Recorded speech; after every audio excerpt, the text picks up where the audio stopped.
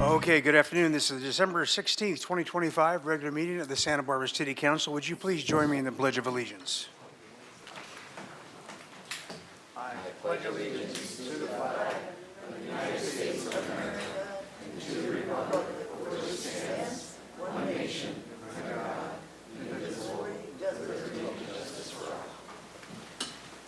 Madam Clerk, would you call the roll, please?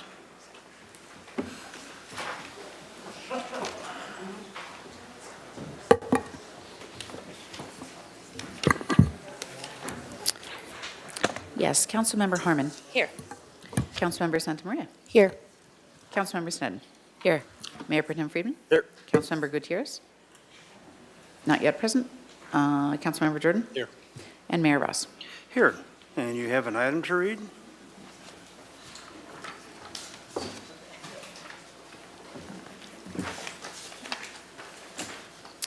I do. Item 1, recognition of City Attorney Sarah Connect upon retirement. Is she here?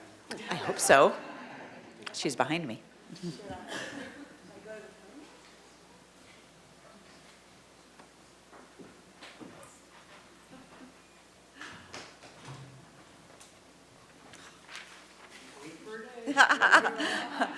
Oh.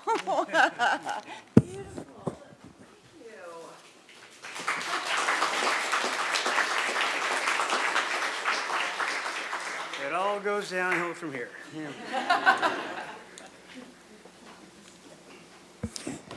This is a certificate of appreciation for valued service to the city of Santa Barbara. Sarah Jane Connect was born and raised in Boulder, Colorado, and is the daughter of both a council member and a mayor. Poor child.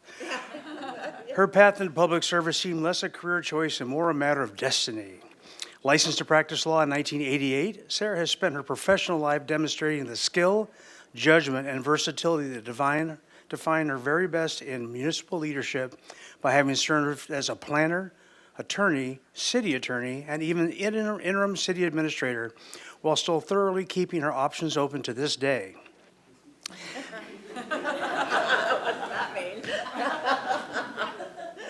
Sarah practiced public law in the private sector before joining the city in 2004 as assistant city attorney. Sarah was appointed to this as the city of Santa Barbara's first female city attorney in 2022. In 2023, she answered the call yet again as interim city administrator before returning home to the role where Santa Barbara's most needed her steady hand and sound counsel. Sarah's leadership has been both trailblazing and deeply grounded. She is known not only for her legal acumen and calm guidance, but for her adventurous spirit that reaches from City Hall to East Africa and even Antarctica. Yet through all her journeys, Santa Barbara has remained her home, and this community is profoundly grateful for the wisdom, integrity, and dedication she has given in service to it. Knowing Sarah's adventurous nature, this is not goodbye, but rather a collective pause as we wait with admiration and curiosity to see what coming next. You'll come crawling back, is what we're saying. Probably so. On this occasion of her retirement, the mayor and city council of the city of Santa Barbara extend their deepest appreciation to Sarah Jane Connect for her extraordinary commitment to public service.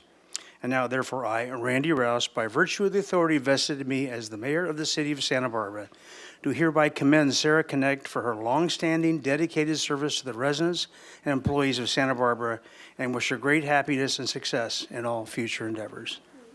Connect.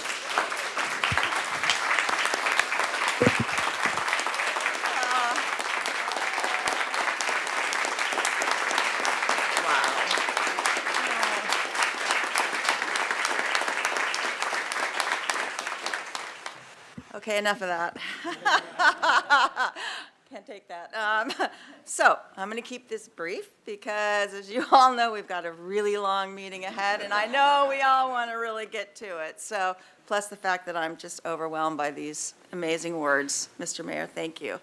So over the course of all of these years with the city, I've made so many friends, so many colleagues, and I can't begin to even thank all of them because there's just so many, and we have done so much together. Interesting projects that we've all learned from, and really important projects for the city too. I'm just grateful for having all that opportunity. To the mayor and council members, I'm so grateful for the tremendous opportunities that you've given me over the years. You put your trust and confidence in me, and it has been the honor of my lifetime to serve you and the city. Being your legal advisor and also your parliamentarian has been a challenge and has been fun. Just the side eyes I get from many of you during council meetings are worth a whole conversation in themselves. So, and I'm also so grateful for the attorneys and staff of the city attorney's office. You've been nothing but supportive of me throughout my leadership of the department. Finally, I'm confident that I'm leaving the city attorney's office in excellent hands. John will be smart, thorough, dedicated, and probably a lot more fun than me as a city attorney. John, together with Teva in her new role, will lead the department into the future with solid leadership and compassion. So thank you so much. Mr. Jordan has a comment.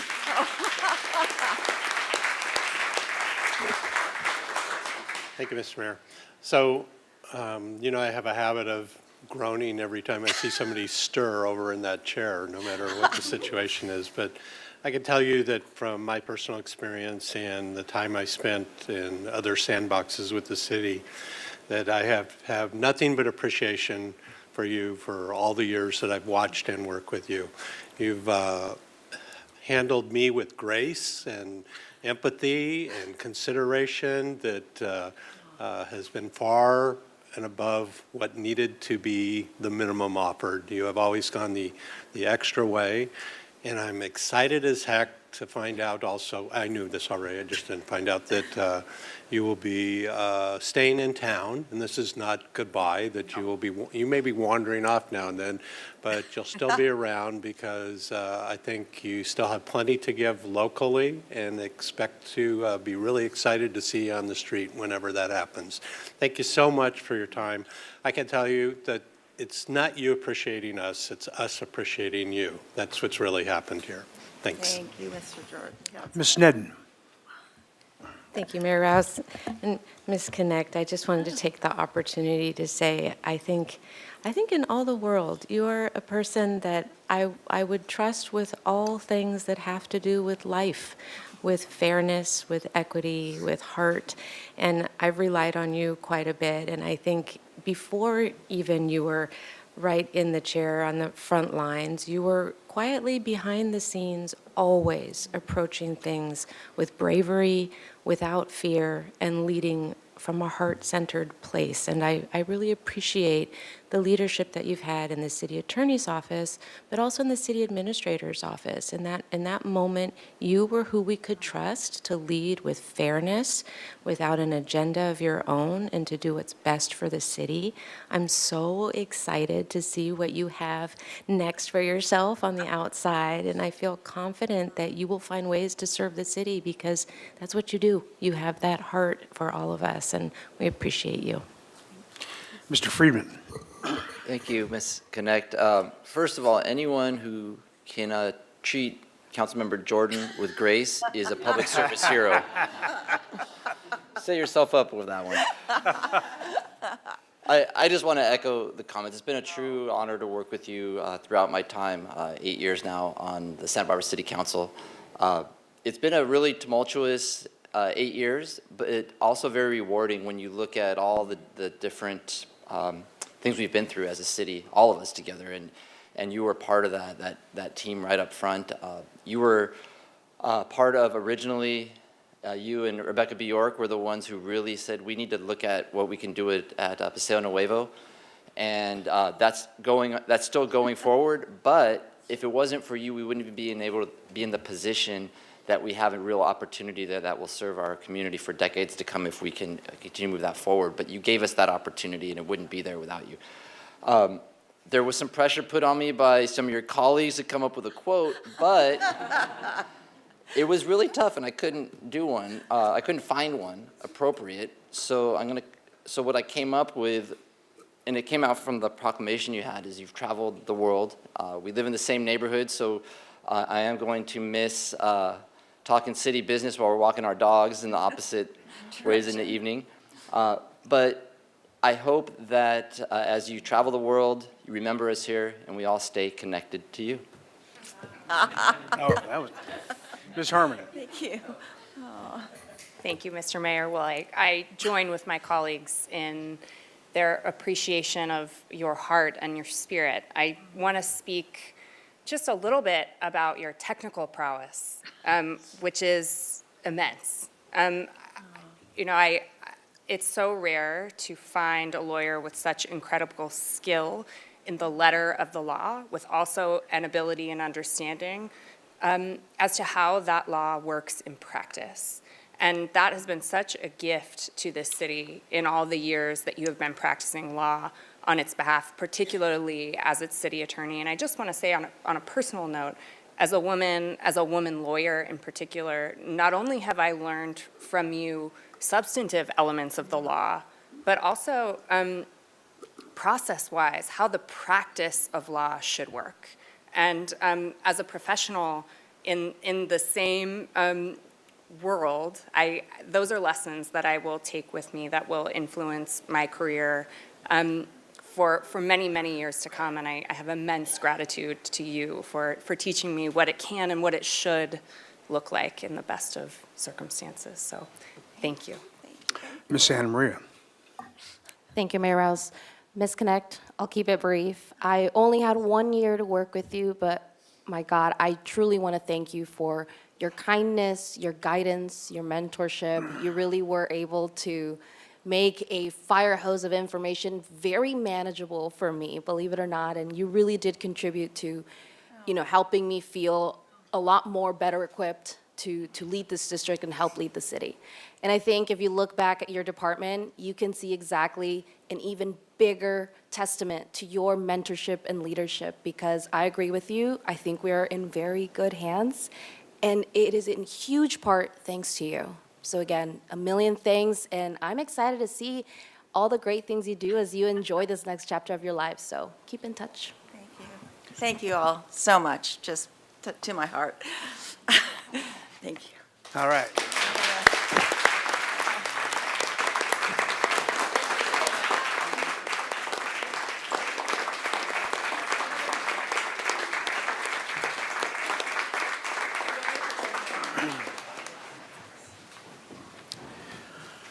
Okay, back to the fun stuff.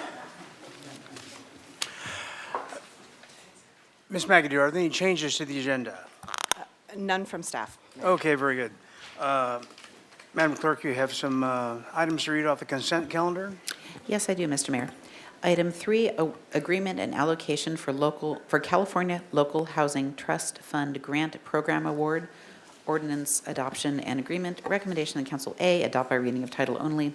An ordinance of the Council of the City of Santa Barbara approving and authorizing the city administrator to execute the State of California Department of General Services standard agreement with the Department of Housing and Community Development for the Local Housing Trust Fund Grant Program, commencing upon the effective date of the enabling ordinance.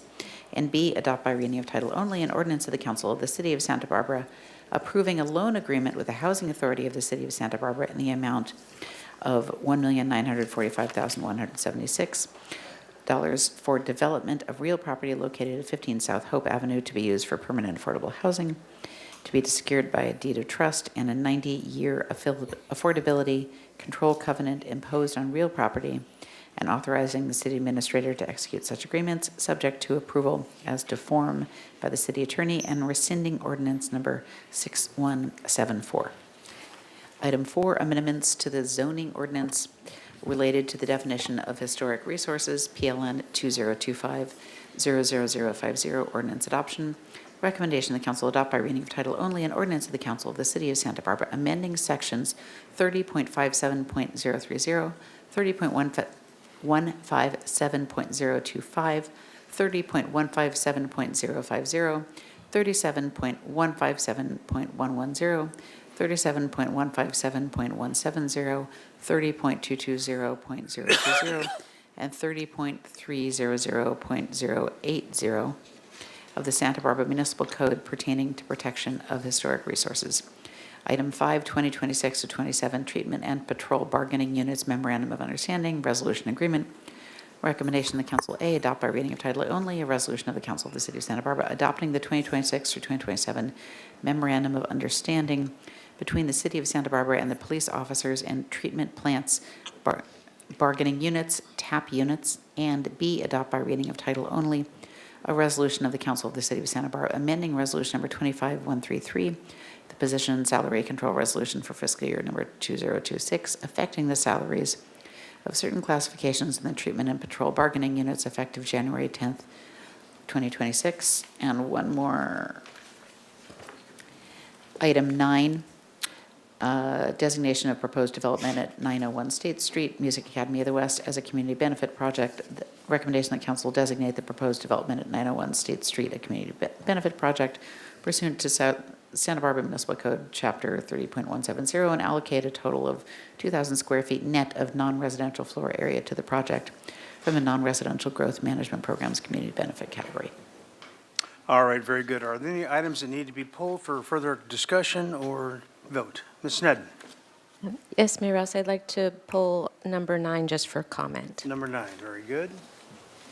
Any further items for discussion? And are there any speakers online for any of the items?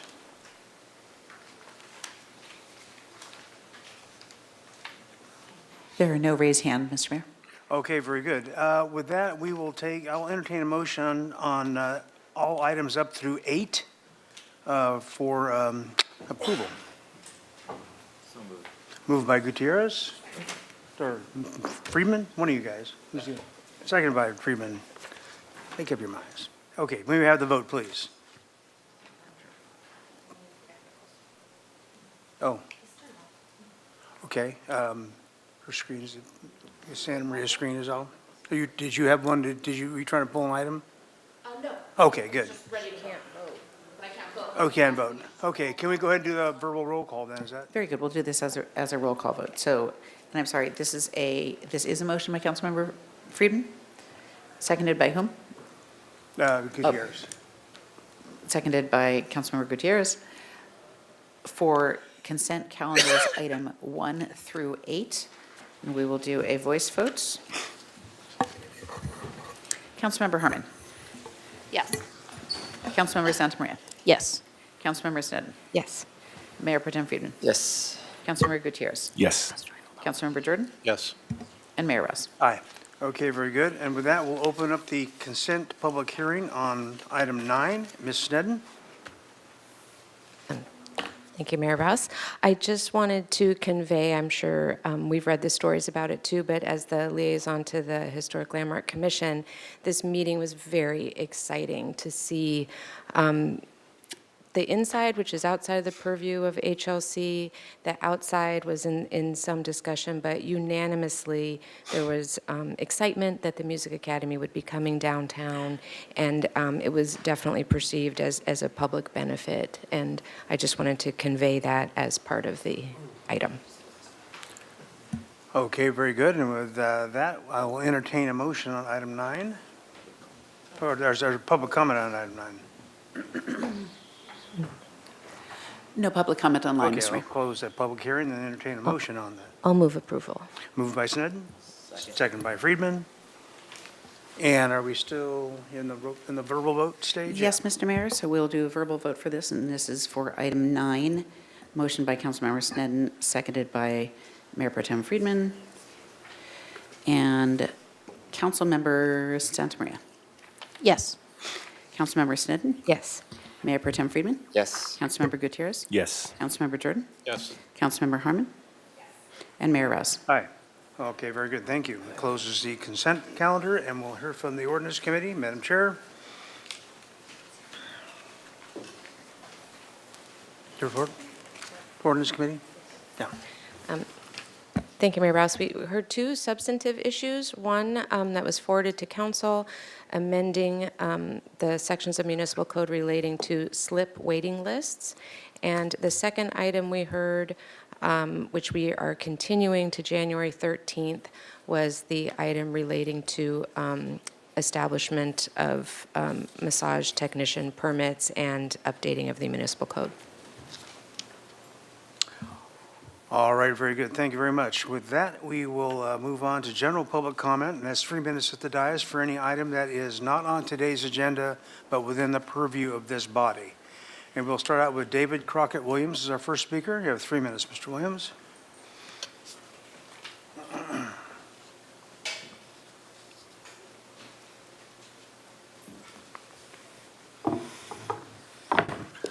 Thank you.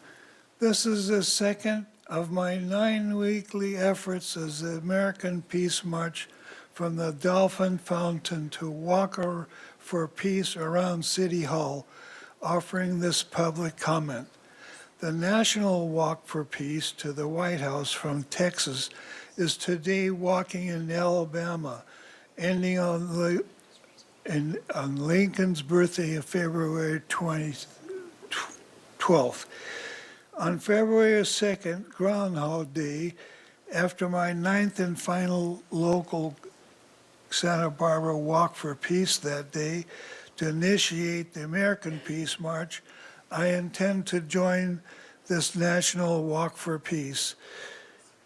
Please watch the YouTube video of my value added to this Walk for Peace called The Lost Century, which shows the free energy technologies that producers say will end global poverty within 20 years.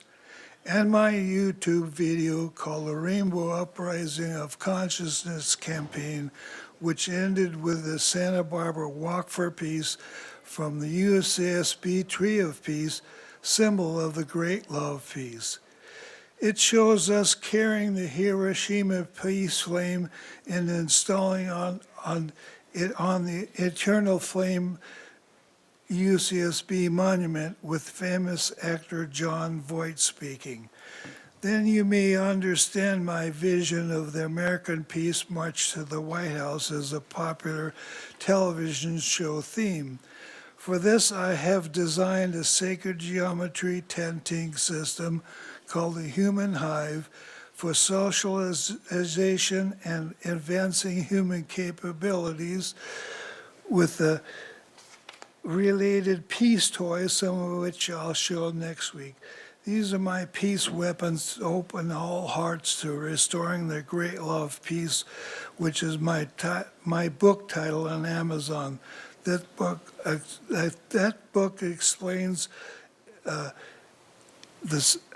my role in this movie as the surrogate king of Jerusalem, Israel, for the return of Jesus Christ, for the fulfillment of Hopi prophecy, life plan. I urge everyone to walk for peace weekly around their own city halls. Thank you very much. Thank you. James Spitzer?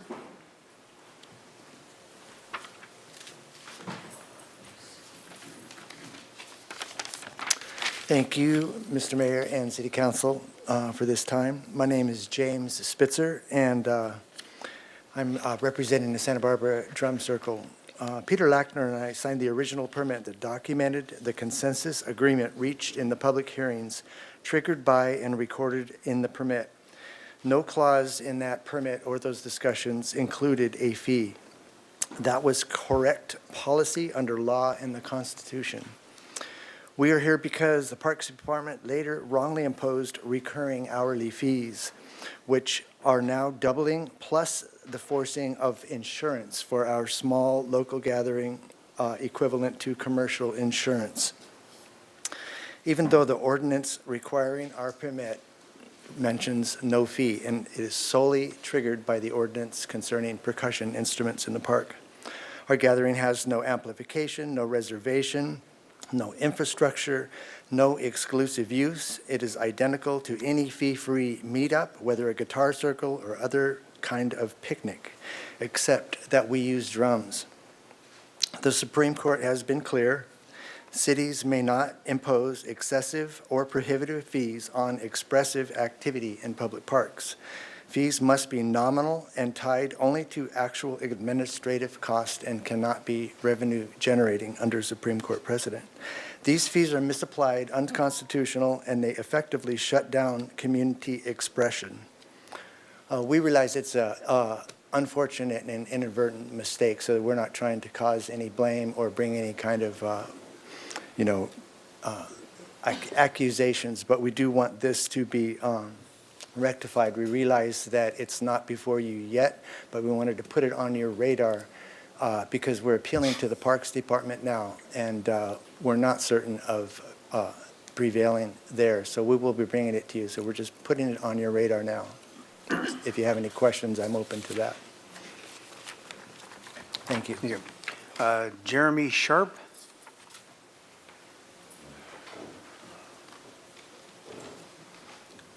Mayor, City Council, I'm just here to support Mr. Spitzer and reiterate what he has already put before you. Thank you. Thank you. Delia Moon?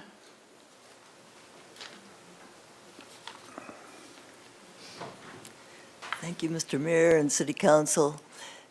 My name is Delia Moon, and I've lived in Santa Barbara since 1987 and studied here at Pacifica Graduate Institute twice before for master's and PhD.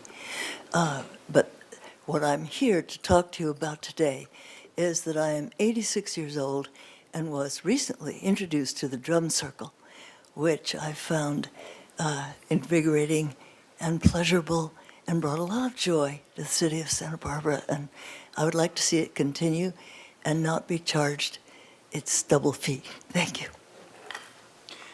I think it's Brian Michelet. Isn't that right? Yeah.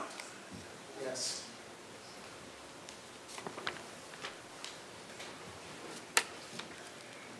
Mr. Mayor and City Council, C cases 0007, 0008, and 009 are registered. Read these cases, they're police cases. You didn't put me on the City Council meeting when I was on it last time. I believe that was 2025, November 24th. And I'm suing the police department for $1 billion for defamation, libel, negligence, and also suing the probation department for extortion from probationees, charging fees and false imprisonment on me. I am not able to call lawyers on my landline due to interference by Frontier Long Distance on my landline. I'm not able to get in touch with lawyers, period.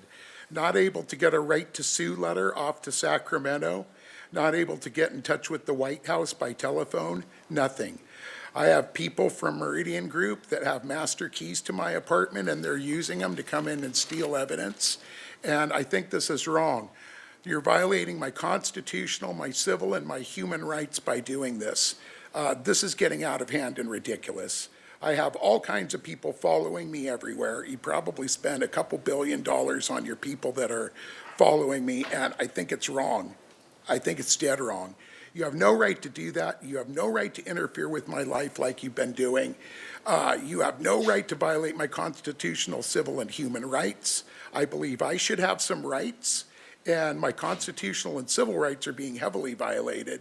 And I think you all know it's true. You guys all know it's true. I've got plenty of time to speak, sir, so just let me speak. I want this on YouTube, and I want this to be able to go on the City Council meeting. I was part of it. I don't want it cut out again like you did before. Doing that, you're violating my First Amendment rights to not let me speak, to freedom of speech. You're also violating my religious rights. I tried going on church grounds 3 different times, 3 different churches, and you guys violated that. You wouldn't let me speak to a pastor, which is wrong. I got to speak to my pastor today, finally, and he'll note that everything I'm saying is totally true. I'll take a lie detector test on everything I'm saying that's totally true. You've extorted money from the probation department for years. Out of all those probationees, I can prove it. I've got the paperwork to prove it, that you've been extorting money and you've been embezzling money for years and years. I think it's wrong. I think that you shouldn't be extorting money and you shouldn't be taking those people's money. Your probation fees go up instead of down. They do not go down, they go up. And you do that for a while, and then you mark it with no mark in the right-hand side. There's no debtor number on that. Thank you, I'm done. Jim McRobbie.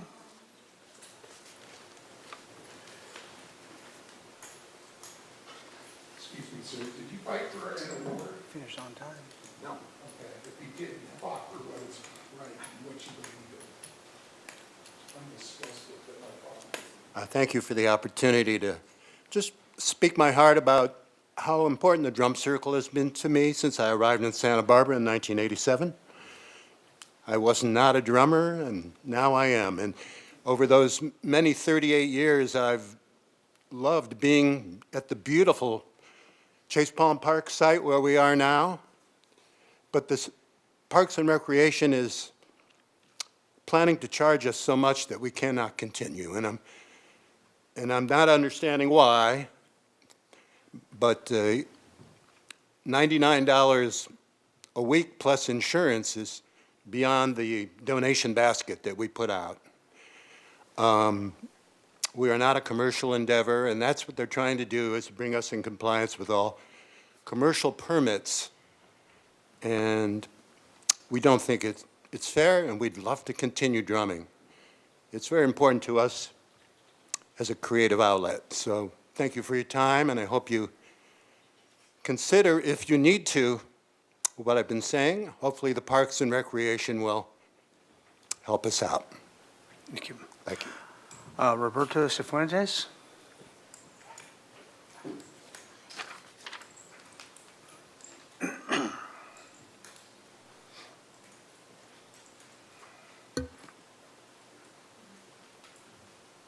Hi, good afternoon. Just another, the only thing I could think is to keep bringing observations to you guys. So I did notice on Milpas, the height of the new building that they want to put up where the car wash and the bar, the Mecca, are at. And I see the little flags, and when you look at it, it totally, completely cuts off the whole view of the mountain and a lot of other places, like, for example, on Hollister and, San Antonio? The building they want to put there also cuts off the whole view. And like, as I see these new construction areas going up, or new buildings going up, I see a lot of them are, the height is just too tall. And by the time you say 10, 15, or even 20 years from now, we have a whole bunch of tall buildings, our whole area is going to turn into this dark, damp ugliness like LA or San Francisco. We're going to have an ugly Skid Row. And I just feel like it's an issue that should be kind of nipped in the bud, if you could, with the height of the buildings and the congestion, because it's only going to add to our congestion. And building everything up and closer together just like is one ugly, you know what I mean? It's not a tourist attraction. Some of the buildings I've seen going up for housing are just look institutional, like the Veracruz. And I mean, like, for one, it's not aesthetically pleasing. For two, everything's going to be cutting off our views, and if we have too many buildings like that, we're going to end up like LA. And I don't think that's good for our city or our tourism or our community. Thank you. Thank you. Are there any speakers online for general public comment? No raised hands, Mr. Mayor. Okay, thank you very much. We'll move on to the next item. You got an item to read, please? This is item 10, authorized purchase of real property located at 816 Cacique Street, ordinance introduction, resolution, agreement. Recommendation, Council A, adopt by reading of title only, a resolution of the Council of the City of Santa Barbara authorizing the acquisition of real property located at 816 Cacique Street, Santa Barbara, APN 017-240-021, authorizing city administrator to execute an agreement for the purchase and sale, including escrow instructions and all related documents, subject to approval as to form by the city attorney, and consenting to the recordation of the grant deed pursuant to Government Code Section 27281. B, adopt by reading of title only, a resolution of the Council of the City of Santa Barbara amending Resolution Number 25066, adopting the budget for fiscal year 2026 to appropriate Measure C funds for the purchase of real property located at 816 Cacique Street. And C, introduce and subsequently adopt by reading of title only an ordinance of the Council of the City of Santa Barbara approving and authorizing the city administrator to execute the First Amendment to the Declaration of Restrictions established by the City of Santa Barbara Conditional Use Permit, Resolution Number 00809, and approving and authorizing the city administrator to execute the second amended restricted use covenant imposed on real property for the operation of a homeless shelter and related services. Thank you. Ms. McAdoo. Thank you, Mayor. I wanted to kick this agenda item off before I turn it over to Ms. Anderson. That was a lot of words that the city clerk read, but the basic topic for this agenda item is the acquisition of the soon-to-be former Path homeless shelter on Cacique Street over near Milpas. And just really pleased to bring this forward to the council. We discussed putting this on consent or not and thought it would be good to share this very publicly because we think this is really good news. And just want to give some gratitude to the council for, we came to the council earlier this year and highlighted that Path had intended to close services at the shelter by the end of this calendar year. And the council authorized us to go negotiate with Path to buy this center so that we could keep it open. And that is 100 beds of low barrier homeless shelter beds. And so really important resource for the community. And got a little ahead of ourselves, but a couple weeks ago, the council did approve the interim shelter operator, Mercy House, who has been on site and working to transition with Path so that there is a seamless transition of clients as of December 31st. So really excited to bring this agenda item. There's been a lot of work. I want to also thank the city attorney for her personal work on drafting a lot of these agreements and working directly with our colleagues at Path, and also Ms. Anderson for her work on this. So a lot more to come on this, and I really look forward to seeing this shelter become more of a hub of service provision for our unhoused community and really increasing the service level that we're able to provide. So with that, I'll turn it over to Ms. Anderson. Good afternoon, Mayor and Council. I apologize in advance. You're going to see a lot of me today. So it's a privilege to be with Sarah Connect as her last meeting. So we have a lot to cover. I'm also joined this afternoon by Deputy City Administrator Anthony Valdez. I will say he came in at the perfect time and has extensive experience building, developing, and running a city emergency shelter. So this has been a great team to work with and kind of taking this across the finish line. So as Ms. McAdoo mentioned and our clerk so eloquently stated, there's several actions in front of the council this afternoon. One is the purchase agreement. Two is the allocation of funds to purchase the property, which staff is recommending come from Measure C, and we'll provide a little bit more detail later. And the third action is two amendments that need to be made to existing covenants to allow the city to be the buyer of the property. So 816 Cacique is a special use property that contains 24,423 square feet of existing usable area on a 23,682 square foot site. According to the appraisal provided to us, improvements were originally completed in 1974, renovated in 2002, and are in average condition. As you know, Path Santa Barbara is the current owner and operator of the building, currently being used as an emergency homeless shelter with dormitories for men and women. The renovations completed almost 25 years ago included the second story that contains dormitories, bathrooms, and showers, and a commercial kitchen was also installed at that time. So parking is located in a small lot along the front of the building and includes about 13 spaces. There are also an additional 26 parking spaces that are available in an off-site lot. So this is a relationship that Past Santa Barbara has had with Marburg Industries that we will also continue. This area has been currently under renovations and construction to allow more accessibility, more safety enhancements, as well as more usable parking spaces. And so we hope to have kind of regain access to that area in January of next year. This is just a view of the assessor's map, parcel map of that property. And then this is an aerial view. So what you'll see is the kind of yellow square position notes where the building is located on Cacique and Milpas. So this area is dominated by commercial buildings, as many of you know, including a multi-generational family flooring business next door, the Ramirez family. Marburg Industries is also next door, along with Fire Station 2 and the post office across the street. Again, this is just another aerial view of the facility. And then we also wanted to share the external kind of exterior building photos.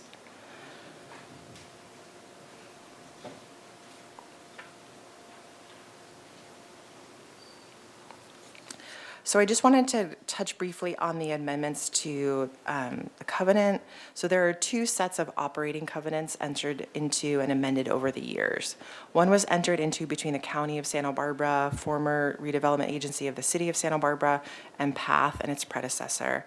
The other was entered into between the city and PATH and its predecessor, again, Casa Esperanza. Existing covenants state that the property must be owned and operated by a non-for-profit organization which has the provision of shelter services and/or financial and supportive services and shelter for homeless families and adults as its sole corporate purpose. So due to the fact that the city would be taking ownership of the property and does not fit in that definition required for ownership, a First and Second Amendment requires council approval. We did clear the hurdle of the County Board of Supervisors also having to approve those amendments, and that occurred at their meeting on December 9th. So the agreed upon purchase price is $3.75 million. Staff is recommending use of Measure C funds, given the alignment with the council's priority on addressing homelessness by prioritizing housing in facilities. City staff have identified immediate repairs and replacements that need to be completed to address life safety and accessibility issues. And this includes items around egress and ingress, electrical connections and outlets with exposed wires. There's kitchen equipment that is non-operable and needs to be repaired, or new equipment needs to be purchased. The battery backup for the fire alarm system and the fire sprinklers. Over the next 2 weeks, there will be additional inspections relating to accessibility, HVAC, plumbing, and the roof. Our initial estimated cost for these assessments and immediate repairs is approximately $300,000, with a full project management list being developed by the PW Public Works Facilities team in coordination with our office. I will say the condition of the building is, I would say, below average. I think the appraisal was average, we'll say below average. There's many years of deferred maintenance on that property. And our commitment, and I hope with your commitment as well, is to really make this a facility that we're proud of and is absolutely in a place to be able to provide the quality of care needed for our most vulnerable population. So again, just reminding you of the actions for your consideration this afternoon. And that our project team is available for any questions. All right, very good, thank you. Questions from council? Ms. Snedden? Thank you, Mayor Rouse. I know this is getting ahead of things, but what is sort of the overall vision? Why are we so excited for this property? That is a great question. Do you want to start first, Ms. McAdoo?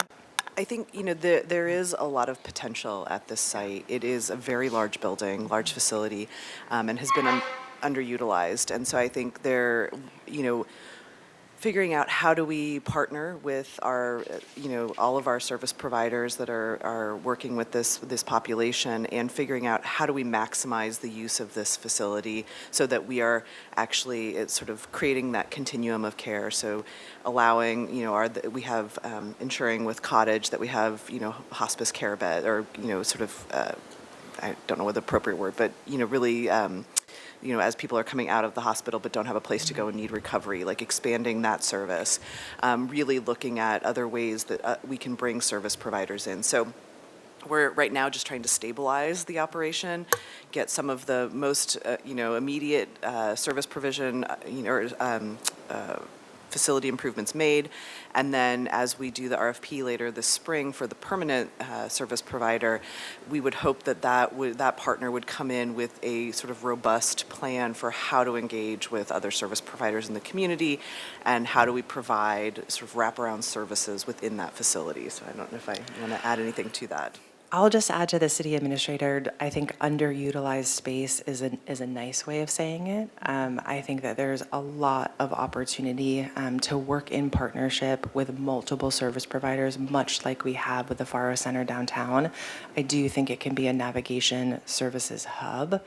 We have a number of service provider partners that have already reached out, not only offering licensed clinicians and expertise to be able to have a rotating schedule there, but to be able to work with us to put the proper investment in that building to get it where it needs to be. And I will say Mercy House, just as a partner, their best practice is that they're not alone in doing their work. So their partnerships are solid, both outside of the area as well as ones that we're building inside. And everything from getting them credentialed through CenCal to do CalAIM support and medical recuperative care programmatic work, getting them access to HMIS. It has been all hands on deck to make that happen. And our partners have been so collaborative, so cooperative. And even in the negotiation of agreements that we're going to have to do individually with these agencies, the rapport and the conversation, the dialogue have been very positive. So there's a courtyard, there's a second floor open area that has been completely closed off. There's more privacy that we can put into spaces to allow people to feel like they have a space of their own. There are family suites with their own bathroom on the second floor that have been completely closed off or only utilized in special circumstances. All of that has so much potential. So I will say I was surprised to see how much is underutilized in that space that we can absolutely make to, again, serve our population to the best of our ability. Very exciting. Yeah. And then also, I know you've had a number of neighborhood meetings, and if you could just sort of talk about what some of the concerns were and how we're planning to address those concerns. Yes, I think PATH was doing everything they could to provide a level of care and maintain a facility that was quite large with limited financial resources. So I just want to state that fact. PATH was not providing on-site daytime security, only overnight security. They didn't have a neighborhood relations kind of designated coordinator. It was the regional director for the facility, which is in part their role. They didn't always have consistency with an established street outreach person. They didn't have a defined good neighbor policy, allowing kind of access to law enforcement and to fire to be on site to respond to calls wasn't always seamless. So we are really optimistic that we will be able to meet neighborhood expectations just by the professionalism and the policies and the best practices that Mercy House has in operating a shelter. More security on site both day and night, exterior facility kind of patrols, having folks do street outreach consistently all the time. So those steps for us feel, again, we know the neighborhood has been through a lot. We don't want to make empty promises.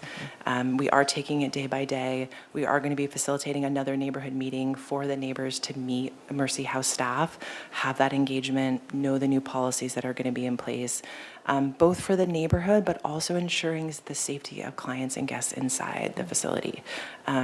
So I just appreciate that the neighborhood has been working with us. They're cautiously optimistic as well.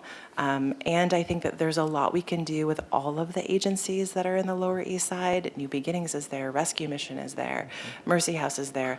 I think that there's things that we can do to all support each other to make sure both the neighborhood is something we're proud of, we're serving the vulnerable folks that tend to frequent and reside in that area, and that our facilities are operating at maximum capacity and with a quality of care that, again, we're proud of. Thank you. Mr. Jordan. Thank you, Mr. Mayor.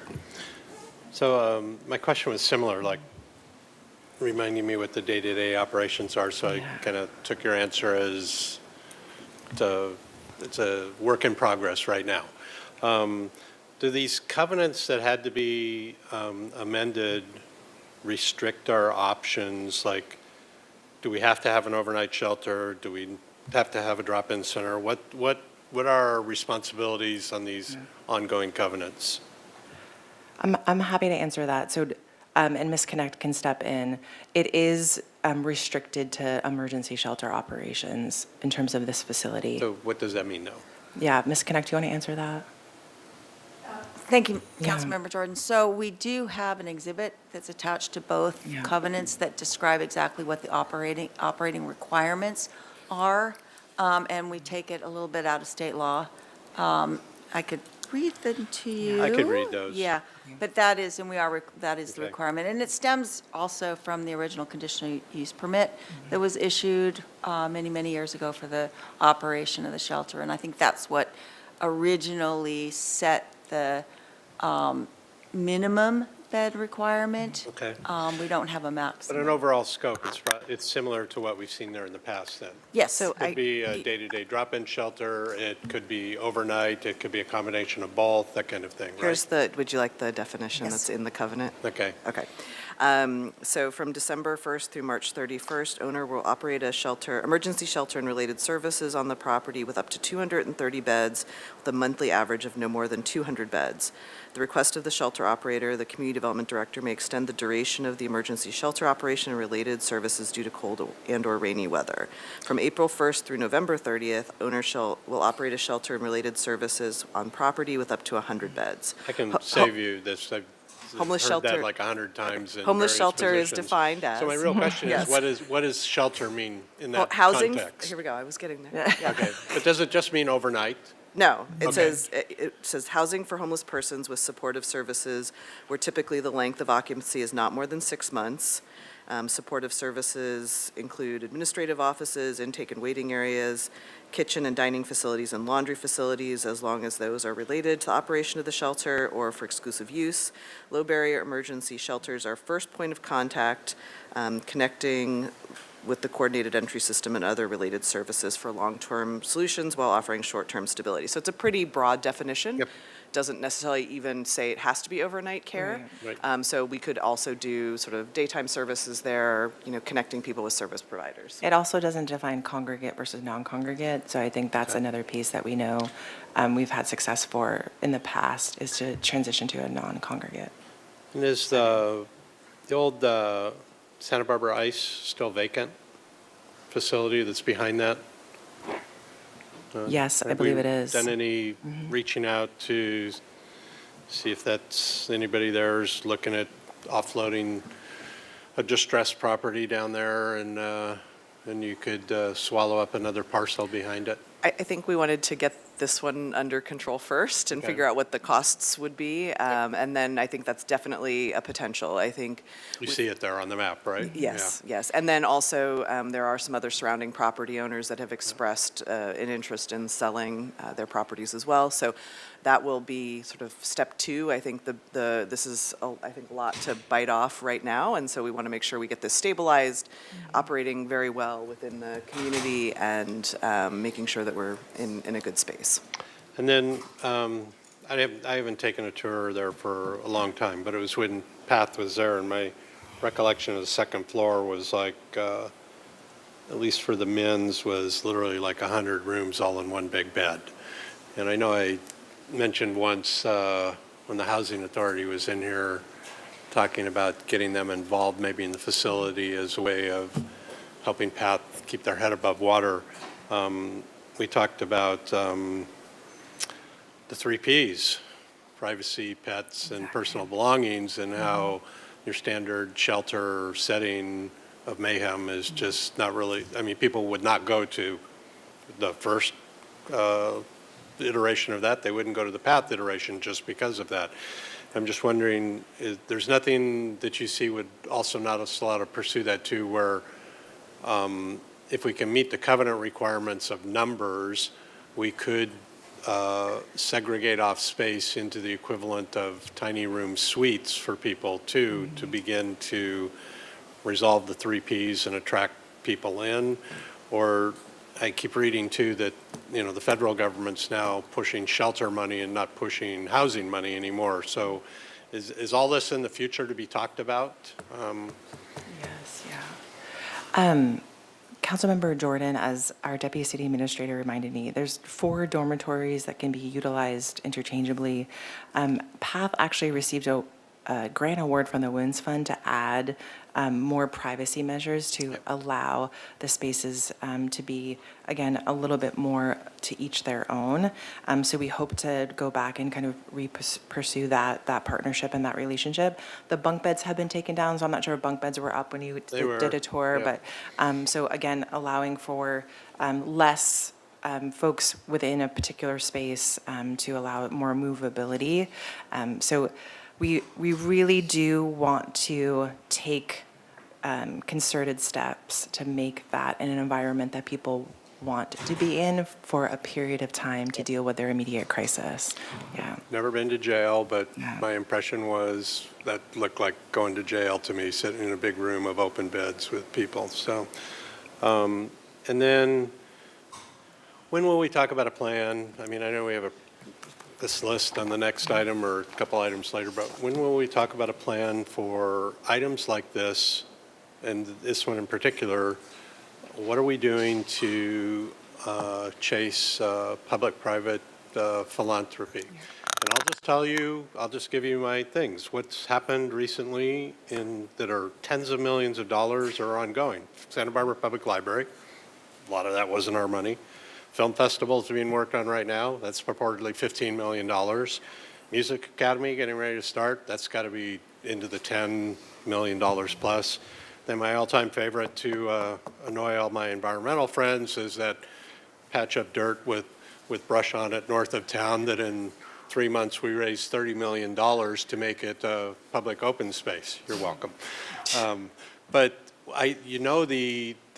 the community is out there on the Central Coast, and so what can we do? When do we look at it? And when do we focus on this facility and a story that allows us access to that type of opportunity?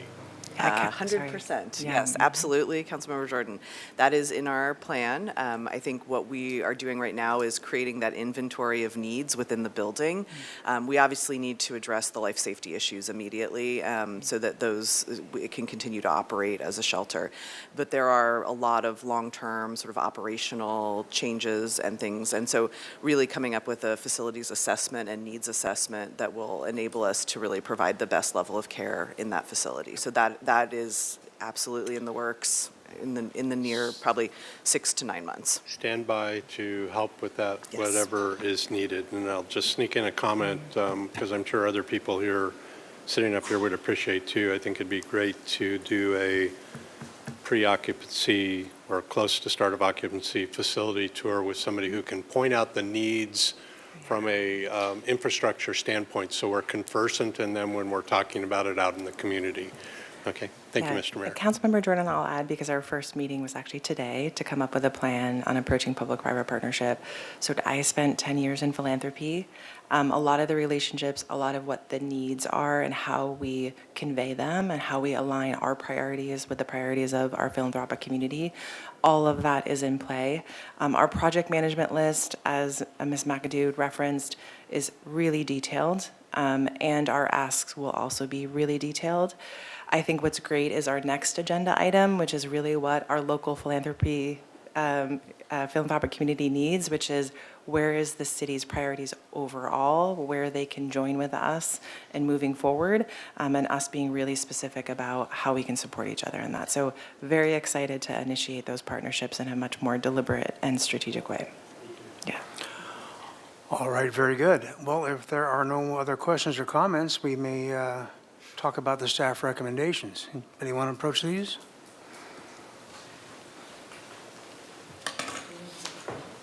Are there public commenters on this? I didn't have anybody online. No online, Mr. Mayor. And no slips per se. I'll move staff You recommendation. go get them. There we go. I got him. I moved it. Okay. Okay, there are a couple of staff recommendations. All of them? Everybody good with that? You guys can quote them all? Okay, very good. Madam Attorney, may we take them all in one slate? You may, yes. Okay. Get her done. Very good. Moved and seconded. Very good. And the motion, was the motion from Councilmember Sneddon, the original motion, or Councilmember Jordan? Very good. Motion by Councilmember Sneddon, seconded by Councilmember Jordan for all the recommended actions on this item. I think our electronic voting here is working. Okay, cool. Let me know if not.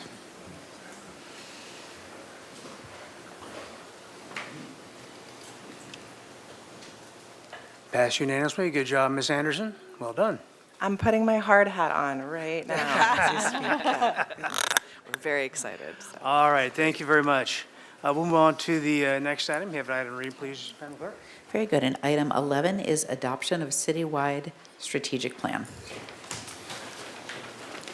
Okay. Ms. Anderson, is it you again? It's me again, yes, but sorry. Ms. McAdoo is going to open us up. You can try to go two for two? Speaker All right. card, I was apologies.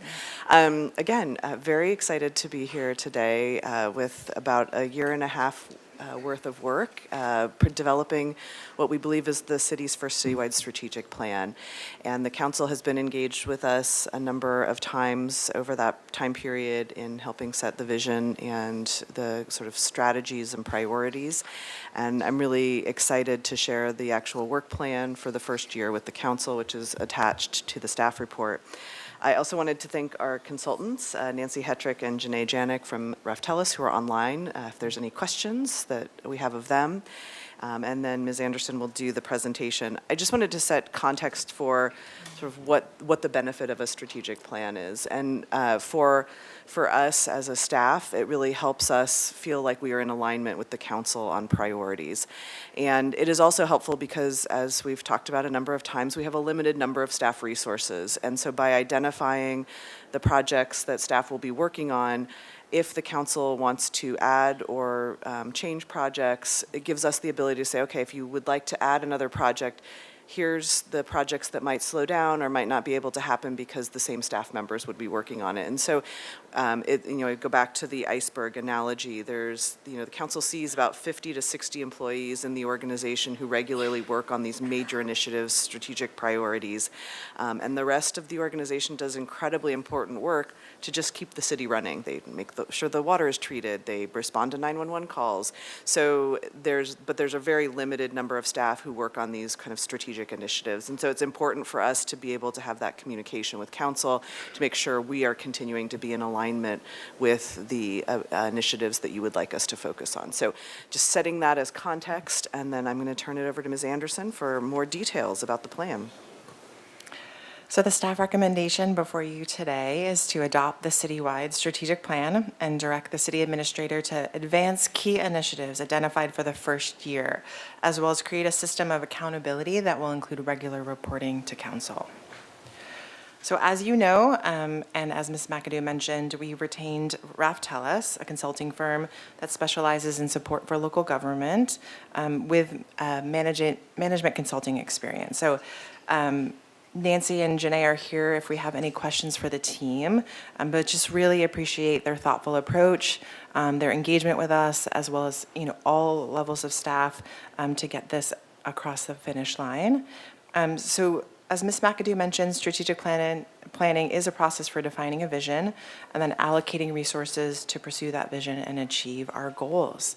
The plan is meant to span 4 years, which will include alignment with the city's budgeting process.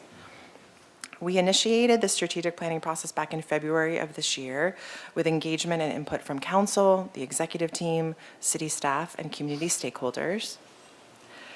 As you see from the timeline, it's been an extensive process with individual stakeholder interviews, facilitated workshops, community focus groups, and 2 council work sessions.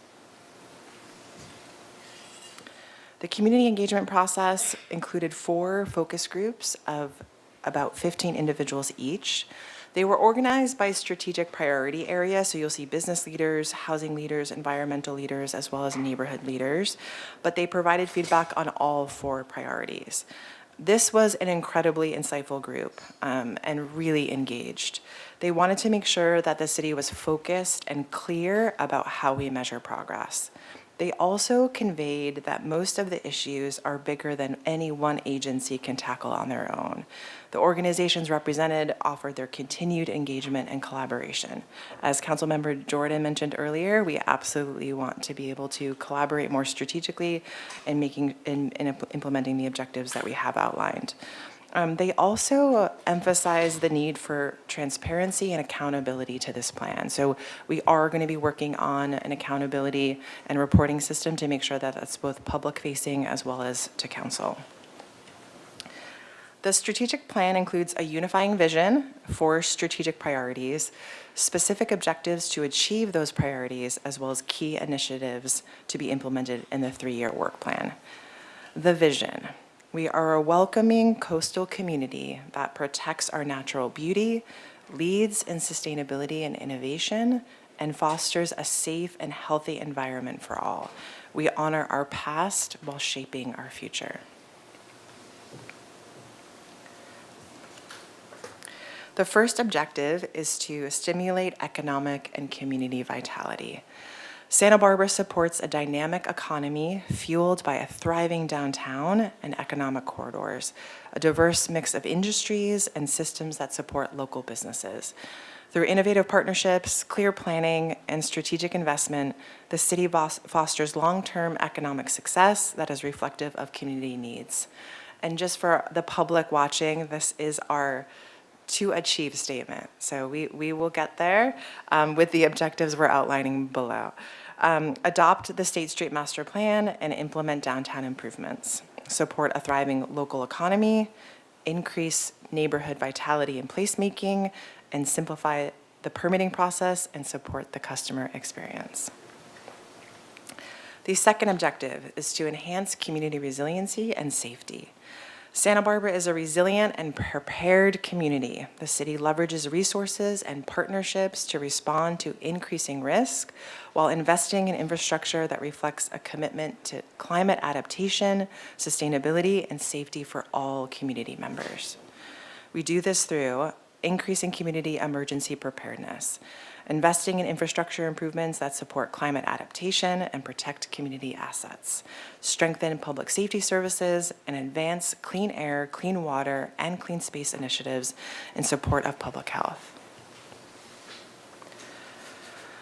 The third objective is to strengthen housing and community services.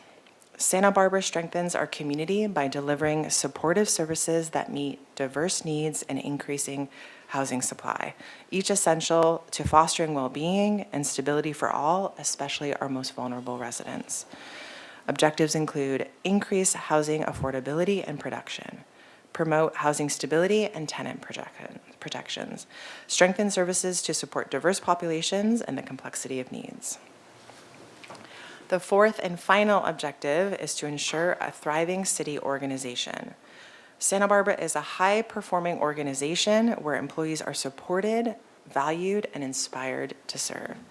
Through strategic investments in people, planning, and fiscal health, the city maintains a stable budget and earns the trust of both staff and the community. Objectives: achieve financial stability, foster a strong organizational culture, attract and retain a skilled workforce, and increase public trust and community engagement.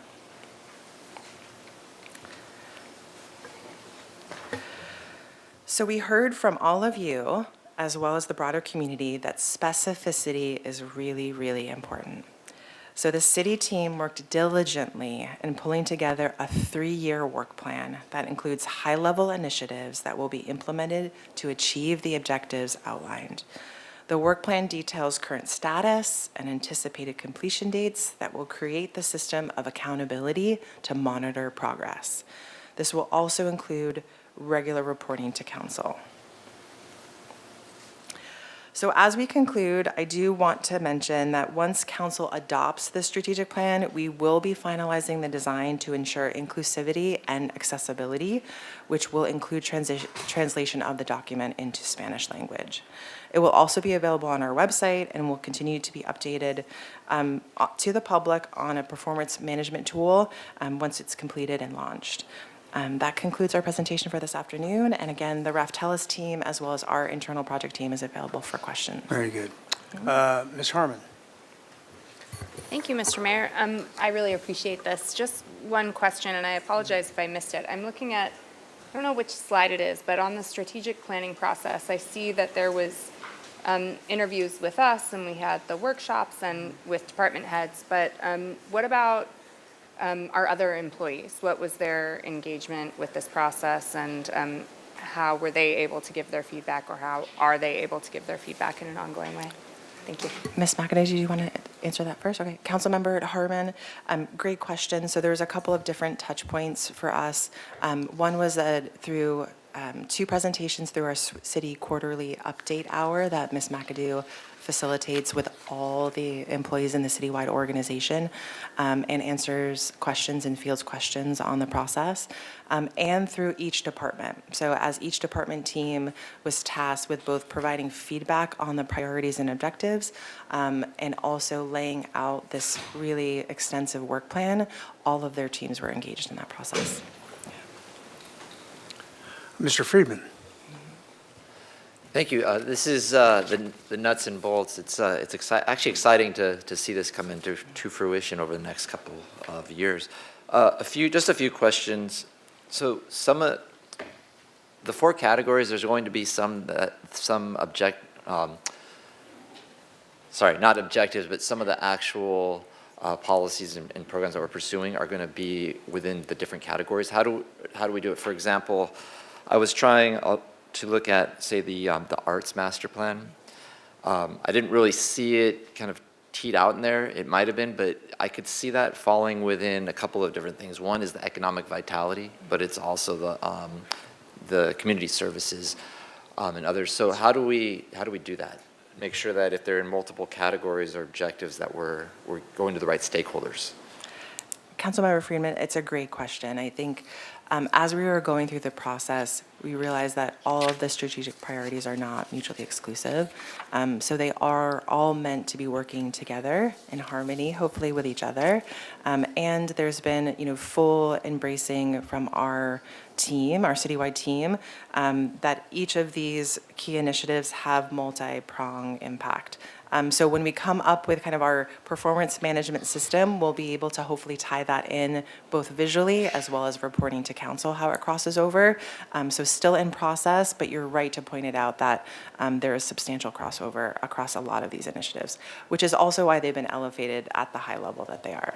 Okay, thank you. And then I don't know which slide it is, but under the economic vitality, and you'll also be going to housing and community services, when we talk about simplifying the permitting process, it's for multiple reasons. One is for business permitting process, individual homes, or the building of a homes permitting process.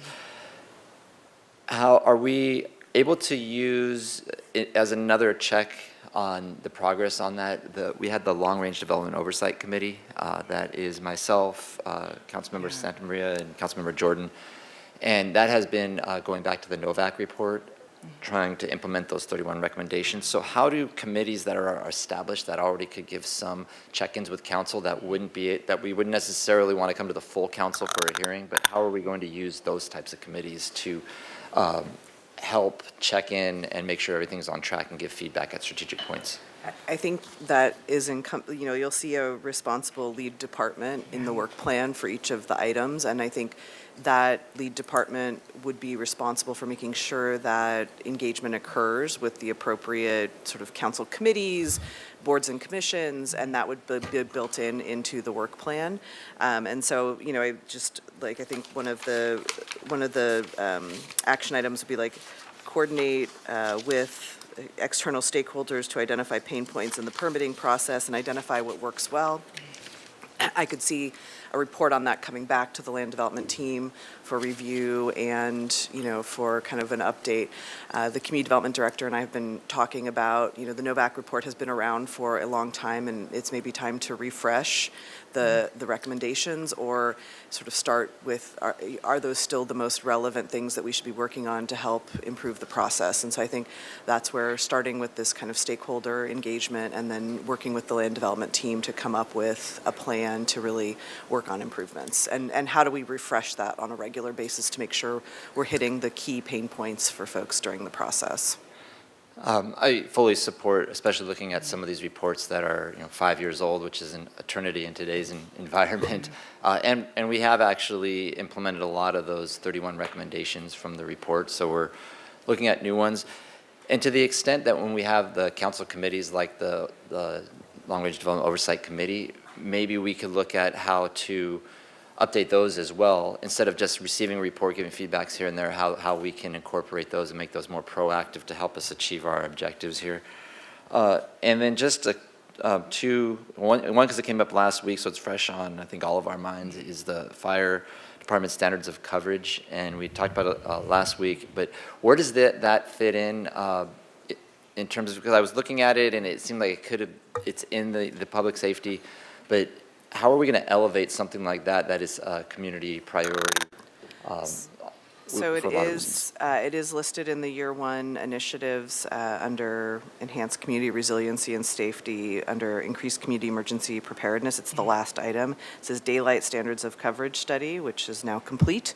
And then you'll see, I think there's another item on here that says begin the facility, or maybe in year two, begin the facility assessment that the council authorized last week. And so those will be definitely a part of the plan. Perfect. I just wanted to call those out specifically because they came up last week.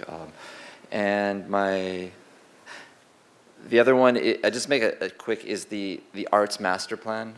How are we, the arts and the parks, how are we incorporating those two in particular, because they're already underway? So are we going to go through, and then once those come to fruition, then we would look at how they fit within the objectives? Are we doing that concurrently so that we're trying to place initiatives that we see in there? So the strategic plan is trying to balance these kind of high-level key initiatives that are really resource-heavy and require a lot of staff support to shepherd through, and then kind of balancing that all this day-to-day work of the city is happening outside of these high-level initiatives. So what's great about every time you see a master plan or strategic plan that's specific to a department and the department work is that how that ties in. So there will be several initiatives that are already noted in the work plan for years 1, 2, and 3. And then as we move forward in implementing that master plan, making sure that we're aligning both. So not all of a master plan of a department will be in the high-level strategic plan, but key components will be. So that is how we're trying to balance both. And then my last question, just to follow up to that, would you say that as we do these master plans, that because we have the strategic plan initiative, that it enables us to, rather than those plans just sitting on a shelf, that it enables us to move more quickly to implementation of those plans? We're trying to get everything on your radar, especially as you go through another budgeting process. And it really is, I think, a useful tool for you to reference of, oh, I see this one request coming through the budgeting process that's new from the previous year, but how it fits in totality to what we're accomplishing citywide. So yes, the idea is that would be easier, the tie-ins would be more deliberate, we'd be measuring and tracking progress both at the high-level key initiative, strategic planning level, as well as through the master plan implementation. And when you mentioned committees and city advisory groups, we have many. For them to actually see how their work fits into the overall citywide plan, I think is really valuable for them as well. I do want to do a plug for after the first of the year. We will be taking the strategic plan to update our legislative platform and refine it specifically to these priorities. So you won't see a 56-page legislative platform. You'll see something very deliberate and very specific to these priorities. Great. Thank you. Ms. Sneddon. Thank you, Mary Rouse. I'll save comments, but a couple of questions. In the vision statement, when we were at our second workshop, I think we had the slide up and we sort of wordsmithed it at the time with the addition of celebrating diversity. And we did have a majority consensus to add that language in. So I'm hoping it's not too late to add that in. No, and Nancy's online. It's not too late. I apologize for that oversight. Yeah. Thank you. I mean, it shows in the plan. There's a lot of places where it shows up, but I think it would be really wonderful to have that in our vision statement. And then I have a question about, and I think we've talked about this as a grouping before too, but getting parades back on State Street by summer. I know the Fiesta Parade is a different discussion with horses, but I feel like we've talked about that as a priority by summer, but maybe not, and I just wanted to see if it was in this priority list. I'm not sure if it's on here. It's not. There's a kind of events, festivals in general, but we can definitely pull that out.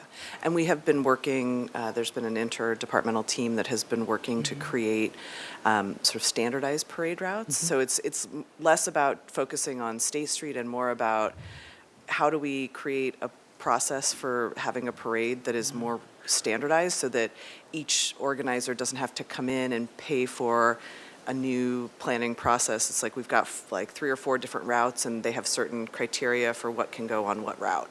So that has been in the works, and I know we've been working closely with our community organizers of parades. So Thank I think, you. yeah, I think we're hopeful maybe this spring we will see some parades. So we will. Yes, that it's very exciting, and so I think it'd be great to see it on the plan too. Yeah, there's that a it didn't- general facilitate and support the arts, local festivals and community events in parks, galleries, and public open spaces. We can definitely define that and add another key initiative there. Thank you. And then I guess just one more question. The land development team, long-range land development team, whatever it is we're calling it, as the maker of the motion at that time, many years ago, the idea was to form 2 different smaller committees. One was the land development team, and the other was State Street interim operations ad hoc. And they were both, the idea at the time, and I can only speak to it because I made the motion, was to have non-overlapping council members focused on what were 2 of the biggest issues at that time. And so I'm wondering if, when we're talking about boards and commissions and other things, you know, I don't think that was intended to be a standing committee forever. And so the interim State Street one was disbanded. Maybe that one needs to come back. But maybe there are 2 other, you know, very pressing issues that to sort of split council up into focus groups on, and maybe we should call them focus groups or something like that. But I just wanted to sort of flag that when that was suggested, it was the Novak report had come out. We had all of these recommendations. There was a big push to have to really address things urgently, and I just want to flag that maybe we're looking at that structure as well, either bringing them both back so that the interim State Street Committee also is still going, because that has just as much importance, I think, at the same time. So just flagging those 2. And I will say, Councilmember Seddon, we do have the council liaison appointment process will come back to council on January 13th, so that might be a time to discuss those items. I mean, I feel like the land development team, there's still work to be done around the permit process, so that probably needs to continue, but maybe there is a different committee other than the State Street interim operations, because I think we've sort of moved away from that. So we can, and I'm happy to talk with council members about suggestions or ideas. It'd be great, because there are 3 council members who would love to be in a focus group on something important. So thank you. Santa Maria. Thank you, Mayor Rouse. I wanted to follow up, excuse me, I'm eating a cough drop. I wanted to follow up on the item Councilmember Sneddon brought up about bringing parades back on State Street and, you know, supporting the local arts and culture. So as a lot of us here know, our annual Milpas Parade was canceled this year after going on for 70 years. I mean, anyone that has seen it, you know that it is a long-standing community tradition, and beyond the cultural significance of it, it is also a great thing for our Milpas businesses. We need more of that, if anything. However, it's always put on by the businesses themselves in the community, and they spend a lot of money and effort, and I think folks always assume that it's the city involved in putting that on because it's very beautiful and everything. And so, but the reality is that we don't really have any official sponsorship or support that we give. And so I just wanted to see if we could add, just exploring a way that the city could sponsor some, our annual Milpas Parade and provide support. Also because for the reasons why, or one of the reasons why it was canceled, as was my understanding, was everything happening at the federal level, impacting our immigrant families, and there is, of course, a lot of fear about going out and congregating. And so I really would love to explore a way for us to support our local culture and keep this longstanding tradition alive, and I think we could really do that in partnership with our local businesses and the city. So I just wanted to see if that was, something that we could explore. I think the best place to do that would probably be as part of the budget process. And I think it would be helpful. I mean, I think as the council knows, we're facing still a significant budget deficit. The council and the city provides financial support to a number of community organizations, community events. We're happy to have a list of those so that the council can take a look at everything that we already provide. And I will say that while there is some financial, we provide a lot of in-kind support. So all of the traffic barricades, law enforcement or police officers out there monitoring the route, most of that is done in kind as support for and so I think, there is I think quantifying the in-kind support that is given to all of these events is also important because that is in fact a donation of staff time. And so and it's significant for a number of these events. Thank you. That's very helpful. I would just hope that we can find a space to discuss it because I think it's something that our East Side community has been hoping for. It's less about, I think it's not so much the money, but even just providing that protection. The city is officially a partner in this, could help families feel more secure. So I do think it's appropriate, of course, to talk about it in the budget process, but I think also as a long-term thing of supporting the local arts and culture, beyond the monetary value, but just of being able to say this is a city-sponsored event and it has its backing and it's safe and it's okay to come out to it. So, thank you both. Mr. Gutierrez. Thank you, Mr. Mayor. On the slide that says enhancing community resilience and safety, and it says objectives, increase community emergency preparedness, invest infrastructure and improvements that support climate adaptation, protect community assets, strengthen public safety services. What I'm personally seeing here is a lack of focus on our youth, and it could be in some of these, but I just kind of wanted more clarification because as of late, I've actually been seeing the city discontinue contracts and partnerships with organizations that deal with the youth.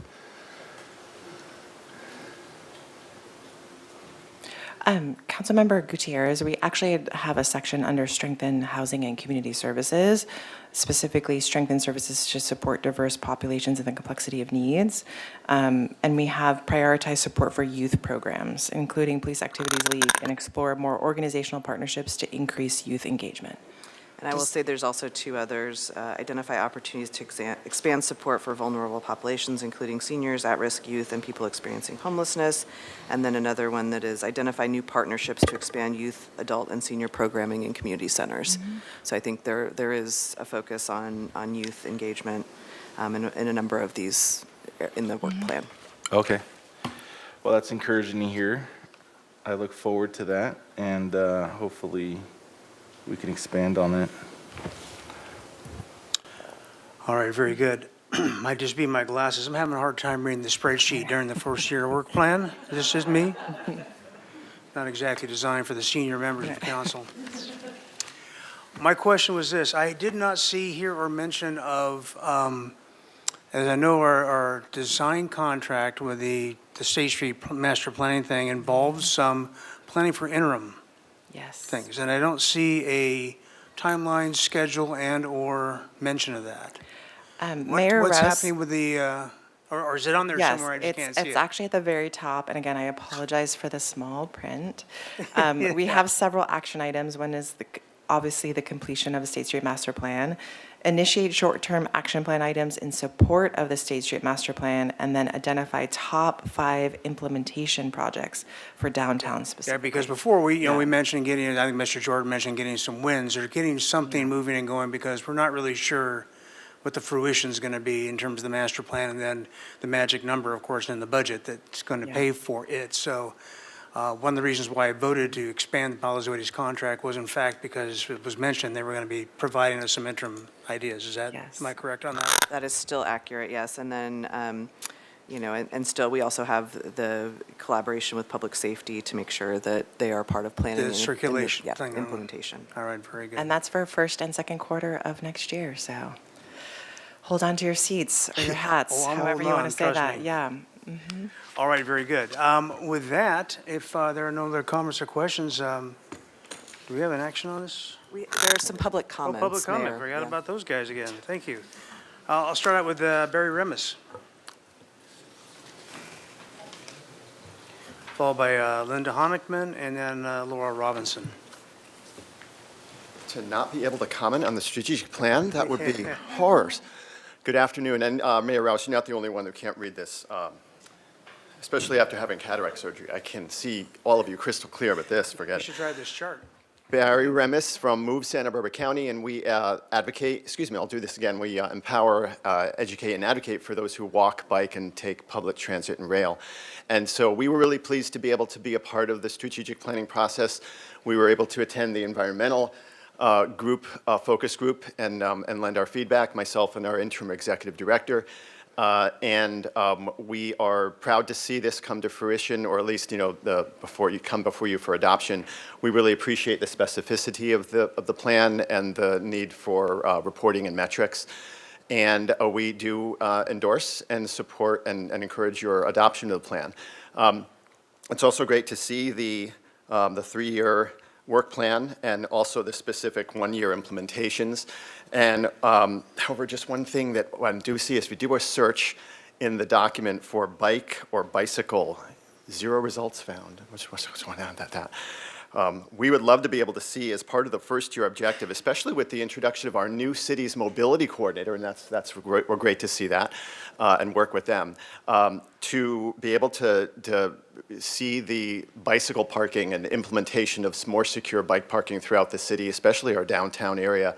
And we do realize that the city recently received surplus ATP funding, Active Transportation Program, grant funding for that as well, too. So we would love to be able to see that, because bicycle parking fits into a number of the objectives for the strategic plan, including stimulating economic vitality, and almost all of the 4 objectives for that. And also, it ties into the housing and community services, in that thinking about Paseo Nuevo and the opportunities there, that more affordable housing and housing that doesn't necessarily require the need for automobiles would be able to allow for more people to be able to live and work and play in our downtown core.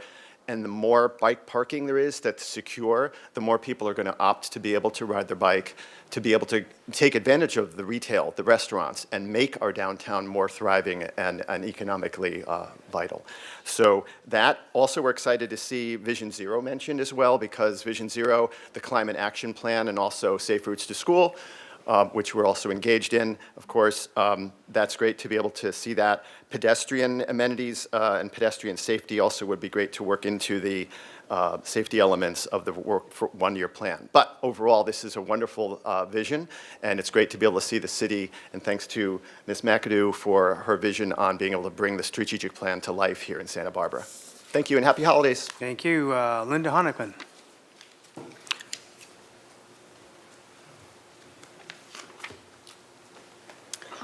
Dear Chair Rouse and council members, I'm Linda Honigman, speaking as an individual on this item.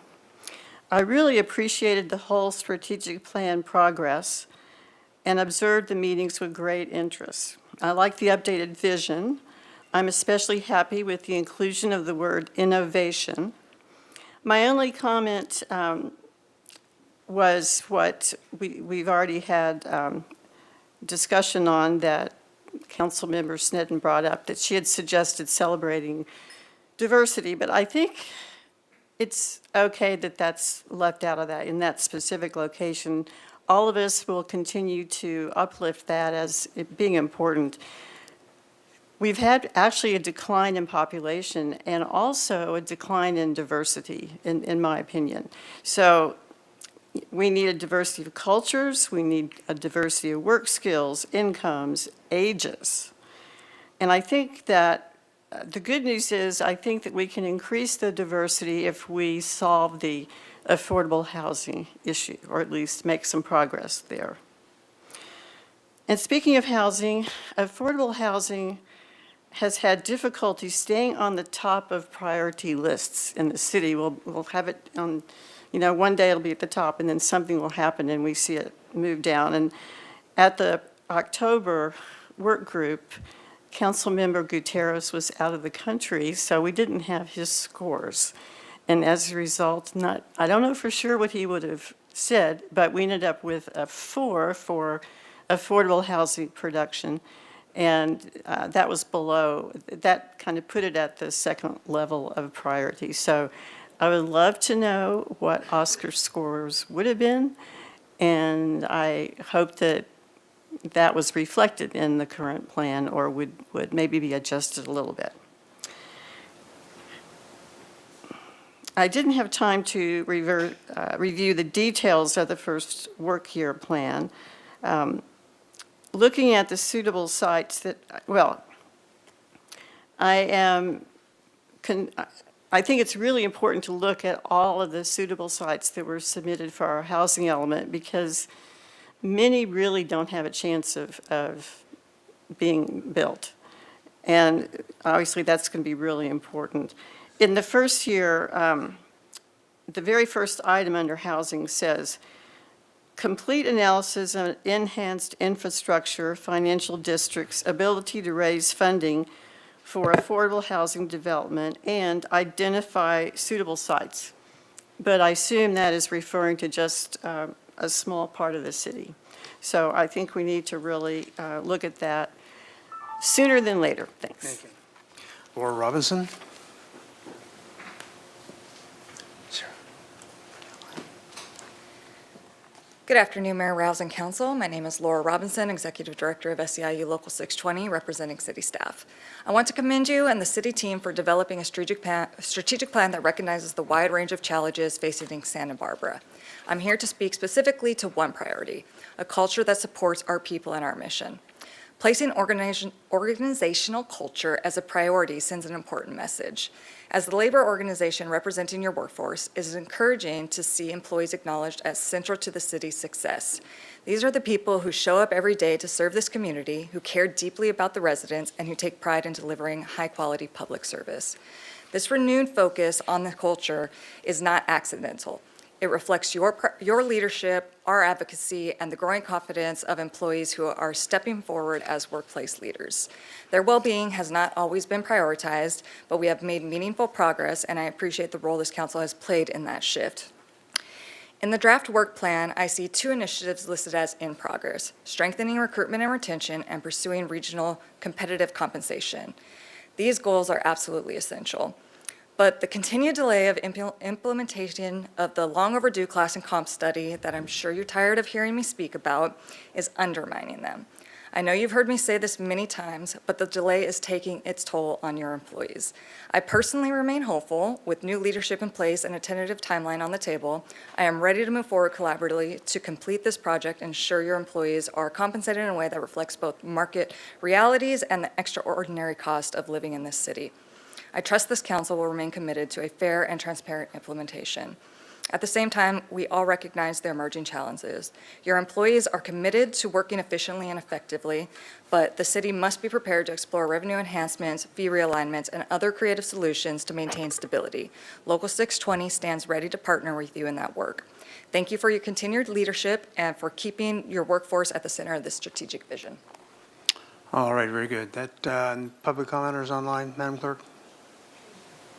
No, Mr. Mayor. Okay, very good. It's back to council for deliberation and/or a motion. Ms. Snedden? Thank you, Mayor Rouse.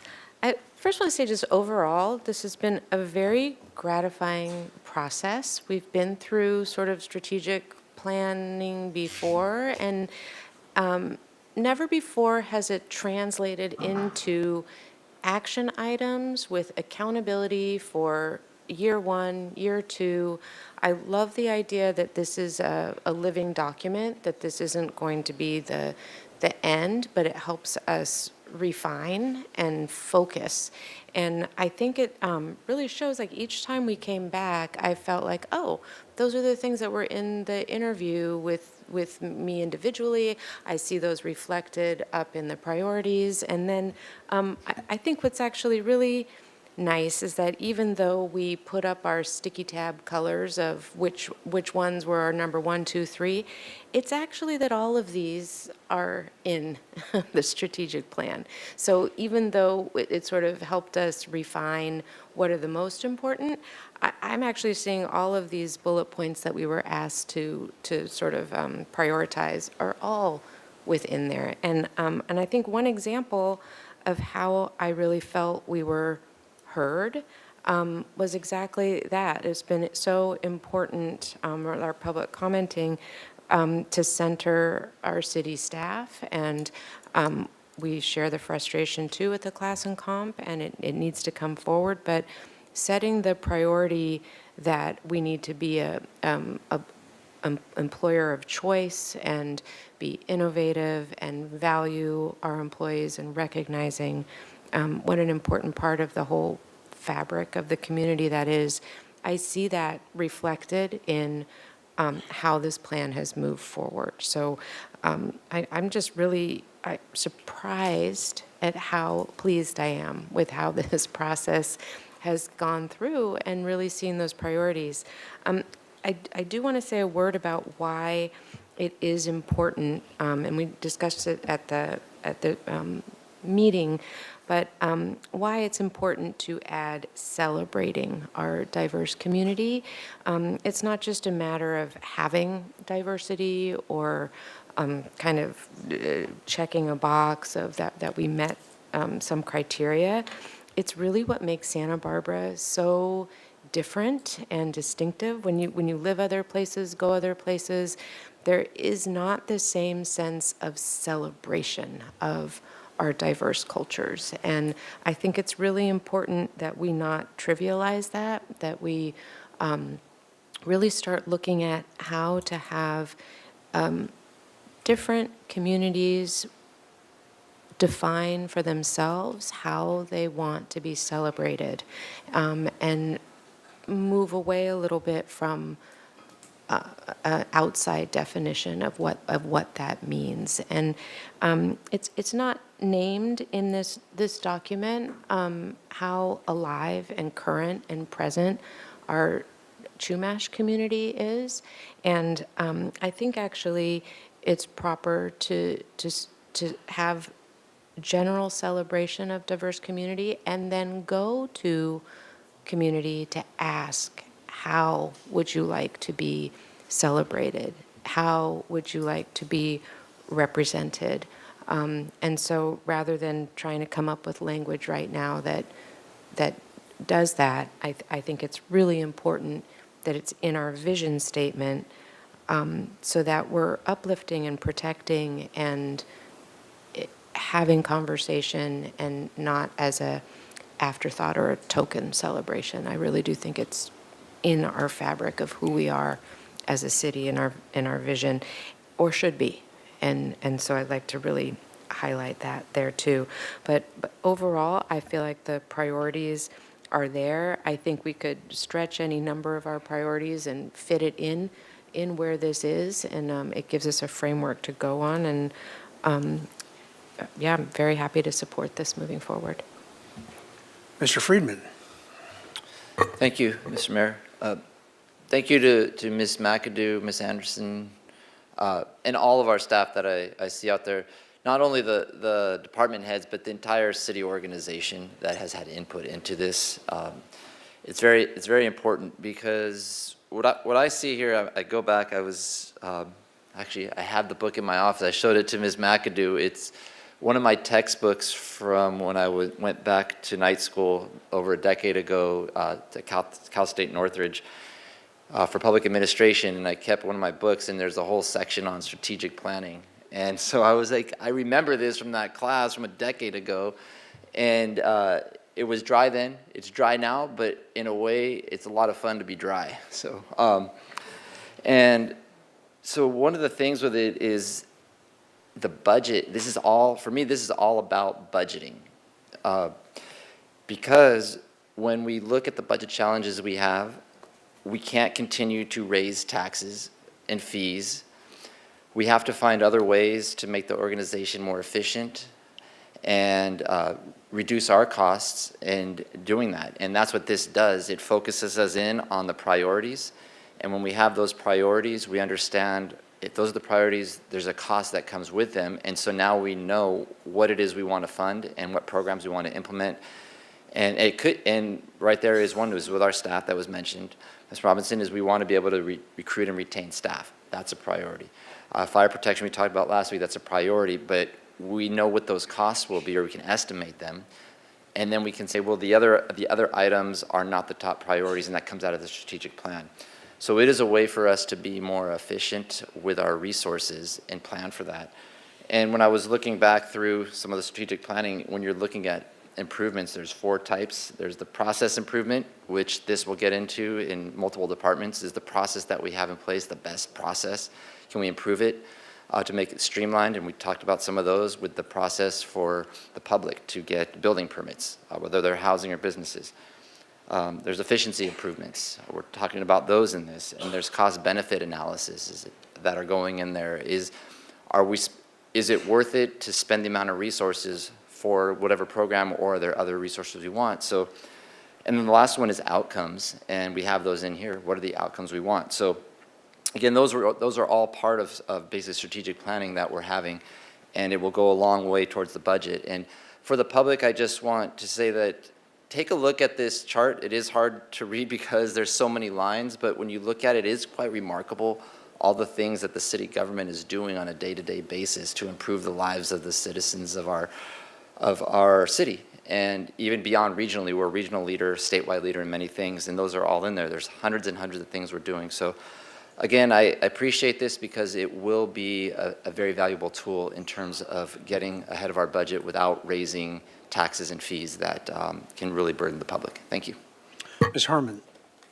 Thank you, Mr. Mayor. Well, I'll associate myself with the comments of both of my colleagues. I think I'm in full agreement with everything that they both said. And I too agree, this is great. There's a lot to really appreciate here. I just want to make a couple of comments. First, I really do hope, and I hear that this is a living, evolving document. I love that. I hope as it lives, as it evolves, that we find more meaningful ways to center not just leadership in our city staff, but also the folks that are really doing the work.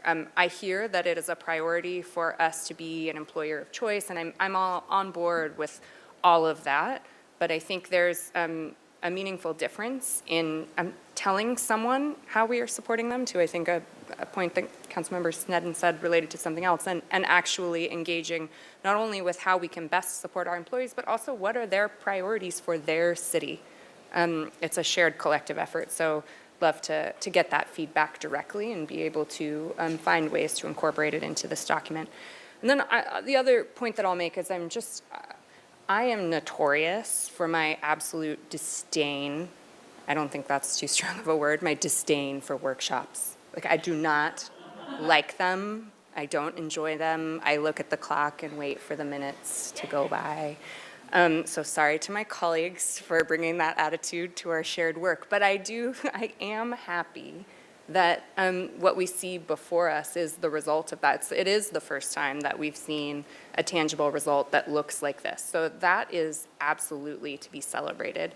I want to admonish myself, I guess, that the value of this document is in our ability to put it into practice in the weekly decisions that we make on this dais. So super cool document.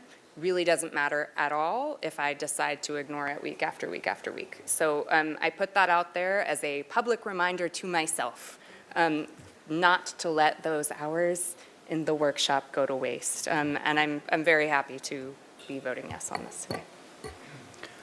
Okay, I guess we won't be inviting Ms. Harmon to our next workshop then, will we? Well, if there are no further comments, then I would in fact entertain a I'll motion. move the staff recommendation.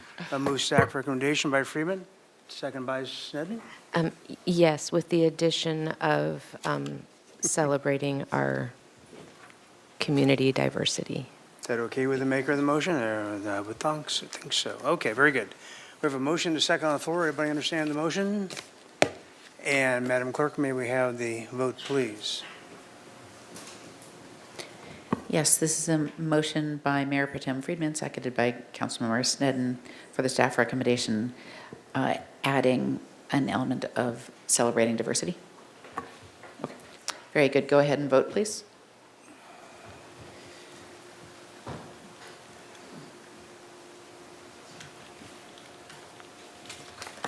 That passed unanimously. Thank you very much. All righty. So, Ms. McAdoo, you have an estimated time of 5 o'clock for the next item. Correct. So the council will need to recess until that time, and I believe a dinner will be arriving shortly for council members. So give us a little bit of break before the 5 o'clock start time. All right. See you on the playground. It's recess.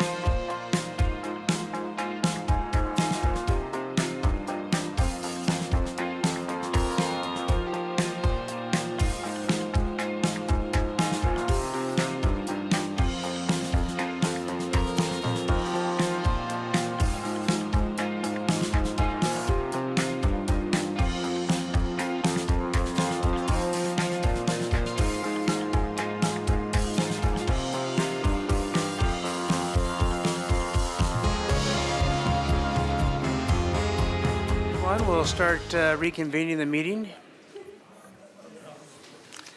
Madam Clerk, would you read the item into the record? Do you need to call roll again? Okay, then just read the item. What the hey? I can? Mr. Mayor, I will call roll again. Okay. Councilmember Harmon. Here. Councilmember Santa Maria. Here. Councilmember Sneddon. Here. Mayor Rouse. Here. Mayor Pro Tem Friedman. Here. Councilmember Gutierrez. Present. Councilmember Jordan. Here. All right, very good. Now, could you read the item into the record, please? Certainly. Item 12, policy direction and work plan for development of a rent stabilization program. Estimated time, 5 o'clock. Okay, before we get started on this, there's going to be a lot of folks who want to speak. And I am going to accept speaker slips both in person and online until 5:15. And at that point in time, I'll be able to tell everybody how much time each person gets to speak. We want to hear from everybody, but we also can't be here till midnight with more public comment. So we'll try to accommodate everybody as best we can. Whatever the time is, you can also combine time for a total of 5 minutes per speaker if you have another 2 speakers with you, that kind of thing. But once again, I'll announce what the time per speaker will be once we get to 5:15. It's all right? Very good. And with that, Ms. McAdoo, are you going to kick this off for us? I am. Thank you, Mayor and Council. We appreciate the opportunity to be here this evening. We are, our staff team here will do kind of a high-level overview of the agenda item and the staff report that is before the council this evening. And really, tonight is the first step in a process that is outlined in the staff report, and there will be multiple touch points with the community and with council. And so I wanted to set that framework that tonight is not a night for decisions, that this is, you are giving staff guidance and ideas and suggestions that you would like us to research as we put together a rent stabilization ordinance. We have posed a series of policy questions to the council that are useful for us as we start to frame out what the ordinance might look like, the elements of the ordinance, and also what it might take to implement the ordinance. And I will say that part of the next steps in this process is based on the conversation that the council has this evening. That will enable staff to really start to do research on not just the ordinance components, but also what the cost of administering this program is. And I know there's been a lot of public comment saying there's no analysis of the cost impacts of whatever it is that is happening this evening, and that's accurate because we don't know. We don't have the policy framework established yet. So that is where we are headed this evening. We will do the staff presentation. I think we'll take council questions at that point, then go to public comment, and then the mayor and I had discussed having each council member just walk through their comments as it relates to the policy questions instead of going question by question, so that allows each council member to frame their comments in the way that they would like to do that. So just wanted to tee that up for everyone today, that today is not a decision-making session per se. This is really to give staff sort of some framing direction as we start to do research and analysis on an ordinance. With that, I will turn it over to... Well, and to expand on what you just said as well, sure, when it comes to each of these items from my colleagues up here, is if you don't have to weigh on each and every single item, you can expand on those you think are most important Correct. to move forward with staff. So We don't, and that's why I thought it was better to just have each council member go through their comments as a whole, because some council members may not feel like it's necessary to weigh in on all of the policy because questions. we are giving direction, we're not actually making a motion and moving Correct. something forward tonight. So just as long as we all bear that in mind going forward. Great. And I will now turn it over to Ms. Barbara Anderson, who will walk us through the staff presentation. Ms. Anderson, Good evening. it's you again. It is me again. Barbara Anderson, Senior Assistant to the City Administrator and Acting Housing and Human Services Manager. I am joined today by City Attorney Dan Henschke and Deputy City Administrator Anthony Valdez. We're going to try to be the A-team for you all as we shepherd this process through and with the sense of urgency that you've conveyed to all of us. So here we go. So as Ms. McAdoo mentioned, today discussion is really for additional direction to staff as we begin a very deliberate process to create a rent stabilization program and an ordinance to accompany that program. So I wanted to start first with the proposed work plan, because I think many of the folks that are here, have that same sense of urgency that has been conveyed by council. We really wanted to be clear about what our objectives are and what we're trying to accomplish in I would say, a short period of time, even though this is years in the making, and that we want to be very deliberate that there is a whole program administration component to this that we do need to take the time to be able to create and administer a program that meets expectations. So our proposed plan includes a formalization of an internal team that will include representatives across city departments. So we do really want to acknowledge that this is a full citywide effort and undertaking, both with leads in the city administrator's office, city attorney's office, finance, and communications especially, and I'll go into that in a little bit more detail. We're also proposing retaining a technical expert. So although we might look like experts, we are not. It's really important for us to have a level of data collection and analysis that we have not undertaken as a city, to be able to define the metrics for such a program, be able to monitor if this program is having the intended impacts, and regularly reporting back to council. So a huge part of that is additional research, data collection and analysis, as well as some support for community engagement efforts, and some technical assistance in drafting the ordinance. The work plan also includes a multi-phased community engagement process that starts with focus groups that to receive feedback on the direction from council this afternoon. So we want to start with this is what we've heard and digesting that with our stakeholder groups, hearing from them how we can refine it, and then coming back to council as a touch point in March. So I do want to point this out because it wasn't necessarily detailed in the work plan provided. We did hear some feedback of we'd like another touch point, and I think it's the perfect time to be able to do that. So we'll have had one round of community engagement, and we'll come back to council for that touch point, and then we'll go into the ordinance drafting process. So we are targeting an ordinance drafting, refining, and adoption process by July 2026.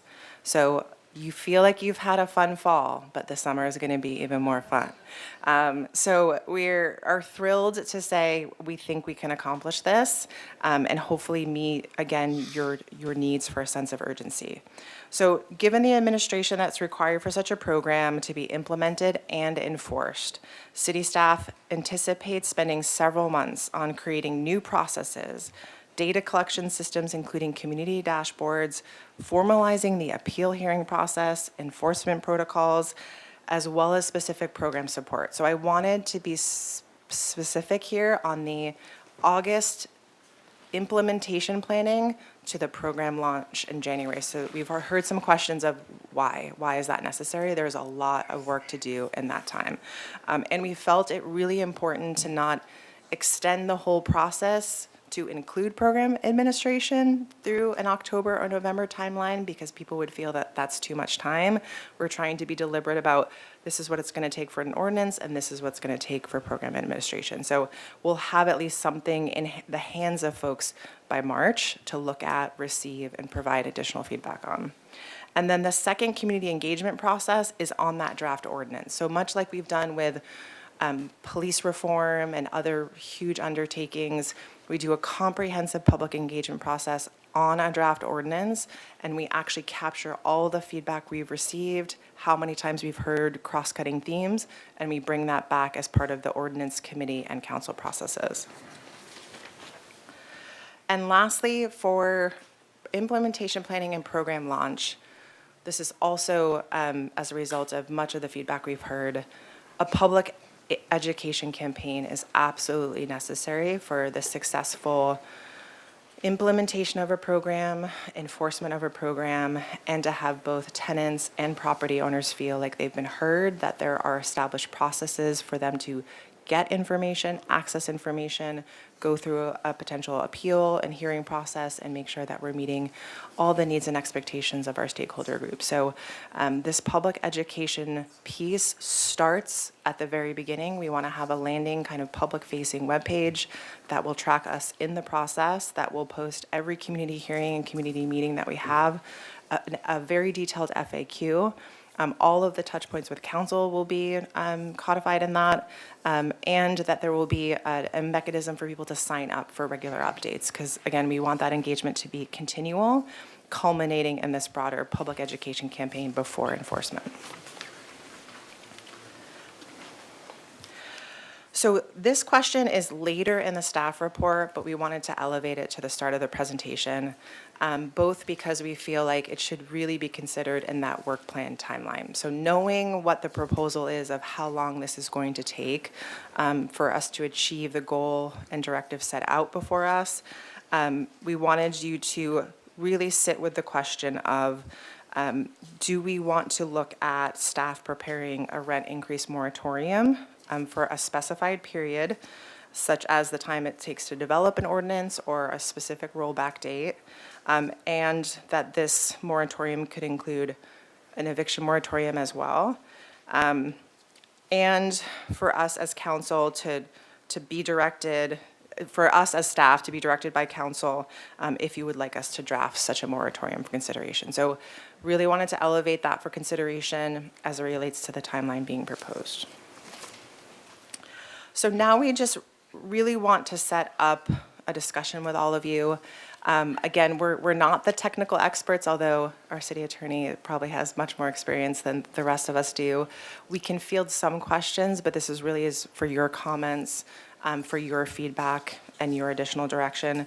We wanted to set up the discussion to kind of touch on these, what we're calling fundamental policy areas that would really help us shape the ordinance as well as the program in general. So starting off with the type of housing units to be included or excluded from the program. So should owner-occupied duplexes or properties with 2 to 4 units be exempted or included? Should older ADUs be exempted or included? How should a program treat units owned by a nonprofit entity? How should a program treat units that are government subsidized or are regulated units? Taking into consideration that we have legislation already in place that puts limits on local control. So we did want to remind council as well as the broader public that there are already restrictions on what we can do. This includes in particular the Costa-Hawkins Rental Housing Act that already excludes local rent control on single-family homes, individually owned condos, and any housing with a certificate of occupancy after February 1st, 1995.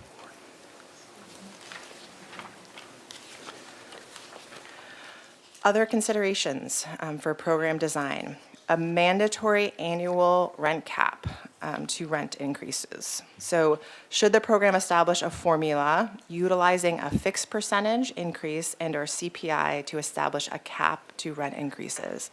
Are there other ideas that council would like staff to research and evaluate regarding annual rent increases? Should there be annual allowable cost pass-throughs to tenants for things such as capital improvements, major repairs, property tax increases? If so, what would be the procedures, caps, noticing, or amortization processes? Again, wanting to remind council as well as the broader public that there are already some restrictions around this. So the California Tenant Protection Act of 2019 already limits rent increases to 5% plus the percentage change in cost of living for the region, or 10%, whichever is lower. This excludes units and buildings less than 15 years old, most single-family homes or condos, subsidized affordable housing, owner-occupied duplexes, and certain specialty housing. Other considerations for program design. Should the program have income restrictions so that only individuals or households that meet certain income criteria participate in the program? Should there be exemptions to the program under certain circumstances in addition to exemptions based on unit type?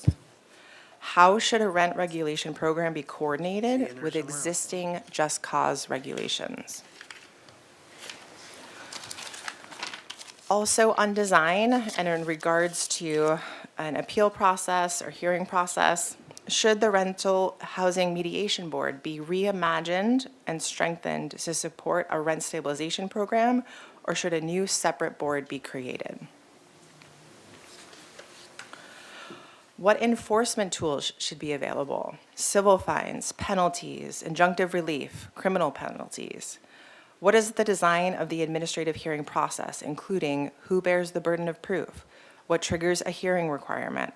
And is there an internal appeals process? Additionally, should there be a rental registry database and/or mandatory owner/landlord registration?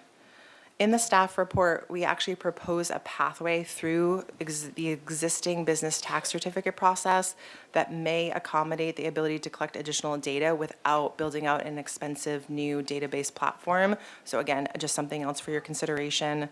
Lastly, should the city establish a tenant rent subsidy program instead of or in addition to a rent stabilization program? So we are saying that and kind of offering that up as a question, acknowledging that we have limited financial resources available through the city to administer such a program, but we do feel like we can explore potential public-private partnerships in support of a proposal if there's interest from council. So we are here to field as many questions as we can, given our limited knowledge at the start. We understand that we're not stepping into uncharted territory, so we do want to acknowledge the years of work and conversation and collaboration and discussions that have happened before we arrived at this table. But we really hope to move this forward, again, with a sense of urgency, but to also do it as thoughtfully as we can while being mindful of the limited resources that we have available. So we look forward to your comments, and we really appreciate the outpouring of community engagement for this issue, for this agenda item, for this topic tonight. I will say we have heard, so our city leadership, Ms. McAdoo, Mr. Valdez, and beyond, that these important items should be later in the evening. So we appreciate the willingness of council to accommodate that, meet folks where they are, to hear new voices and have them be part of the conversation. And we are committed to doing that throughout the process. So turning it over to you. Thank you. Okay, very well. So we're going to come to council for some questions.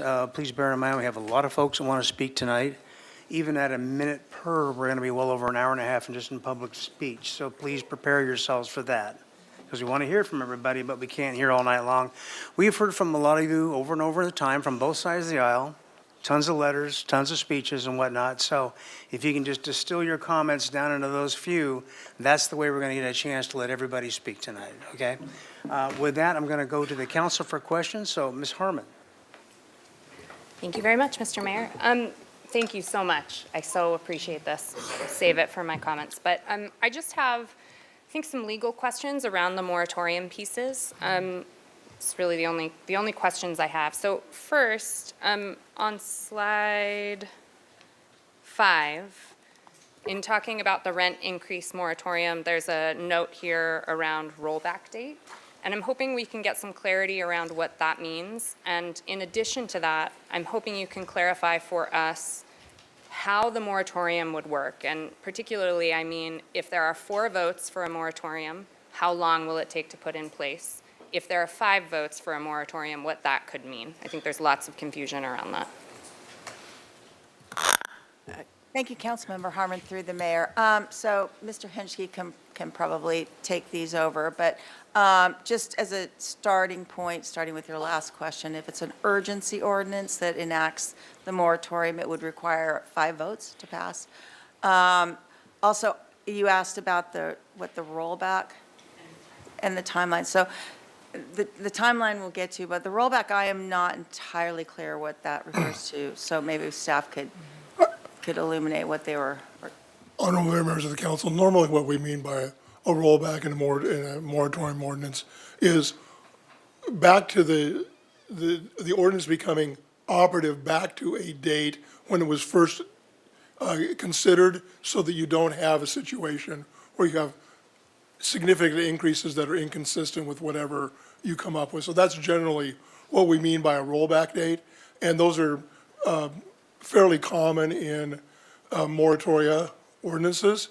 In terms of timing, we could put together a moratorium ordinance for consideration of the council, either your like January 13th or January 20th meeting. I think that it'd be fairly straightforward to put that together. In terms of the ordinance itself, if you adopt it as an urgency measure, it goes into effect immediately. If you adopt it as a regular measure, then it basically takes 45 days to become effective. And that's just the normal ordinance adoption process.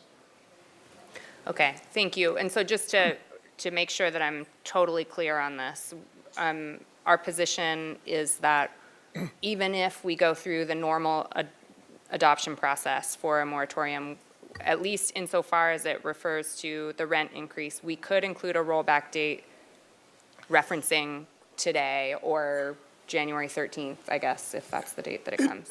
It has been done. I've done it in the past in other jurisdictions. Whether it's successful here is, remains to be seen. But I think they are lawful. Okay, so you have a relatively high level of confidence? I do. Okay, great. Thank you very much. That's extremely helpful. And my second question is similar, and it's just related to the eviction moratorium proposal. And I know we spoke about this much earlier on, so I'd like to hear from you about how an Ellis Act moratorium would or wouldn't work, and then I have an alternative potentially to propose, depending on your answer. I think an Ellis Act moratorium is problematic because of the nature of the Ellis Act itself. I think there are alternatives to trying to create a moratorium on evictions. And what we're really talking about are evictions for the purposes of going out of business, of renting the building at all. That's what we're talking about. So a better way, in my opinion, to address issues associated with that are to implement local restrictions on the use of Ellis Act evictions that could be done as an amendment to our existing just cause provisions, and that could be done quickly as well. Those could be done basically within the same time frame, I think, as adopting or drafting a moratorium ordinance. So if the council chooses to go that, I would not recommend using a moratorium for evictions, but instead use other tools that you have in your tool chest to accomplish essentially the same result.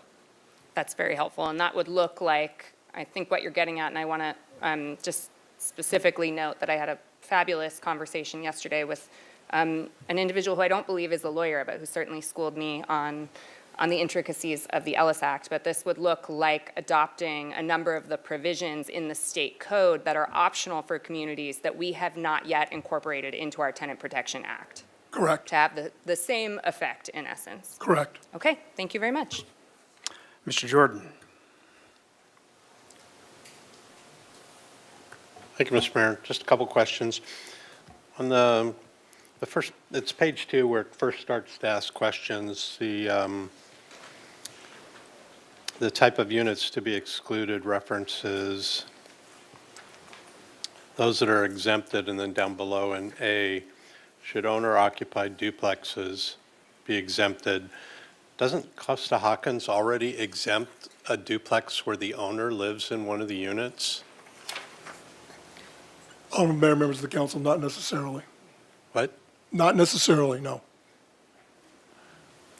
If the person's a person and lives in one of the units, if the the person's question- registered owner is a person, not an entity, and lives in one of the, I mean, what's the gray area? The question has to do with whether or not the unit is alienable separately from any other unit. And so if the duplex is a subdivided property, that's one question. But if it's jointly, it's no longer a single residence. Each unit is considered separately. What do you find mostly out there? I don't know. You don't know? Okay. I'd have to ask staff what they find mostly out there. Okay.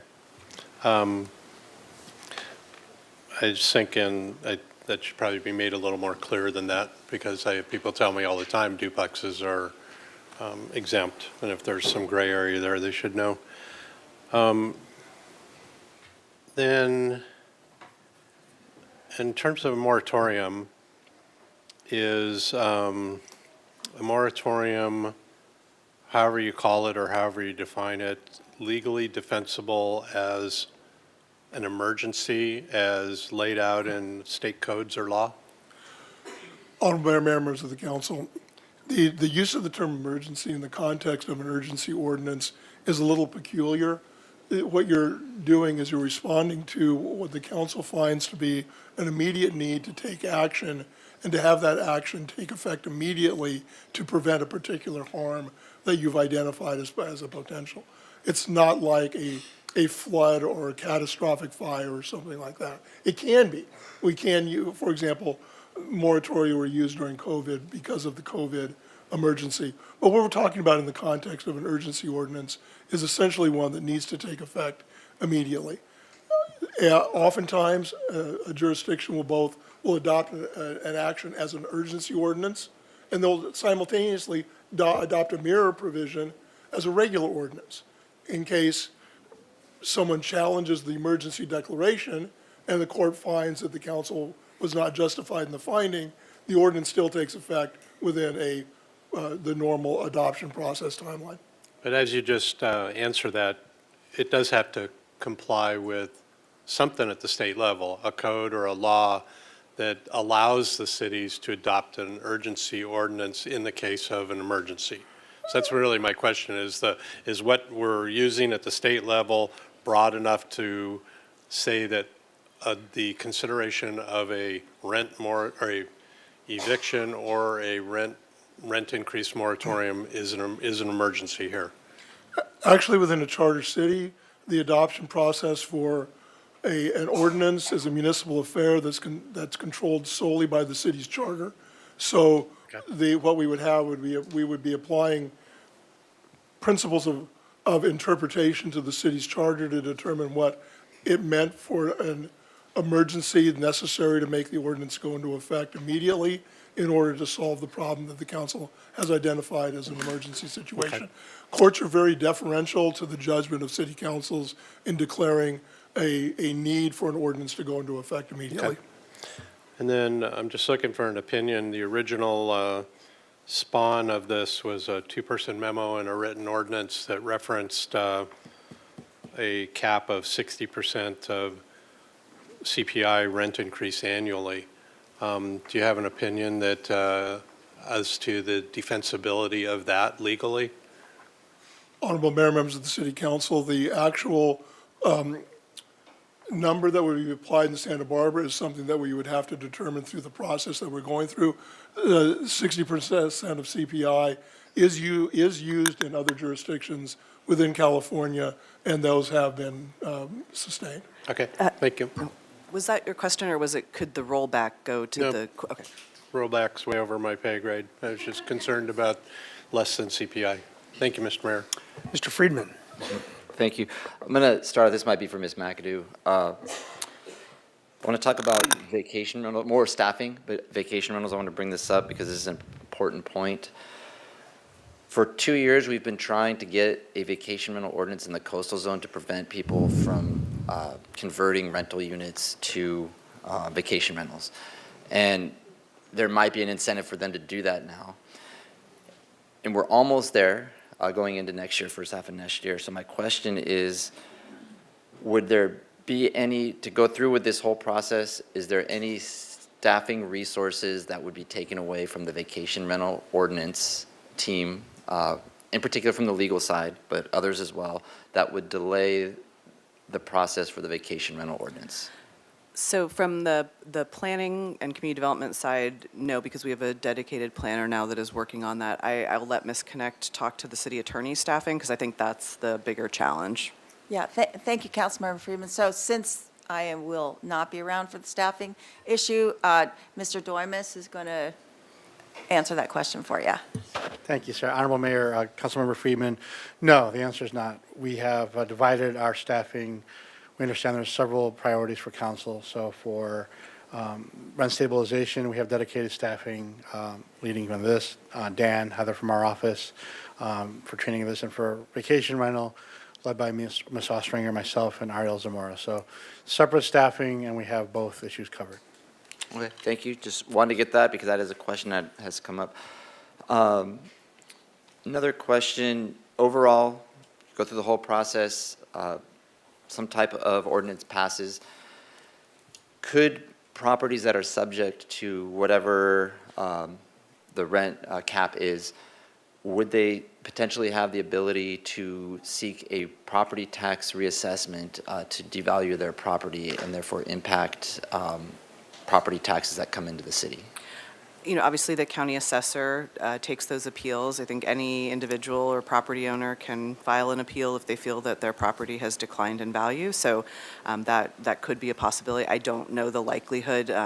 That could be something we could research in other cities, is if when they implemented a rent stabilization ordinance, if there were a number of property tax appeals, that's something we could look at further. That is something I would be interested in.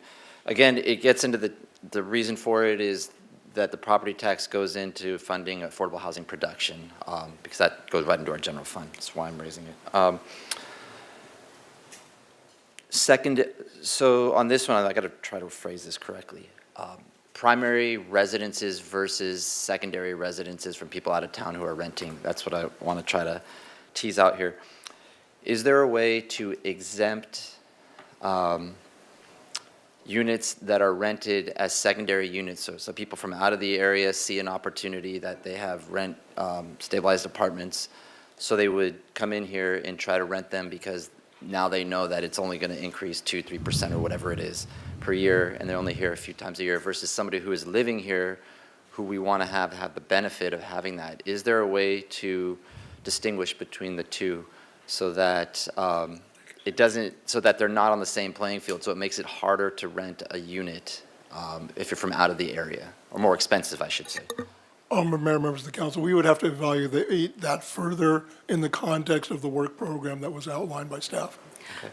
I'll put that down for later, Ms. Anderson, so I don't have to repeat I'm interested in And that I will one. say, Councilmember Friedman, I think one way to look at that, if you weren't going to do, like, typically people who have a second home or a second place to live have higher incomes, so the question about income restrictions might be a way to get at that without creating an overly administratively burdensome process. So just thinking outside of, a little bit outside the box on that. Well, I'm interested in both of those, so I don't have to repeat it later, because if we're going to do this, it needs to be for people who are living here as a primary residence, and prioritize that. And then my last question has to deal with going down, should something pass through this process, would there be a way for the council, absent a sunset clause, I'm not sure if there'd be an appetite for that, but if there wasn't, could the council try to, or make a direction that that you couldn't amend the ordinance for, say, 3 years in order to allow the market to stabilize, in terms of we want both the tenants and the property owners to, one, just have the stability so that it doesn't get amended year after year, create new rules and regulations, but it also gives us time that 3 years would give us time to evaluate what's working and what's not. So could we say you couldn't amend it unless a state law requires us to, or would we have to, could we do that? Honorable members of the city council, you could do it, it wouldn't be effective, because you can't tie the hands of future city councils. However, you could say it, and then you could decide whether you were going to abide by your own policy or not, but it's not a legal restriction. Okay, so that's what I knew you were going to say, because we talked about this with the lawyers, but we could make a statement as part of whatever this is, saying that we highly recommend, 2-3 years, whatever it is, to allow everything to stable out for everyone. We could make that, and the future councils could decide on their own whether to do it, correct? Okay, thank you. Ms. Sneddon. Thank you, Mayor Rouse. I just have a couple questions. One is just from Councilmember Friedman's comment, how does property tax fund affordable housing? Does it? Well, this year, the council appropriated general fund dollars into the local housing trust fund, so that is one way. And so the council has made policy decisions to use general fund dollars, and I think there was surplus from the general fund used a couple of years ago to provide the seed funding for the local housing trust fund. So I think that was the connection he was making, if I can interpret that. That's correct. Okay, thank you.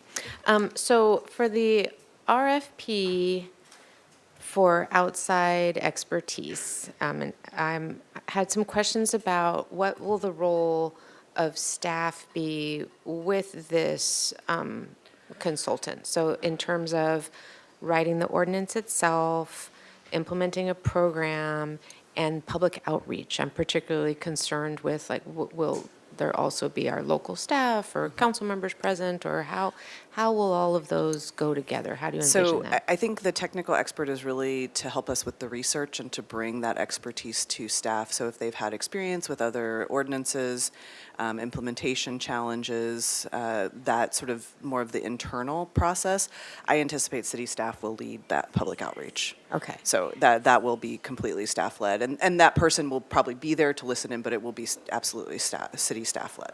Perfect. And will that be the same for the writing of the ordinance itself? I think it'll be a partner, the city attorney's office will take the lead, and then with assistance from the technical expert as needed. Okay, great. Because I was just thinking, as we're trying to do this in the Santa Barbara way, to really have that be informed by internally. And then along the lines of future councils, I'm sure it stood out to a few of us, the January rollout, where guaranteed 3 of us won't be on council anymore. At least 3 to 4 will be not on council because of term limits. Can it be rolled out before January? I think it depends on the scope of the program. And so I think we have tried to, my goal as city administrator, and given the city's budget challenges, is to create, if the council chooses to create a rent stabilization ordinance, one that creates the least amount of administrative infrastructure that is needed. But for example, if we need to acquire a new software program to do a formal rental registry instead of utilizing existing internal, like the business tax certificate program, that we'd have to do an RFP, but we wouldn't know when we would have to start that until the council actually adopted the ordinance and it went into effect. And so you'd go through an RFP process, you've got to do the selection of the vendor, then you have to do the implementation of the vendor. Also, we want to give landlords time to do to sort of understand, and tenants, how is this program working? What are the rules? If the council chooses to do a moratorium, you could put that moratorium into effect until the implementation date. So that could be one way to counteract concerns of, it's going to take so long to get the ordinance implemented. And we want it to be right. Yes, correct. I think that is my biggest concern is I don't want to have a system or unnecessarily create costs that are not needed. And so really taking the time to do that right. Agreed. Will it be that all of the voting has happened before the January, and January is just the rollout of what was already So based decided? on the schedule that staff has laid out, the voting would happen in June or July on the actual ordinance, and then the rest of the year would be simply getting the program put together. I appreciate that clarity. Thank you. All right, very good. Well, with that, we're going to move into public comment. And like I said, I've got a bunch of stuff here. It's not as organized as I like to think it is. So if you are sharing time with somebody or you hear your name called and you're sharing time, the speaker has to be here, and the people sharing their time with the speaker also have to be here. So, 1 + 1 speaker is going to give you 4 minutes. More than one speaker is going to give you a total of 5 for one speaker. Otherwise, it's going to be 1 minute. I'm sorry it's that short, but it's the only way we're going to get through everybody. All right, so Madam Clerk, would you change the time to 1, please? I'm going to call up the speaker. I'm going to call this person on deck so you can be ready to go. We'll try to move through this as efficiently as we can. We'll start with Heather Smith, followed by Lisa Beck.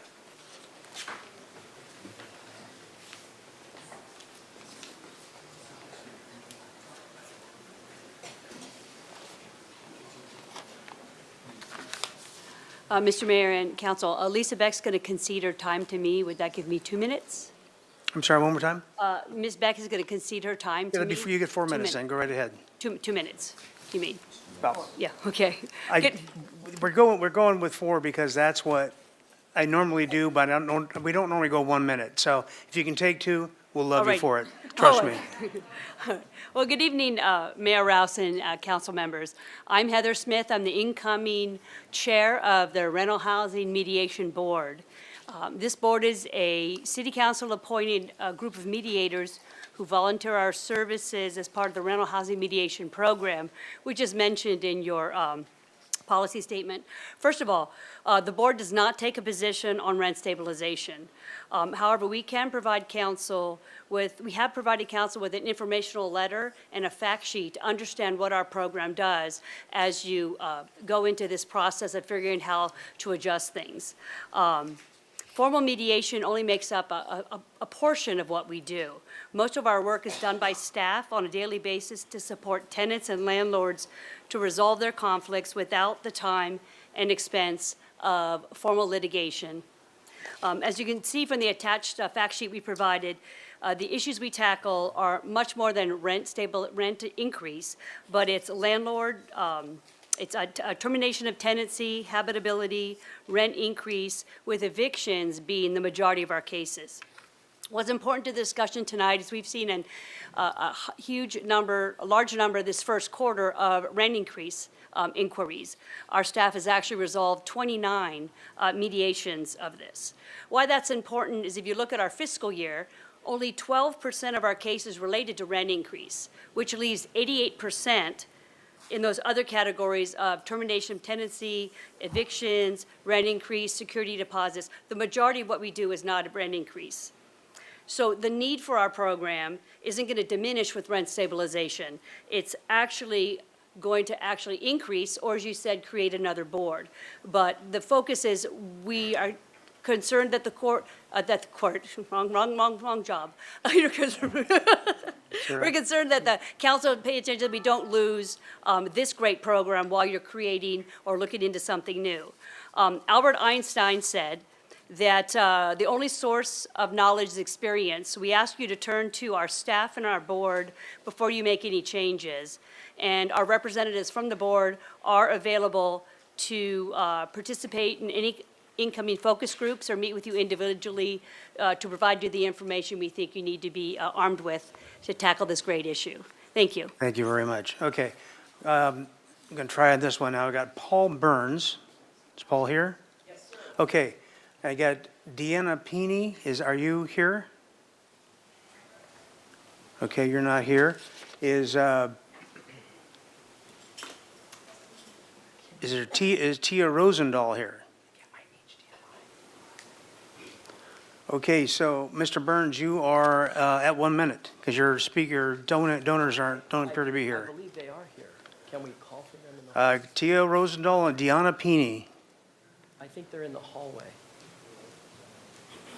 Can you call Deanna Peeney in the hallway and Tia Rosendahl?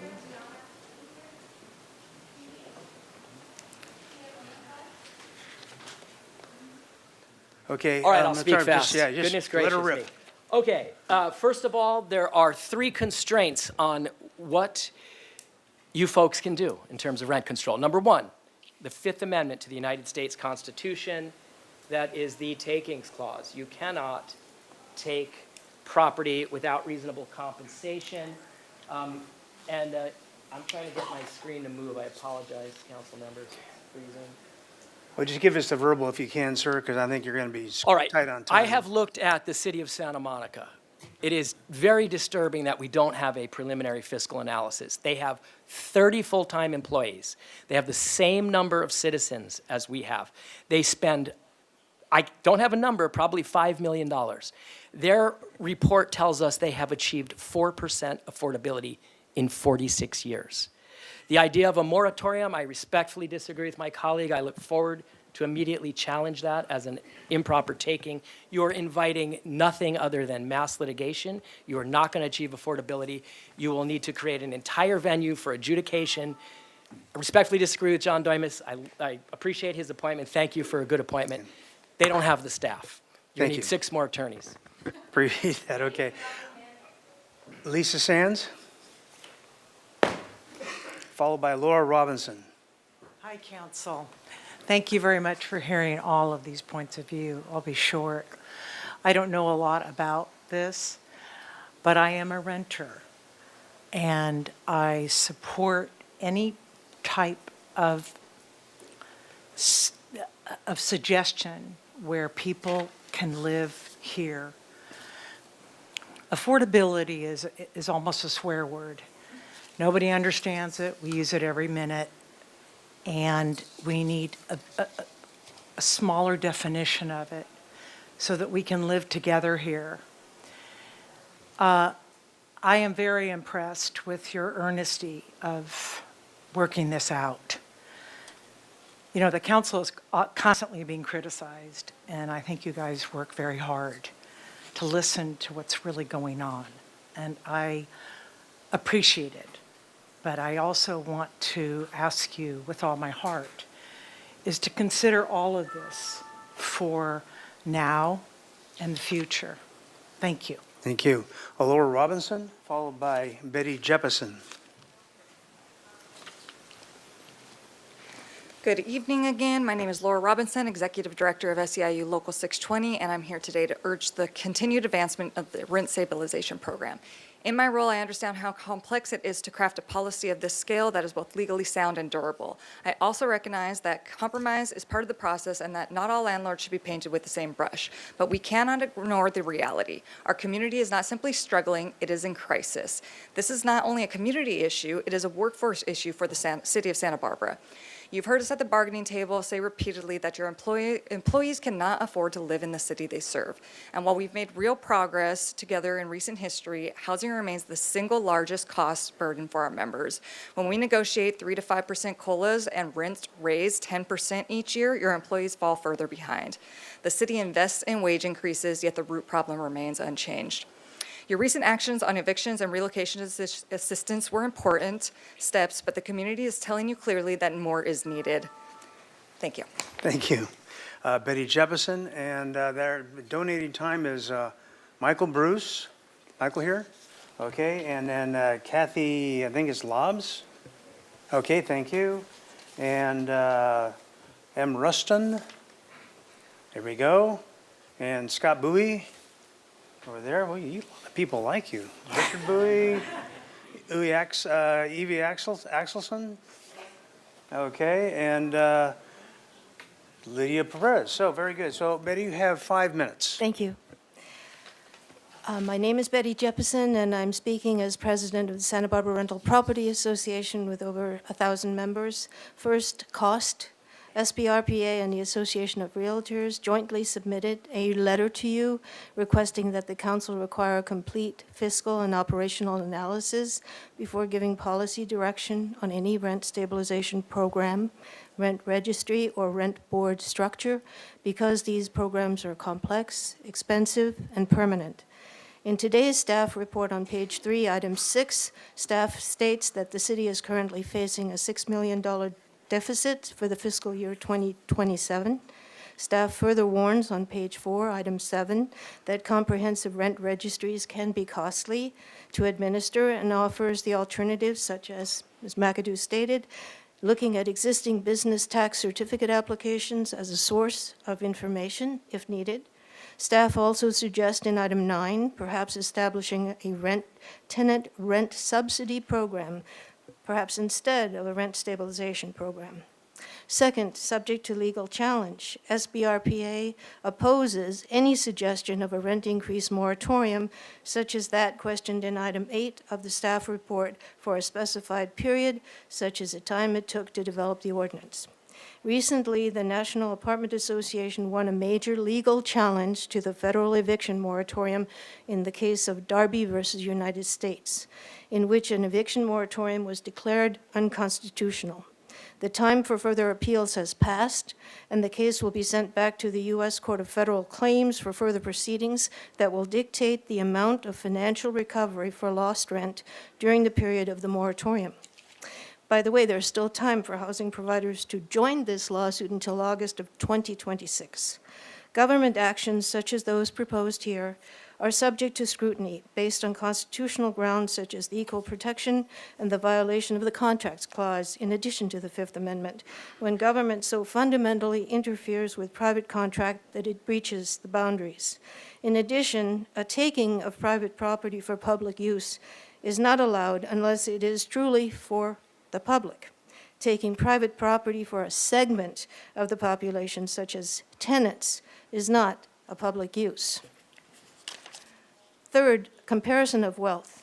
There appears to be no thought given to comparison of wealth in the proposed amendments. Without any study, it seems that there is a belief that all housing providers are wealthy and that all tenants are poor. That is not so. 80% of SBRPA's members are small landlords owning 1 to 2 units. Most saved up money for purchase of a rental in order to supplement their retirement. Now the investment is being undermined. Most small housing providers are putting money into the rental rather than receiving a supplement from that rental. This is due to the over-regulation of the industry. I am also a board member of CalRHA, representing 730,000 rental units across the state of California. CalRHA recently conducted a survey and found that 2 out of 3 small housing providers are going to go out of business within the next 2 years. Additional housing provided? I don't think so. This morning, I heard a presentation by National Apartment Association Senior Vice President of Government Affairs that NAA has conducted a nationwide survey, and 61% of small housing providers are going to leave the industry. Is there any means testing considered by you in formulating these laws? In other words, do the tenants have to show that they own or what they earn before they're simply given benefits that they may not merit? What happens when these small housing providers leave the industry?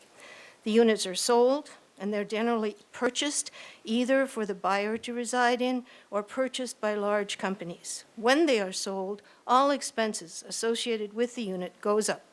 There will be a large mortgage, there will be property tax increase, insurance cost increase, and maintenance cost increase. If rents stay the same, there is no incentive to purchase. The units are sold to entities that, if the units are sold to entities that do not pay property taxes, the city may find that their revenue source will dry up or dramatically decrease. Also, fair rate of return. The proposed amendment states that landlords are allowed a fair rate of return. But if is there any thought given to a rent cap that is below CPI, the consumer price index that tracks the cost of living, then using such a cap would never give a housing provider a fair rate of return. I urge you to meet with representatives of the housing providers to explore the effects of any of these proposals. Thank you. Thank you. What? Okay, listen, everybody, I'm going to ask that there's no applause, no booing. We want to get through everybody, and it's not fair or respectful to all other speakers, so let's just please keep it to yourselves, okay? Julie Weiner, followed by Michael Carbone. Hello, thank you. I am one of the small landlords that Betty Jeppesen was just referring to. And I would like to say that before you talk about limiting what we can charge, why don't you work first on limiting what we're being charged for things like water, property taxes, insurance? Insurance has tripled for most of us. We don't have any control over those costs. And if you can't help us control those costs, I don't understand why you'd like to control how much we can take in revenue so that we can maintain our buildings properly. I lived in Santa Monica in a rent-controlled apartment when the Northridge earthquake struck. My building was yellow tagged, as were many.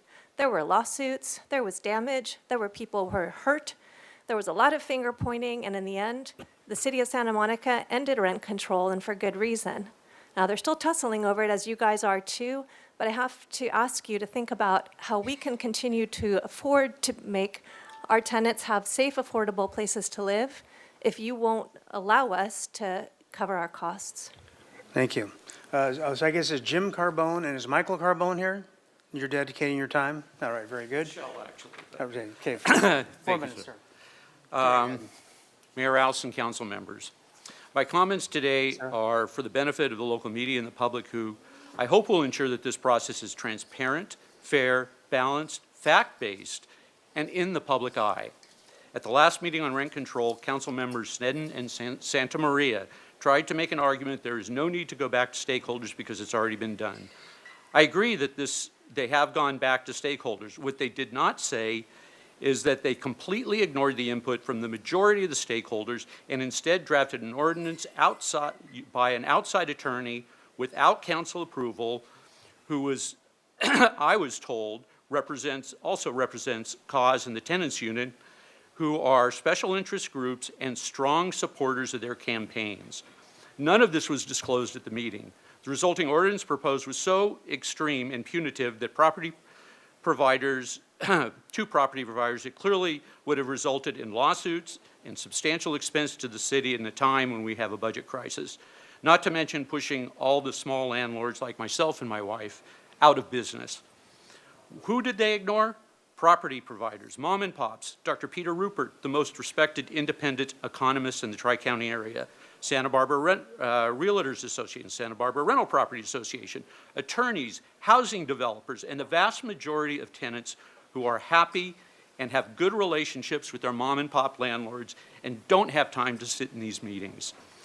The 3 times that rent control has hit the ballot in California, it has been overwhelmingly defeated, including by local residents of Santa Barbara. Clearly, the public understands that it will result in unintended consequences that will provide serious long-term damage.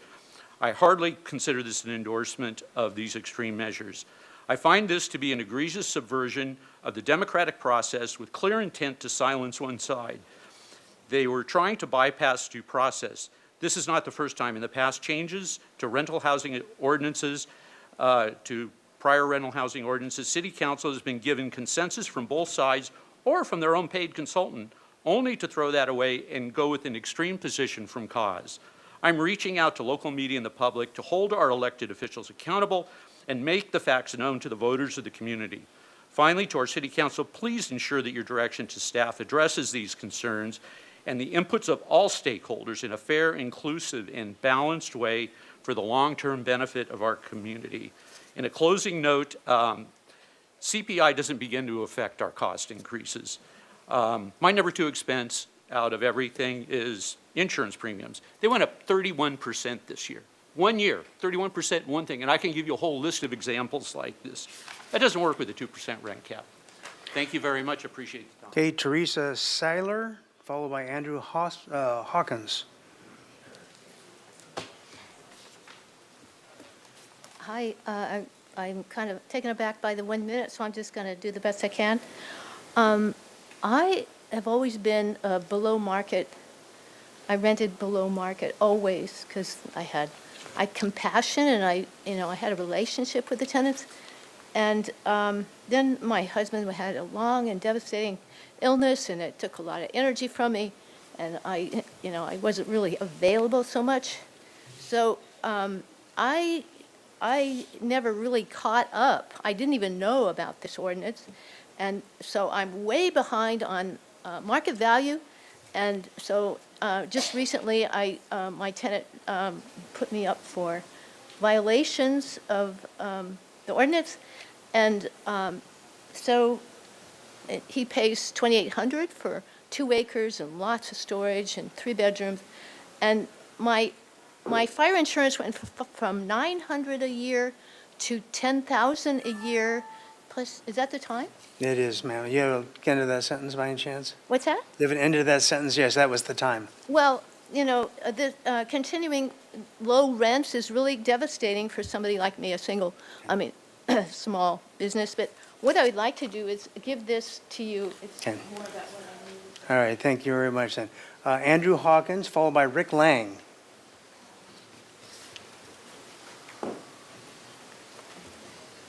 Good evening, Mr. Mayor and council members. So I work full-time in a mental health admin job making $27 an hour. My wife is self-employed and we have a 7-year-old child. And we live in my parents' house because the cheapest 2-bedroom apartment in Santa Barbara is way out of our price range. Now, while many of the people in this room may be thinking that, oh, that guy just failed at life, what about those who make less than I do, who do essential service jobs and don't have property in their family? Are they just to commute in from farther and farther away? Is Santa Barbara to be the domain of wealthy retirees, childless, high-earning professionals, and Prop 13 dynasties? Contrary to the statements of groups like the Chamber of Commerce, there's no realistic way to build enough housing to put a dent in affordability here. The way to staunch the bleeding of working people in Santa Barbara starts with a rent freeze and eviction moratorium, followed by a robust rent stabilization ordinance. Thank you. Thank you. Rick Lang, followed by Chris Kamen. Rick Lang? Chris Kamen? Yep, there we go. And Chris will be followed by Gretchen Murray. Thanks for letting me speak. I'm one of the Mama Papa owners here, and I don't have a huge issue with the concept of rent control. I've always tried to keep my rents down for my clients. And I probably am not even raising as much as I could raise for that very reason. What I've noticed then is I'm not able now to keep pace with my expenses. So I'm living in the same world that you're living in. You were talking earlier on your slides about having struggles with your expenses versus your income. I've noticed the same thing. So if I follow your rules and abide by this, which I've been doing voluntarily, the result of that is you cannot keep up with your expenses, which has led me now to think of, do I sell it? Do I move into it? Do I remove this as a rental unit? So I'd just like you to be aware that that's what happens if we squeeze people too much. Thank you very much. Thank you. Gretchen Murray, followed by Trish Ainsworth. Thank you, Mr. Mayor, City Council members. I am the recipient of 53 years' worth of service of rent control in Santa Monica. My mom and dad were mom and pops, and they built a new building in 1972, which in 1979 became under rent control. And in that, my mother did not raise rents until people moved out. So we have one tenant in the building from 1973 that's paying $1,200 a month for a 1-bedroom, 1-bath, living room, kitchen, and balcony and parking area. And we cannot raise it, and we can't have her removed because she's in her 70s, and you don't do that. So what I wanted to ask is, it's an affordability issue both for tenants and for landlords. We all have a problem. We all need a solution. We all need to be equitable. The landlords cannot afford to pay for it. It needs to be across everybody that lives here in the city. Thank you. Thank you. Trish Ainsworth, followed by Virginia Rubsum.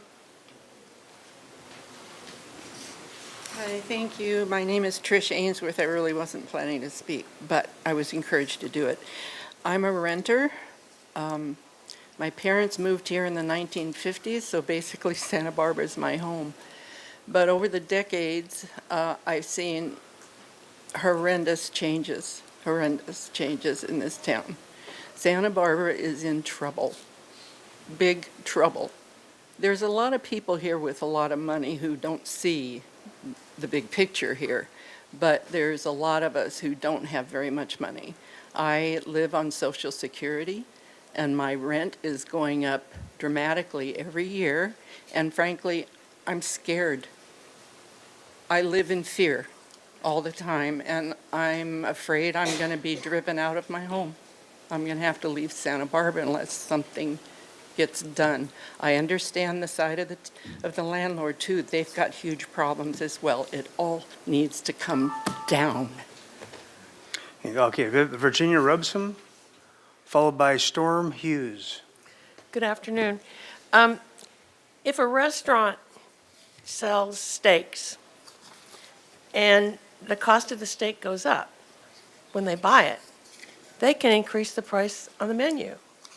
If our costs go up, I'm a small person with a rental property owner, and I keep my rents below normal prices, but if I can only raise the rent 6% of the CPI, I'm going to fall into a hole, just like everybody else.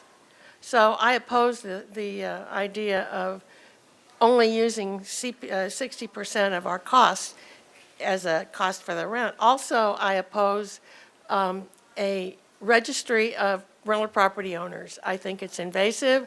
It gives our personal information and financial information to the public. I think it's an invasion of privacy. Thank you. Thank you. Storm Hughes, followed by Andrea Moore. Hello, City Council. I'm a renter asking you to please do something about the housing crisis in the city, specifically a rent registry and rent stabilization. Every day you delay more and more workers who make the city function are forced out of town or into unsafe and overcrowded housing. This is happening in your city under your watch. And it's unfair and unacceptable that the landlord class in the city gets to bleed the working class dry while enjoying the restaurants, schools, and medical services that the people that they're exploiting are working in. My wife and I recently married, and we would love to stay here and start a family, but the cost of housing is the single factor that is stopping us from staying here and doing that. This town is becoming completely unlivable for anyone but the super rich. What are you going to do about it? Whose side are you on? Thank you.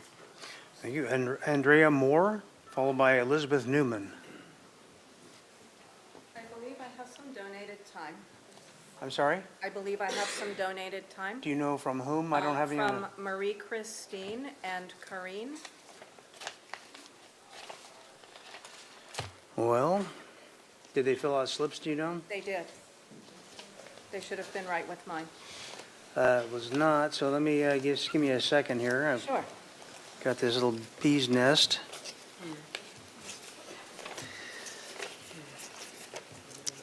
Who was the other, who were the, Marie Christine and Karine. well, I'll tell you what, let's just, in the sake of saving some time, why don't you go ahead and take 2 minutes? Is that gonna do it for you? I hope so. Okay, Try give it the a shot. condensed version. Give her 2, please.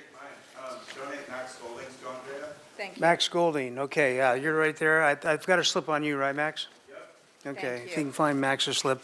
So go ahead and take, yeah, thank you. Thank you. Go for it. I have personally spent the better part of the last 18 months fighting an unlawful yet locally accepted attempt to terminate my tenancy, where I've peacefully resided for the past decade. I've explained the problem to Councilmember Harmon, the city attorney, the city prosecutor, and his investigator. I will continue to fight this battle for both myself and for the benefit it may confer on the community to ensure tenants are protected. But there is no enforcement, and the threat continues. I took this fight so that others would not have to, and because I possess the wits, resilience, resources, and borderline perverse tenacity to be able to do so.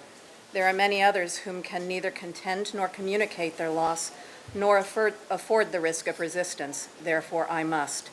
This has exacted its toll on every area of my life, on my body, my mind, and on my energetic and psychic bandwidth, on the capacity to be present in the service of others towards which I've directed my livelihood, in a role that requires both skill and compassion as the essential nature of my labor. These costs carry their ripple effect into the community and are born in the extraction of life force itself. We, the tenants, the essential members of the community and who constitute so much of its vital infrastructure, we demand strong interim protections today and until a fully functional rent stabilization ordinance can be developed and implemented. This must include the urgent and unequivocal prevention of tenant displacements through the dubious and bad faith withdrawal of rental properties for speculative purposes.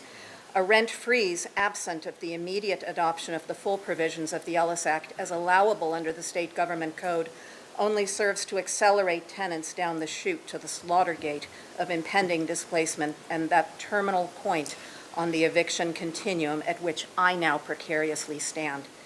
Now, for the simple offense of wanting to pay my rent and remain lawfully and peacefully in my home, I'm served with a lawsuit by the small landlord who desires to extract top market value by selling deregulated and vacant of tenants. the real obscenity of which lies in their doing so while deferring years of maintenance culminating in multiple code and habitability violations, where the presence of a tenant who could notice such things as a collapsing roof or a mushroom growing from the ceiling might be aversive to their profit margin, or a prospective buyer wishing to avoid the clear liability of occupied. My small landlord still has not fixed the roof, and the last rains penetrated my ceiling and structural walls, and I fear what the next storm will bring. These problems are not matters of good and evil, of victims and villains. My fight is not against property owners. It is the fight to defend my home, to preserve, protect, and build community, and to confront the structural forces that produce instability, threaten the integrity of our neighborhoods, and destroy tenants' lives through the violation of our most basic human right to the safety of our homes. If the abuse of our just cause ordinance is allowed to continue, my struggle will not remain mine alone, but spread insidiously and relentlessly through the community. This can end with me. Okay, Elizabeth Newman? Okay, followed by Sarah Erickson. Okay, when she comes back, is Sarah Erickson here? Mayor, we've had to close the door here so that the volume from the television outside isn't impacting speakers Okay. inside. So we just might have to go back and forth. I'm happy to facilitate that if we need to. All righty, looking for either Elizabeth Newman or Sarah Erickson. I'll move on to, what? Who's here? She's here. There's a big delay on the outside, so. Okay, is this Elizabeth Newman? Come on up. You got 1 minute. Sarah? And Sarah Erickson would be following her if she's around, and Reina Angel, or Angel, after that. Good evening, council members. I'm here in support of the rent stabilization ordinance and an interim no-fault eviction and rent freeze. Look at the room around you, a sea of people showing solidarity of profits over people, threatening lawsuits instead of compromise. Landlords made the decision to invest in a property. Tenants don't have a choice. A reminder to you that being a landlord is a job and a business. It is not the responsibility of the city to bail out a failed business. Rent stabilization isn't a new concept. Approximately 187 cities in the U.S. with at least 25 localities in California have enacted successful rent stabilization laws. So what does this success look like? Success looks like stability. Success looks like accountability for landlords to maintain properties, and most importantly, success looks like proving to your constituents that you're actively addressing a homelessness crisis that the city has spent millions in prevention and partnership services. Council members, you've proven to us that you have the ability to listen to your constituents and enact real change. Now do it again before the change becomes you. Okay, Sarah Erickson? Nope. Kim Berthelsen. Kim, okay, come on up.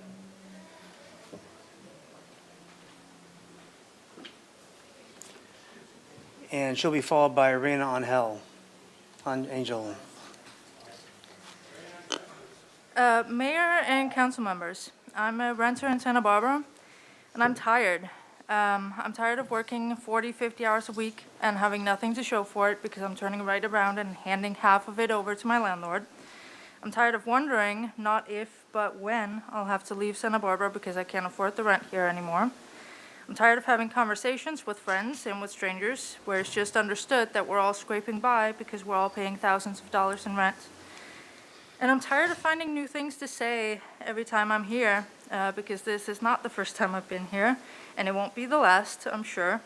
But we need tangible help as soon as possible. We don't need another promise that you'll maybe talk about it in a couple months or a year. Thank you. Reina Angel? Did I get that right? It's Reina Angel. Okay. That's okay. Trying to be It's cool. okay. All right. It's okay. Okay, I am in favor of rent stabilization. We are asking for urgency, transparency, and accountability. We are not in normal times. Our community is being terrorized by masked kidnappers solely based on skin color. People fear leaving their homes. People are losing jobs. Healthcare costs are doubling. We are in a socioeconomic crisis. We need an eviction moratorium now. We need a rent freeze now. This is an emergency. I work full-time for a local school district, and 70% of my income goes to rent. This is not okay. I just recently had to get a second job. I never see my daughter. She's complaining about it. I mean, it's just really sad. We need policy and change now, immediately. No more stalling. As the Rental Mediation Task Force said, 88% of their cases are evictions. And I'm sure most of them are no-fault evictions. I've been fighting it for 18 months with my landlord. Today, they just returned one of my checks. They've been holding my checks for months at a time, then cashing them, then saying 3-day pay or quit. I mean, it's just ridiculous. Thank you. Okay, Brittany Alleman, followed by Scott Foreman. Thank you, council, for your time tonight. I implore you to help us. Renters here, we're having a hard time. My husband and I are lucky. We have 2 incomes, and we've both had multiple raises in the last couple years, but we still can't move out of our 200 square foot studio. We would love to foster children, but we can't afford a place to do so. Most of our friends and family have left. A lot of them, if they're still here, it's pure luck. Either they got an inheritance. I mean, I even have a friend who got an inheritance and had to move to Lompoc. There's no workforce here, so there's nothing to do. We have nothing here anymore because all of our workforce is leaving. Rents are, for a studio, they're starting at $2,500, and then they're going for a 2-bedroom, starting at $4,000 and going to $7,500. Who makes $23,000 a month? Thank you. Please, our city's hanging on by a thread. Thank you. Scott Foreman, followed by Katie Lanier. Yes, thank you, Mayor and council members. I've sort of thrown away what I was going to say. I see, I'm a renter, and I see how difficult it is for small landlords who have especially rent increases in insurance. We all know there's been a lot of natural disasters. And so it's a very difficult situation, but there are around 70% of the population is renters. There's really sad stories about landlords, but if you talk to all the renters, you'd hear a lot of stories too. I mean, we know that 1-bedroom apartments go for $3,000 a month, 2 bedrooms go for $4,000 a month. That's really is too expensive for most people. Something has to be done. And rent stabilization seems like if you can get the details right so that landlords can survive, that's right. Okay. Thank you. Katie Lanier, followed by Sophia Lake. Katie?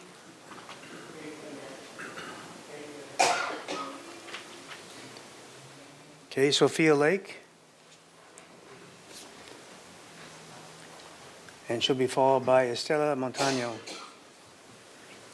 Hello, my name is Sophia Lake, and I'm a Santa Barbara resident, here to reaffirm the need for a strong rent stabilization plan, and in the meantime, an eviction and rent increase moratorium. Like many people in our city, I've felt how rising rents can increase constant instability for renters. Families, seniors, and working people who love this community but are one rent increase away from being forced out, if they haven't been already. When rent goes up faster than wages, community members aren't just losing housing, we're losing our sense of safety, stability, and community. Stable housing allows us to stay rooted, support local businesses so they can flourish, keep our kids in the same schools, and continue contributing to the community that we all care about. I really urge you all to continue moving forward with the strongest rent stabilization ordinance possible that protect tenants from excessive increases while keeping housing accessible and stable. Thank you for your time and for considering the voices of renters in our city. Okay, Estela Montano, followed by Zuela Cabrera. I'd like to donate my time to Estela, Tom Hess. And I'm sorry, your name is? Tom Hess. To Estela, okay. Hang on just one sec here. Did you fill out a slip, Tom? I did. Okay. It's just S, otherwise. Okay, oh, got it. All right, go, Estela, go ahead, give a couple minutes there. Gracias. Buenas tardes. Solo para dejarles saber que acabo de recibir mi regalo de Navidad, no tan solo están aumentando 50, 75, $100, $150 de renta para el mes que viene. Y yo creo que esta situación está rebasando el límite de poder parar esto. Tenían la propuesta en la mesa tiempo atrás, no la pasaron. Ahora van a tener más tiempo para poder hacer otra propuesta nueva, ponerla en la mesa, discutirla, cuando ya se hizo todo ese proceso. Pero bueno, la situación está empeorando cada día más. Ahora mi departamento, después de recibir esa notificación, pedí cambiar carpeta. Las termitas están cayendo sobre la mesa de mi comedor. ¿Las han arreglado? Aquí dice claro, para cubrir los costos de lo que están subiendo los costos a ellos. ¿Cuáles costos? ¿Cuáles arreglos? No hacen absolutamente nada. Seguimos en las mismas condiciones. Entonces, ahora, otra de las cosas, es un departamento de 2 recámaras en el cual mi hijo viene a visitarnos. Ya no va a poder llegar a su cuarto. ¿Por qué? Porque voy a tener que rentarlo para poder cubrir un costo más, porque lo que gano no es suficiente para poder solventar este costo. Más aparte, todos los gastos de más. Es imposible y francamente están prolongando esto, lo cual se pudo haber hecho desde hace mucho tiempo. Difícil es, tienen a los profesionales. Ustedes son los profesionales, por eso están aquí, para ayudar a la comunidad, para no padecer de esto. Y yo creo que podemos hacer un acuerdo entre los propietarios que tengan casas, no sé, 3, 4 casas, 5 casas. Ustedes son los que deben de poder poner esto, pero actuar absolutamente ya, porque no tan solo soy yo, son muchas personas las cuales no están aquí. Mi amiga de 80 años, que ha vivido, ha trabajado en Santa Bárbara por años, está viviendo en un lugar, para mí, si fuera mi mamá, es probablemente lo peor que pueda una persona vivir. ¿Creen que eso es justo para una persona de 80 años que todavía sigue trabajando para poder solventar una renta en un garage convertido en estudio? Es algo increíble de ver a unos seres humanos que podemos vivir con tranquilidad en un lugar, ambiente limpio y mejor. No, somos seres humanos, no somos cualquier personas. Muchas gracias por su atención. Thank you. Miguel Avila, followed by Gina Quiroz. Good evening, Mayor Rouse, council members. Thank you for the opportunity. I'm here speaking against your ordinance, and I'm here speaking as a realtor representing buyers and sellers for the last 22 years. I'm here also as a community leader, as a resident for the last 53 years. But I have a couple of questions here. On local ownership and community stability, how will this ordinance protect small local owners who live in the community and personally manage their properties? That's one question. Second question, what safeguards exist to prevent policies that unintentionally push small owners out and invite the large corporate investors instead? So if you can keep those questions. Thank you. Gina Quiroz, your donated time from Sandy Hartley and Frank Velasquez? Yes. Sandy, and then Frank, you're out there somewhere? There we go. Go ahead, you have 4 minutes. Good evening, council members. My name is Gina Quiroz. I'm a resident of Santa Barbara, born and raised. I also have the experience of living homeless in Santa Barbara for over 6 years. My experience traumatized me to the core. I am not the same person. I have been housed for over 3 years now, and I still suffer from the symptoms of extreme PTSD. It takes me hours every day just to psychologically get myself ready just to go to work. I have to do this every time I go out in public. When I moved into my apartment, I didn't unpack my bags for 7 months because I didn't believe that I would be staying for long. I was part of a program called the Room Keep program during the pandemic. We were put in hotels. I was put in an apartment at an undisclosed location because I was fleeing a domestic relationship from my abuser that had gotten released from jail after serving 5 months for breaking my nose. He found me on the day he got released, and like I knew he would. I had an apartment, and I began the process of healing, and then the program funding ran out, and I was put back out on the street, and for 2 more years. Santa Barbara, we are in a crisis. I'm here today to speak with urgency about the structural and systemic inequities in Santa Barbara's housing infrastructure.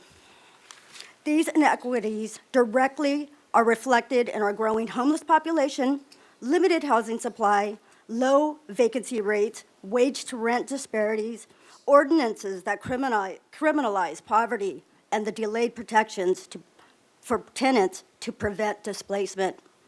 The most recent 2025 point-in-time count reflects that 2,455 people are experiencing homelessness in Santa Barbara County.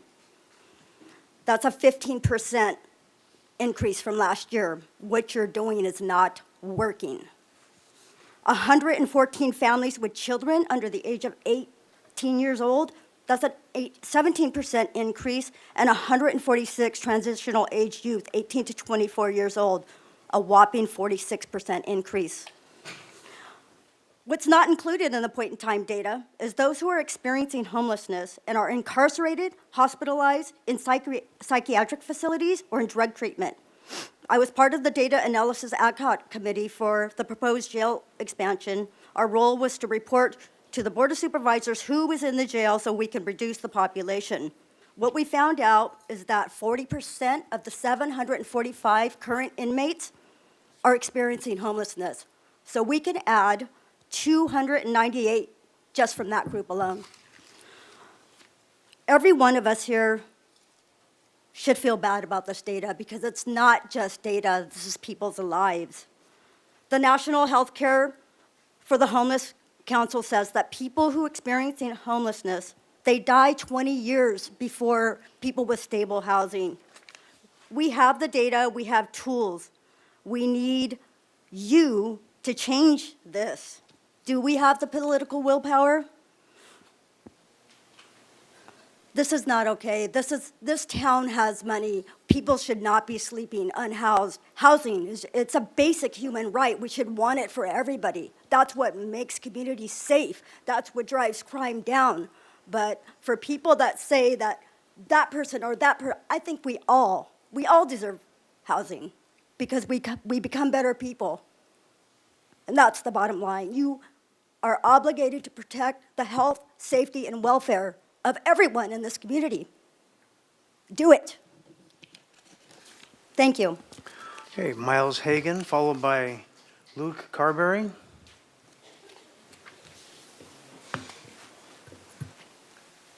Hi, Council. I have lived in Santa Barbara for 7 years now, 7.5. I have lived in rat-infested rooms. I've had a neighbor who lived literally in a converted shed. I've lived myself in a converted one-car garage with no kitchen or indoor running water. And consistently, time and time again, rent has been my biggest expense. Even now, living with my partner, finding a unit that is within our budget, as 2 people, both with 2 jobs, mind you, is nearly impossible. We are both parts of this community. We both contribute to what makes Santa Barbara unique. The constant increase of rent year after year seriously affects our future here in Santa Barbara. All we are asking is that you do for us what the property owners already enjoy and match the cap on their property taxes of 2% with a cap on rent of 2%. Thank you.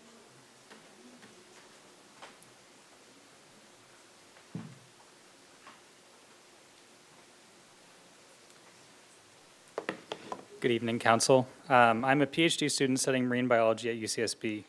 My home of 6 years was sold this past spring, and the new owner, Jorge Escamilla, asked the tenants if we would accept a greater than 9% rent increase to get the rent closer to what he called market rate. We informed him that the rent cap is a California law and unwaivable right. 1 week later, we received notice that we were being no-fault evicted by September 1st so that Jorge could move his daughter into our unit.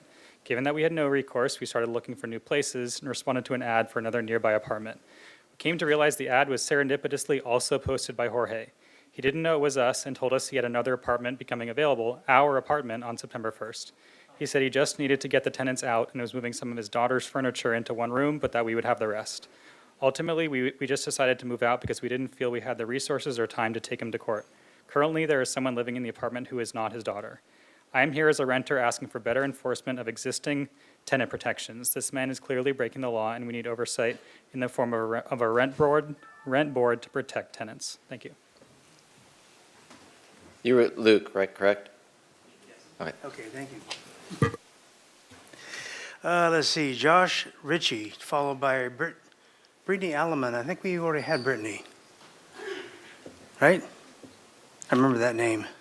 Anyways, go with Josh. All right. Good evening, council. Thank you. My wife and I own rental properties. We are caring humans, and we care about the humans that rent from us. My concern is the large corporate landlords that do not seem to view their renters as humans. These corporations are going to do the absolute bare minimum that is required of them. So my question for you all, is that what we think Santa Barbara deserves, is the absolute bare minimum? My wife and I love living here, and I think Santa Barbara could be the absolute gold standard in protecting tenants, in establishing a strong rent stabilization program. And to my fellow landlords that are concerned about not being able to afford having an extra house or two, I would encourage all of us to take a step back and just remember, we own extra houses. We own extra houses we are not using to live in. We are using them to make money. I'm doing the same thing you're doing. So if we take a step back and realize it is a business, I strongly agree with that young woman that spoke earlier. If the business is failing, it's no one's fault but our own. Figure something else to do. Thank you. Okay, Jeff Schuman, followed by Mia Lopez. Hi, I'm a renter here in Santa Barbara, and I started paying rent for a little two-room apartment plus a bathroom at $2,200 a month. I'm on Social Security. I make $2,400 a month on that. My rent is now going up to $2,750. I'm getting to a point where I can't afford my rent or my medications. The other thing is that I've been reading a lot about what's going on in SLO, and their downtown's dying like our downtown. And they did a study, and they found out that because rents are so high, they lose their workforce. People can't stay in business. You know, we need everybody in our community. We need people to work and be able to afford and have a nice lifestyle. And that would make State Street a better place to go shopping. And you wouldn't have this fight, do we close it or open it? So just wanted to say my piece. Thank you. Mia Lopez, followed by Stanley Zankoff.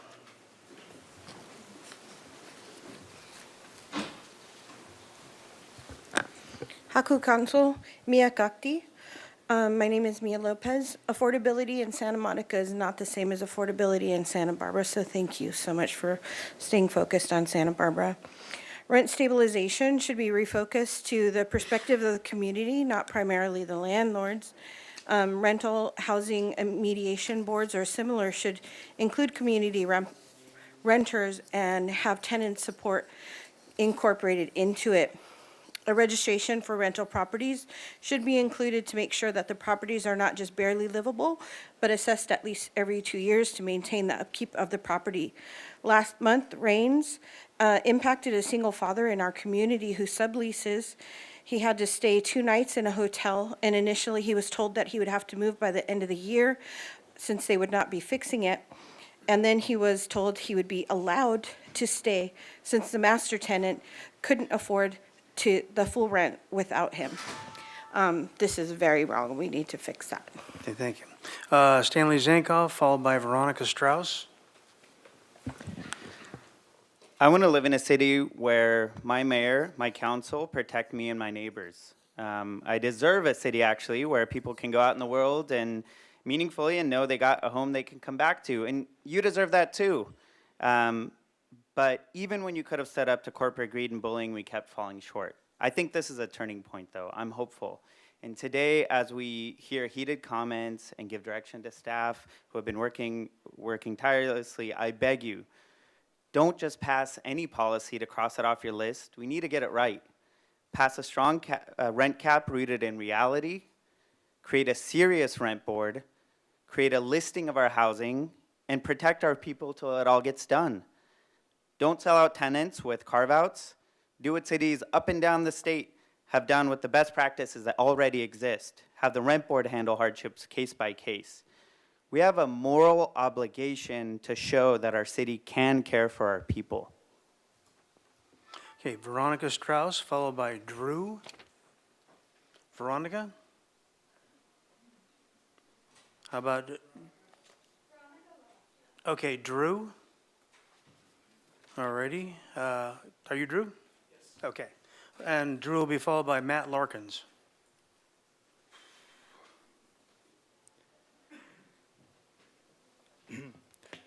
City Council, I'm here addressing you today to urge you to pass the emergency rent stabilization ordinances. To someone who isn't a renter, the increasing cost of living and high rents might seem just an unfortunate part of business as usual. But to those of us living as renters in this city, it is a crisis. When I first moved here, I spent both of my monthly paychecks on rent for only a refurbished attic. Fortunately, my wife also works, but even then, there were times we skimped on groceries or medicine in order to afford our rent. I'm in a smaller apartment now, cheaper too, but not by much. It won't take many annual rent increases as they currently exist before I'll have to move again, probably out of Santa Barbara entirely.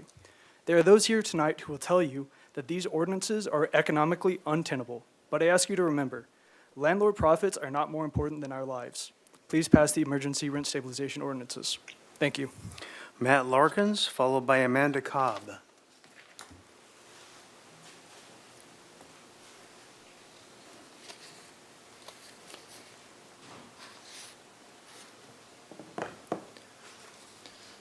Good evening, Mayor and City Council members.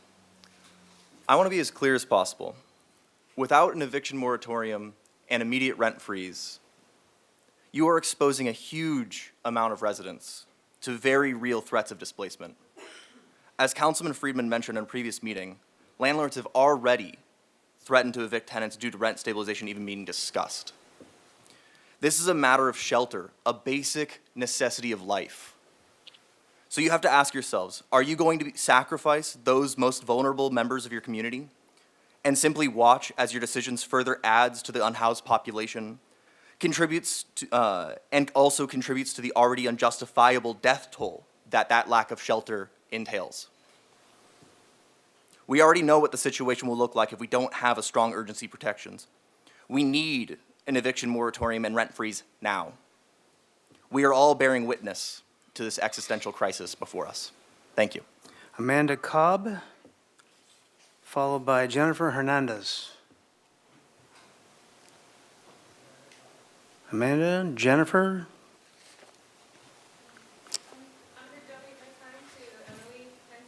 Oh, so your name is? Okay, you're Jennifer, and who you donated to? Emily.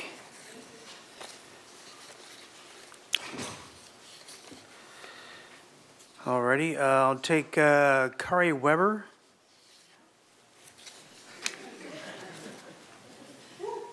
I believe I have time donated from Martha. Maybe. Let's just see. Martha.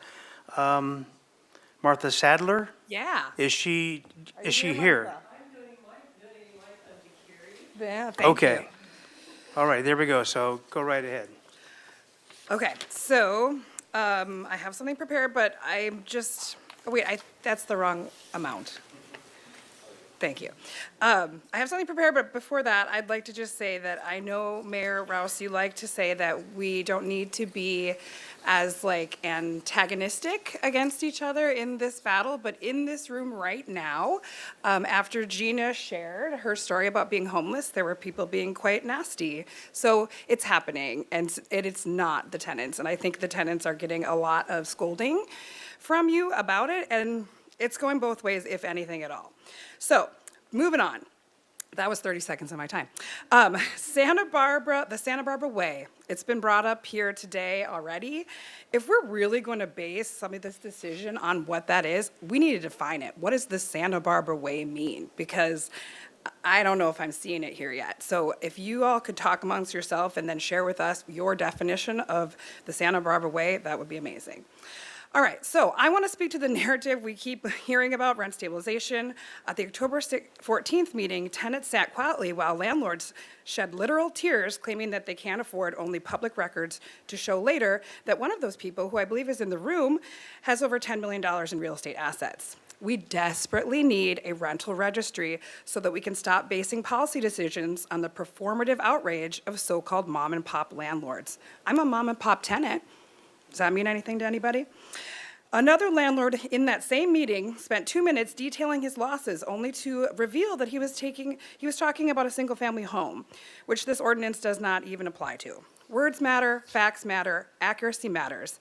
This is not rent control. Please stop calling it that. It is rent stabilization. I respectfully ask that the council use the correct terminology to help stop spread of misinformation that delays action.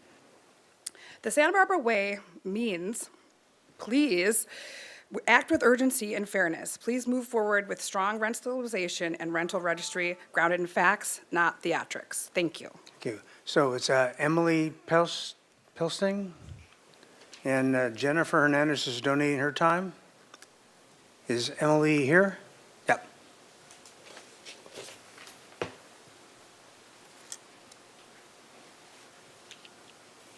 Hi, everyone. I feel a little uncomfortable in this room right now because, on one hand, we have tenants who are often paying a majority of their monthly wages to rent while being unable to build any long-term investment for themselves. On the other hand, that rent goes straight to landlords who collect the profits each month, often earning more than a mortgage if it isn't already paid off, all while the value of property in our country, and particularly California, has precipitously climbed in recent years.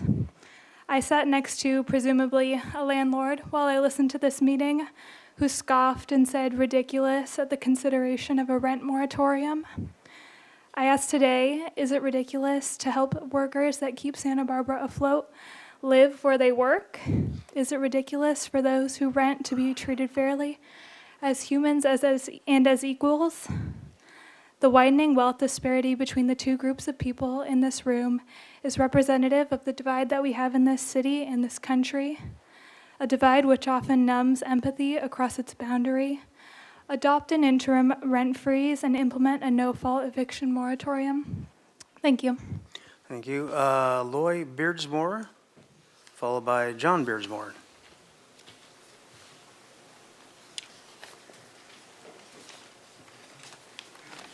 Regarding a possible rent freeze, without a rent registry or a formal process for landlords to seek relief, enforcing a freeze could create unintended consequences and potential legal exposure. Without the registry, how will the city determine existing rents and ensure fair enforcement? What documentation or procedures will the city implement to ensure it's enforceable? Will landlords have any avenue to petition for relief if they experience hardship? What entity will review these petitions? Will they be fair and balanced? What criteria will determine its end? How will the city address potential market consequences, such as units being withdrawn? Have you analyzed whether small landlords will bear a greater burden than large landlords? Has the city assessed potential legal challenges, including regulatory takings, and most importantly, have you budgeted for potential legal defense costs and/or losses? Thank you. Thank you. John Beardsmore, followed by Rich Applebaum. Mayor Rouse, City Council. My name is John Beardsmore, and I was a member of the Rental Housing Mediation Board, resigning because of this proposed RSO. I have many structural questions of a rent board legally required under an RSO. Feasibility of an RSO structure. If a balanced rent board is essential to an RSO, how can the ordinance move forward when the board structure itself is not currently achievable? How will the city staff a fair and balanced rent board when the current mediation board has only one or two landlords, volunteers out of a total of 15 board members? What new strategy will overcome the long-standing difficulty in recruiting landlord representatives? If a balanced rent board is essential to an RSO, how can that ordinance move forward when the board structure itself isn't feasible today? Has the city created a realistic timeline for recruiting, training, and preparing members for the board? Thank you, John. Thank you for your time. Rich Applebaum, followed by Juan Ramirez. Mr. Mayor, City Council members, thanks for taking on a difficult challenge. You have your work cut out for you. Speaking on behalf of CLU Santa Barbara, but also myself, early in my career, I did research on rent control, and at one point I was advising the office of David Roberti when he was Speaker of the California Senate. I'll just give you the highlight reel of recommendations that we have. Immediately enact a rent and freeze combined with Ellis Act protections, or if you can find something equally effective, do it. You've heard of reasons why that's important. Set the rent increase maximum at 60% of CPI. This tracks Social Security increases, which tracks tenants' incomes. It's been upheld in the court, used in San Francisco, Oakland, and Antioch. Create a rental registry with public reporting of the data, and it's absolutely essential to plan things. Create a rent board with tenant representation, and obviously a way to adjudicate landlord claims when they are faced with unexpected costs. This ordinance should not punish landlords when something unexpected happens. And I just want to say thank you for including the public in this in an ongoing way also. Thank you. Juan Ramirez, followed by Shira.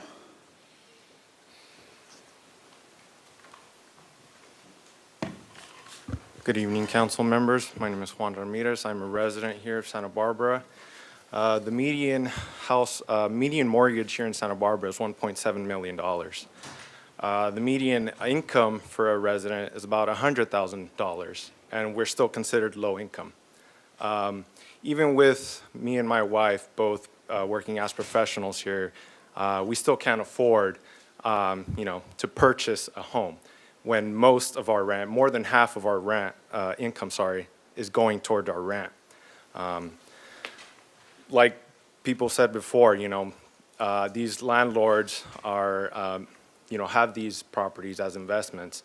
We have no option. We can't purchase homes, and we can't afford to save to purchase homes when rent is so high. Okay, Shira, followed by Kate Overton Smith. Good evening, Council. One of the central threads that runs through my own and many of my friends and community members' experiences living in Santa Barbara is the constant knowledge that any day our already severely unaffordable rents could be raised. We are working people, many tenants, not only working 1, but 2 or 3 jobs to afford to live here. I spent a year and a half renting an apartment where, despite paying more than 40% of my income to my landlord every month, I was unable to bring up any concerns or issues with the unit, including a termite infestation, a 3-day stint with no hot water, a flooded sump pump that was not addressed for several months, no fire alarm or emergency exit. The list goes on. When I did bring up issues, my landlord met my concerns with rental increases and threats of further rent increases. My story is not unique, and there are many tenants in this town who, like me, have had to live in unsafe, unstable, and tenuous situations, remaining silent. We need rent stabilization to help ensure that the right to a safe home is not a luxury we have to trade for affordability, and to ensure that no worker is silenced by the threat of losing their housing. Thank you. Kate Overton Smith, followed by Selena Hall.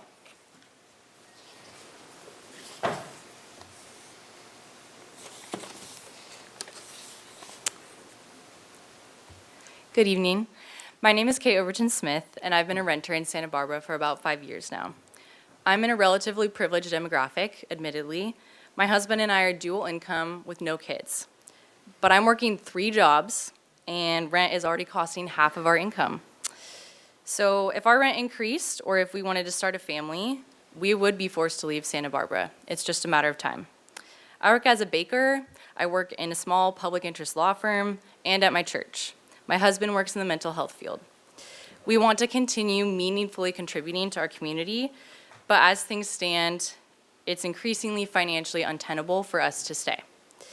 So while there's no single solution for the complex problem of housing affordability, this is the place to start. This is the bare minimum. And voters like myself know that this is in fact a practical matter, Mayor Rouse. And we need more accountability for landlords. So thank you for your time. Thank you. Selena Hall, followed by Angelisa Seneca.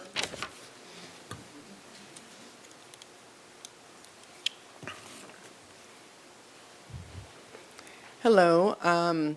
So I represent people who are basically not disabled enough to receive help, but too disabled to actually get a job that will pay something that's somewhat of a livable wage. So I have lupus, I am a stroke survivor, and I just found out that my kidneys are working at 24%. So it's hard for me to, I guess, go out there and get a job and still maintain my health and be able to pay rent here. And there doesn't seem to be much help. And so people like myself, we really need help in order for us to be able to live. Just to be able to live. And so I'm just asking for your help to consider people that are like me so that we can still, live here and do what we have to do and I can still run my little small business that I started. Thank you. Thank you. Angelisa, I think it's Sanchez? Can't quite read it. Sorry.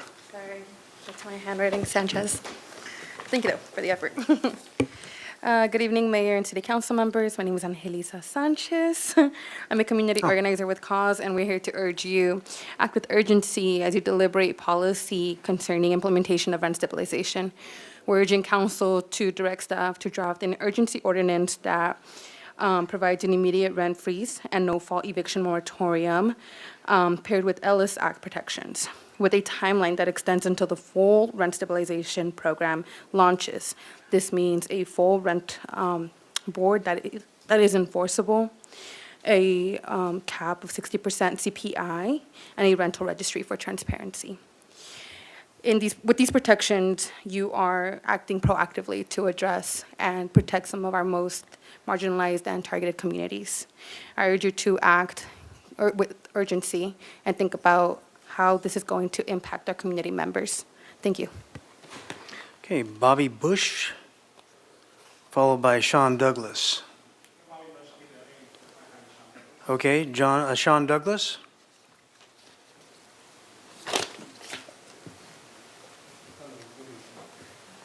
Hello, everybody. Good evening. Good evening, Mayor, Council, Mayor Rouse, and council members. My name is Sean, and I'm speaking as an employee of the Tobes Group, which has provided housing in Santa Barbara for more than 60 years. And as a result, we have the privilege of caring for some of the area's most established rental communities, and we take that responsibility seriously. I'm here tonight because the decisions you make will directly affect our ability to keep providing stable and well-maintained homes for thousands of local residents. And the people who live in our communities are teachers, nurses, service workers, and retirees on fixed incomes, the people who keep this city running. I'm a working person as well, and I see every day how tight household budgets are. We absolutely understand why tenants would want predictability and stability in their housing costs. And at the same time, the buildings that we manage and maintain and they live in are under real cost pressure. Insurance has been mentioned many times, utilities, and maintenance and labor are rising much faster than CPI.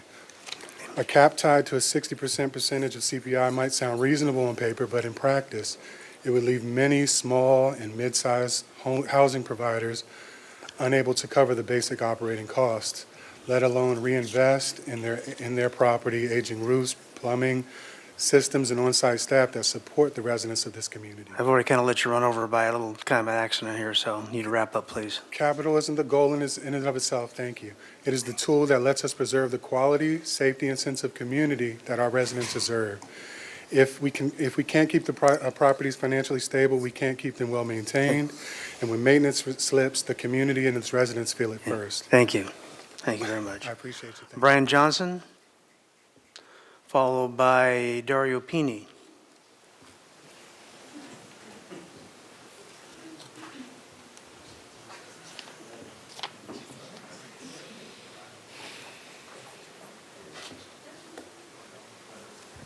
Mayor, council members, thanks. It's a bit of a hike from back there.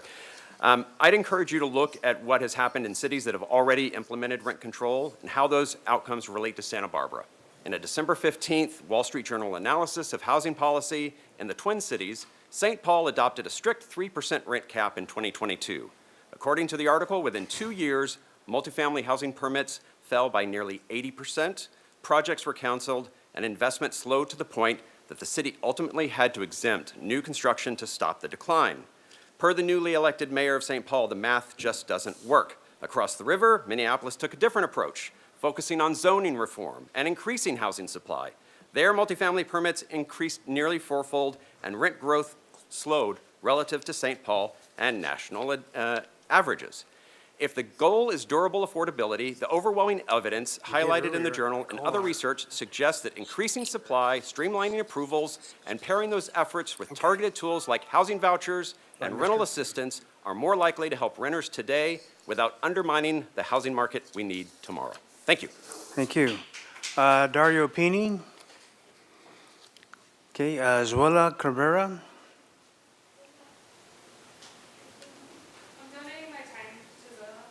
To Zuela, okay. What's your name? And you filled out a slip? Thank you. There you are. Buenas noches, miembros del concilio. Mi nombre es Zoila Cabrera. Estoy aquí este día para apoyar que se pase la implementación de renta temporal y el moratorio de renta y un moratorio de desalojo, ya que somos familias de bajos ingresos y muchas de nuestras familias tenemos que tener 2 o 3 trabajos de la renta que está subiendo demasiado. Tengo mis nietos, yo veo el ejemplo en ellos de que tienen que estar mucho tiempo con la cuidadora de niños para que los padres puedan tener 2 o 3 trabajos. Entonces, este es el tiempo que pedimos el apoyo, que se pase un moratorio de renta.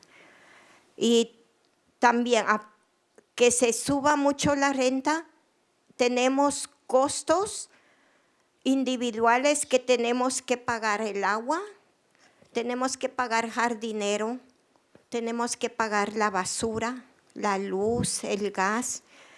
Y si, por ejemplo, estamos pagando $5,800 de la propiedad donde vivimos, eso ya se sube casi $7,500. Entonces, no todos tenemos buen ingreso, ¿verdad?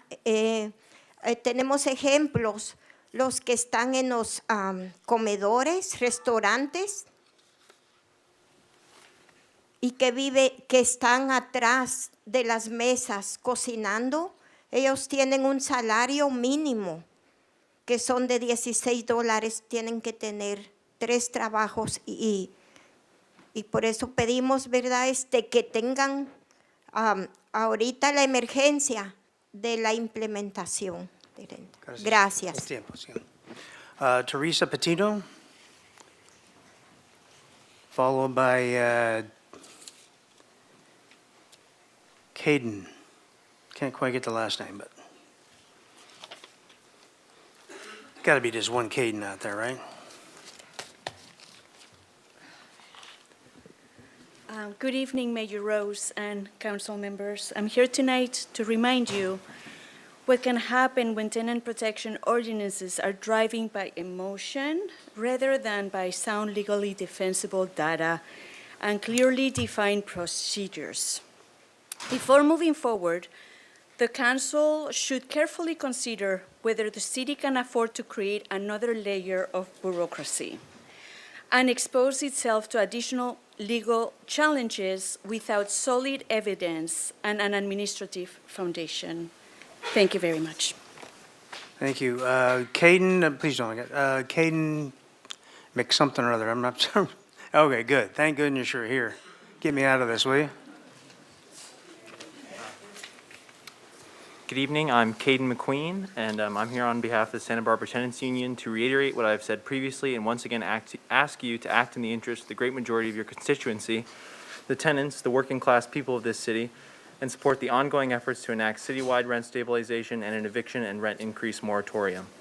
As you are no doubt aware, just over half of all tenants in this city are rent burdened. An additional quarter of tenants are severely rent burdened.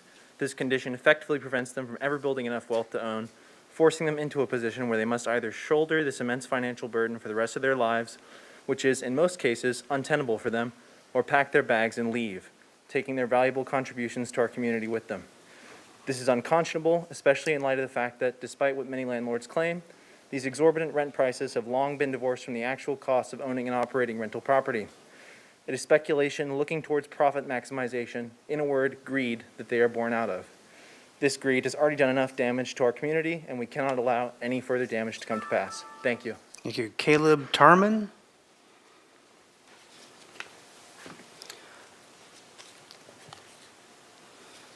Followed by Corrine Anderson? Do I wait for the little thing? Or? Okay. Oh, you gotcha, yeah. Go ahead. Sweet. So I got my AA degree at City College, and throughout that time I was living in Santa Barbara and Goleta. It was never affordable for me to be living there. The only reason I was able to do it is because I had my family backing me up and helping to cover some of my costs. And I think for me, I think if it was just me, like I'd be like, yeah, whatever, I can move back in with my parents, right? But it's not. Not everyone has that fallback, right? And I think that's important. Like, where are they going? Are they being homeless? Do they have to move? Do they have the money to move? The time to move? You know? And I think it's just bottom line. If you're owning property, you probably have some kind of recourse, and if you don't own property, you probably don't.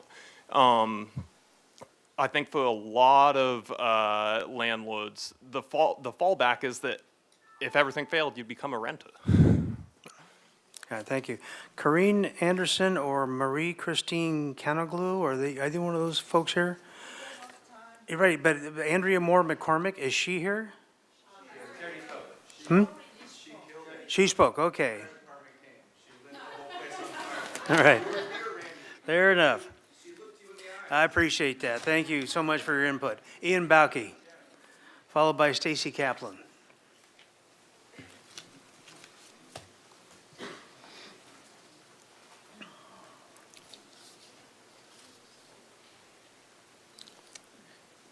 Good evening, Mr. Mayor, City Council. Disclaimer, I'm speaking solely for myself as a born and raised Santa Barbara local and as a tenant.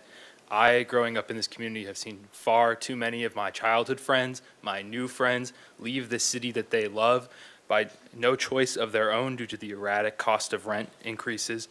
Every time that happens, we don't just lose them. We lose what we've invested in them. We lose their future services, contributions, and relationships. We lose Santa Barbara itself. We rightly spend a lot of time in this room talking about protecting the unique character of this community. That character is not defined by just mountains or red tile roofs. It is defined and redefined by the people who choose to live here despite the sacrifices it demands. Our local system is not sustainable. The people who make this city run have no chance of owning a home in the city they've built. They can barely manage making higher rents year after year. It's not just young locals, it's caregivers, those who don't qualify for benefits, seniors on fixed incomes. I urge you to move forward. As soon as a draft ordinance is written, it should go back to the council. We need a rent stabilization in addition to supply and subsidy, and we need a strong rent board, strong tenant protections. Stacy Kaplan, followed by Don Kadich.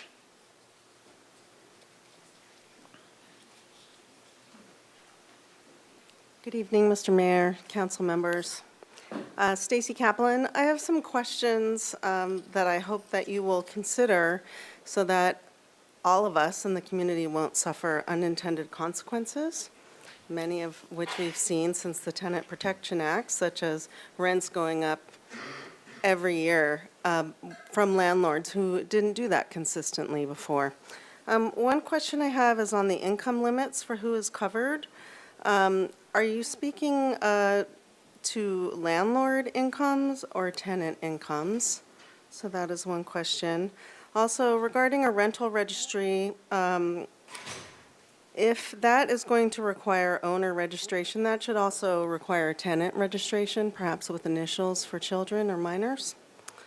We want to be fair here to all parties, and if there's going to be a privacy intrusion, all of us will bear it, or should. Okay, And, that's enough, Max. That's enough. Okay, please continue. thank you. Would the city consider allowing time for current housing laws to be fully implemented and assessed before introducing additional regulations? How does the city plan to keep locally owned and well-maintained housing over the long term if small owners are pushed out? And what role does the city see mom and pop owners playing in preserving affordable housing? You're about Also- out of time, Stacy, so Okay. wrap up. All right, I'll write the rest of my comments. Thank you. Thank you. Don Kadich, followed by Sonny Ingles. This is not a fight between landlords and tenants. This really is an issue that is decades in the making with a closed for business sign on City Hall for housing developers. And your proposal is punishing those housing providers that stepped in to fill the void. We have rent stabilization here in Santa Barbara. It's called AB 1482, which wisely caps annual increases at CPI plus 5%. I would suggest it would be prudent for City Council to heed the mounting legal storm battering other cities throughout California who carelessly overplayed their hand. The courts have intervened and have struck down or severely limited aggressive local rent control similar to what you are advocating based on constitutional grounds. In October, a judge ruled Santa Ana's tenant-dominated rent control board unconstitutional, highlighting biased decision-making and due process violation. In conclusion, let me just say, why put the city's legal finances in jeopardy to adopt a more restrictive plan that has not been proven in any location to provide long-term stability, increasing overall housing affordability, or inspiring additional housing That's time. supply? Thank you, Don. Thank you. Sonny Ingles, followed by Rob Rosenthal. Good evening, Council. My name is Sunny Ingalls, and I help my father and my father-in-law manage a small handful of rental properties in town. We keep our rents under market so we can house therapists, firefighters, retail managers, trainers. We become friends with our tenants. We value them, we value their work, and we need their work in this town. I think everybody here relies on those people. We oppose the increased moratorium and the 2% cap. We are struggling to pay for critical repairs. Our insurance has tripled in the last year and a half. Our taxes are up, and we're paying handymans $60 an hour. These people aren't licensed. We encourage you to find a solution that works for everybody here in this room, and I thank you for your time. Thank you. Rob Rosenthal? Okay, and then there's Annie Rosenthal, looks like followed. I'm sorry, to whom? Okay, very good. So, and Hillary, you're next. Come on up. So give me a couple minutes there, would you, Austin?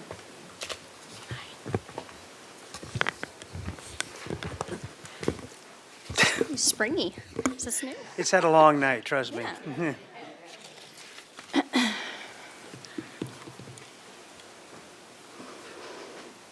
It's all yours. Oh, there's nothing. Oh, there we go. Okay, thank you. Hi, good evening, Mayor and Council. I'm a small tenant and also a mom tenant. And just sort of in no particular order on what's on the staff report, yes to a moratorium on increases in evictions with like the rollback date that was mentioned. That makes sense. Rental registry, so vital. We can all come and tell you how much our rent has gone up, but until you can actually see it in a searchable database, it's kind of just anecdotal. If the pathway that staff identified works, cool, but it needs to be accessible to the public in a clear way, not just we're searching business licenses. Please don't have it be an income restriction on, that seems way more burdensome administratively than if you had it, or if you didn't have it. yes to a rent board, a new board, different board, give them real power. They can also do some of the things that Rental Housing Mediation Task Force does, but yeah, there's lots of good examples of rent boards. Don't exempt properties of 4 or less. I don't understand why people living in those deserve less protection. Really appreciate staff for hearing the public, acknowledging that you heard the public, and that this isn't a new thing that we're just thinking about for the first time. I know the city has the capability to draft and adopt a legally defensible ordinance. I so believe in you. I so believe in your attorneys. It seems like landlords always threaten lawsuits at these, but remember, like, the real threat in our community? There's several, but one of them is on the first of the month, or whenever a lease renewal comes up, the fabric of our community tears just a little bit more because people are priced out. And there is a power imbalance. Like people said, it's a business. If you own property, if it doesn't work out for you, you can get a job like the rest of us. Thanks. Chelsea Lancaster, followed by Christine Newheiser. Okay, Christine Newheiser, followed by Anna Arce. Hi.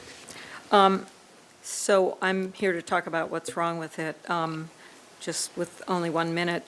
So there's really no money in the city's budget with a $7 million, something like that deficit and growing for the administration, the enforcement.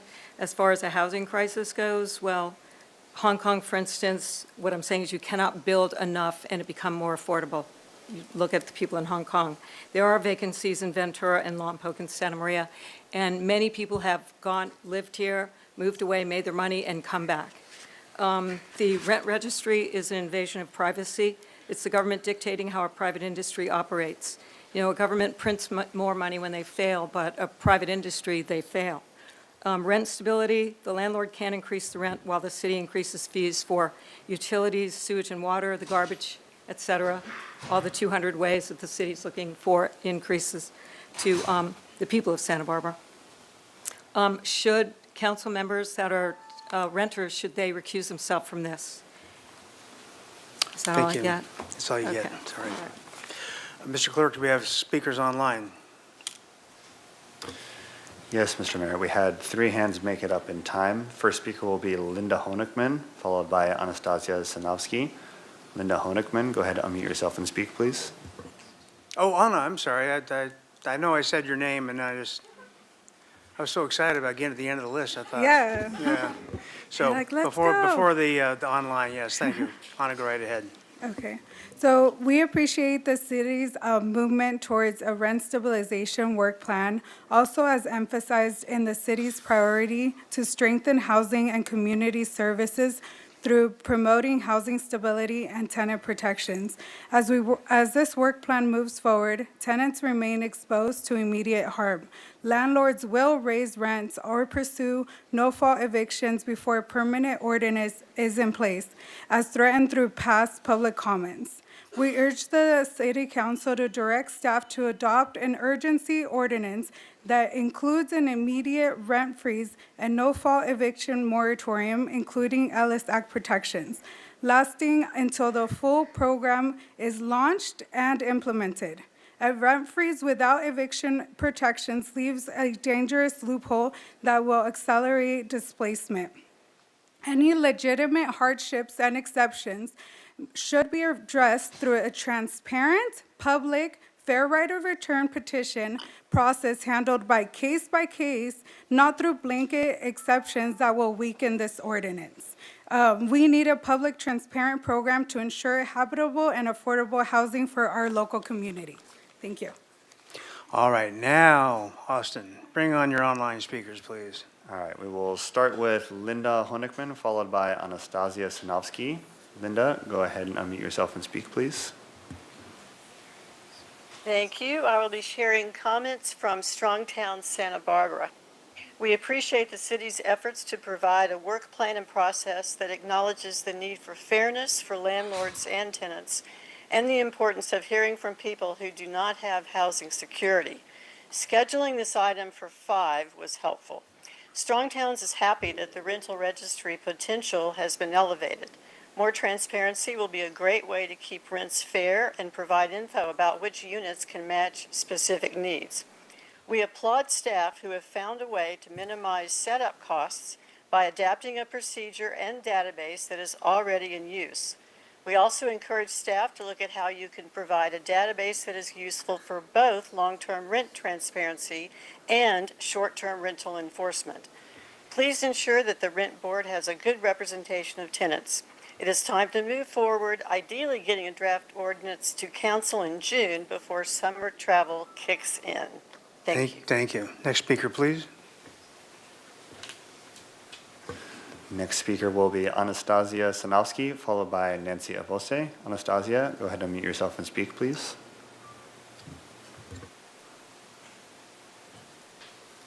Mayor Rouse and council members, my name is Anastasia Sanowski and I'm here on behalf of Planned Parenthood Central Coast Action Fund.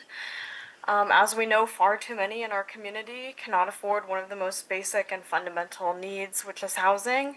And as you've heard, nearly half of all tenants in the city of Santa Barbara, those who make up our community, are rent burdened and face often difficult financial decisions, which restrict their access to choice, one's ability to adequately address their basic needs, and that can affect things like healthcare, which stands in direct opposition to PPCCAF's vision, where all people have equitable opportunity to experience health and wellness. Therefore, at Planned Parenthood Central Coast Action Fund, we reaffirm our support again for continued dialogue and strong, actionable solutions to protect tenants and increase affordable housing options throughout the city of Santa Barbara, and that these solutions are held accountable by the council and treated without delay and with the urgency that our community deserves. Thank you. Thank you. Next speaker, please. Okay, last speaker will be Nancy Avose. Nancy, go ahead and unmute yourself and speak, please. Good evening, Mayor Rouse and honorable council members. My name is Nancy Avose, and you've heard from me a couple different times on this item.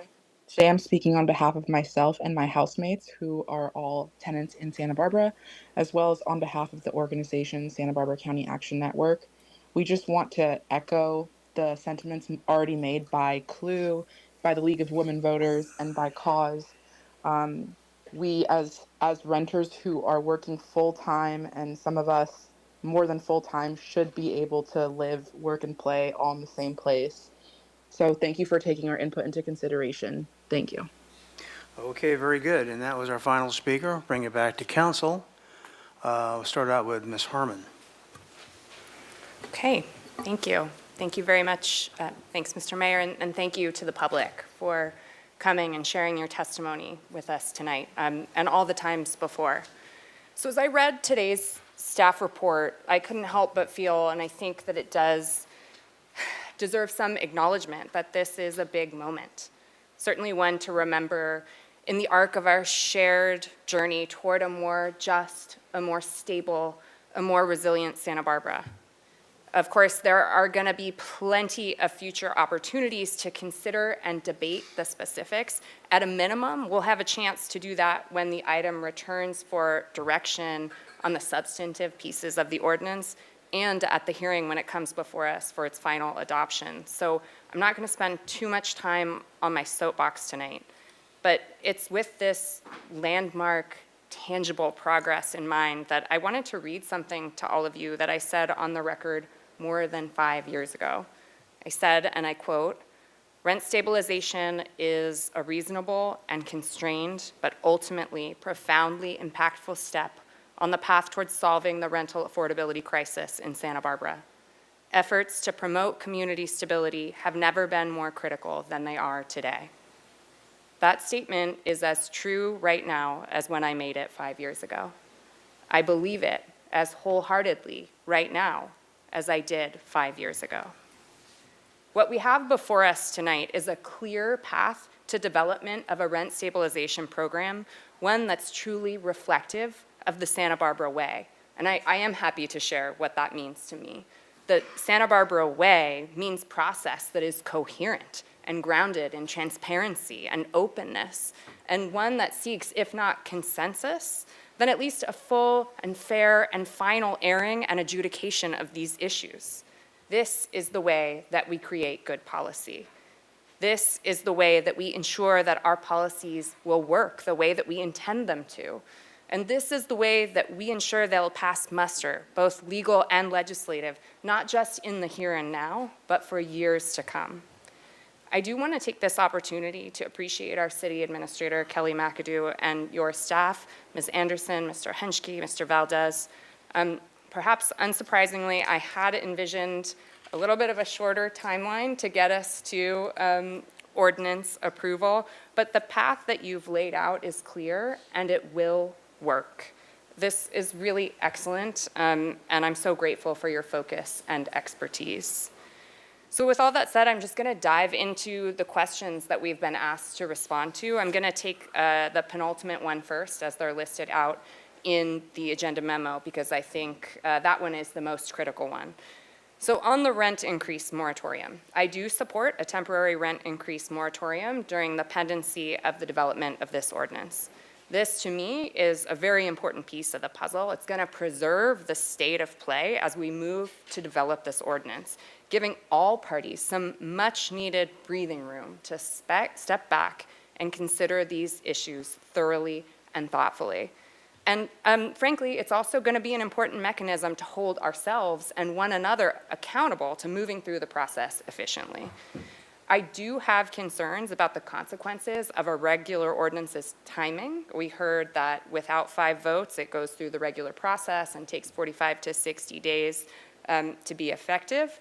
So the key for me is the rollback date, as was described by our city attorney. Assuming that's included, I will be voting yes when that comes before us.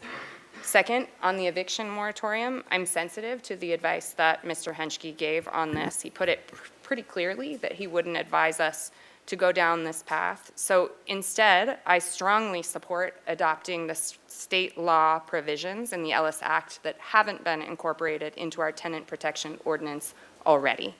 What do some of those provisions do? They prohibit withdrawing less than all of the accommodations on your property. They prohibit returning units to a market without offering the tenant the right of return and similar. These are comparatively simple options to getting to the same effect with, I think, I'm looking at our lawyers as I say this, minimal drafting required. Importantly, it's reflective of existing state law. We're not breaking new ground with this movement, yet it also closes some pretty large and gaping loopholes that are affecting our tenants right now. This is a good, defensible, immediate solution, and it's meaningful for our most at-risk tenants in this community. I hope my colleagues will consider it. Okay, so I'm going to go through the questions. Question 1, which types of units should be included? Frankly, I sort of conceptualized this to utilize the framework as it's already been laid out by Costa-Hawkins. Those exclusions are the ones that apply. Subsection A, no, I'm not inclined toward excluding 2 to 4 units or duplexes. I'm similarly not inclined toward exempting older ADUs. I will say, I personally cannot think of a reason to do so. Of course, if there is a justification for that, I'm open to considering it, but I guess if we're asking for gut reactions, that's my gut reaction. How should a program treat units owned by nonprofit or government subsidized or regulated? I'll just say that I am in alignment with the letter that was put forth by Mr. Fredericks of our housing authority. I won't spend all our time going through that. We can just read his letter. Next question, on the mandatory annual cap to rent increases. I think this is an area where the research and guidance by our team is going to be critical. I am open to and interested in both a formula that utilizes a fixed percentage and one that looks at a cap with a maximum. I think this is really one of the most important research questions that you will do to guide our collective understanding in the city and then ultimately our decision-making as a council. In section B, allowable cost pass-throughs. Again, look, my gut here is that I'm not inclined toward it, but I have to be frank that I don't actually understand what this looks like in the context of an RSO. I don't understand the interplay between the cost pass-through and where we set the cap, which I think to me is just so illustrative of why this process is necessary. I have been working on this subject and thinking about it for years and years and years, and there are still areas that I need education. So really grateful that we will have the opportunity to understand this fully. Again, I'm not inclined toward it, but I don't understand it, so I think it's an important caveat. Should the program have income restrictions so that only individuals that meet certain income criteria can participate?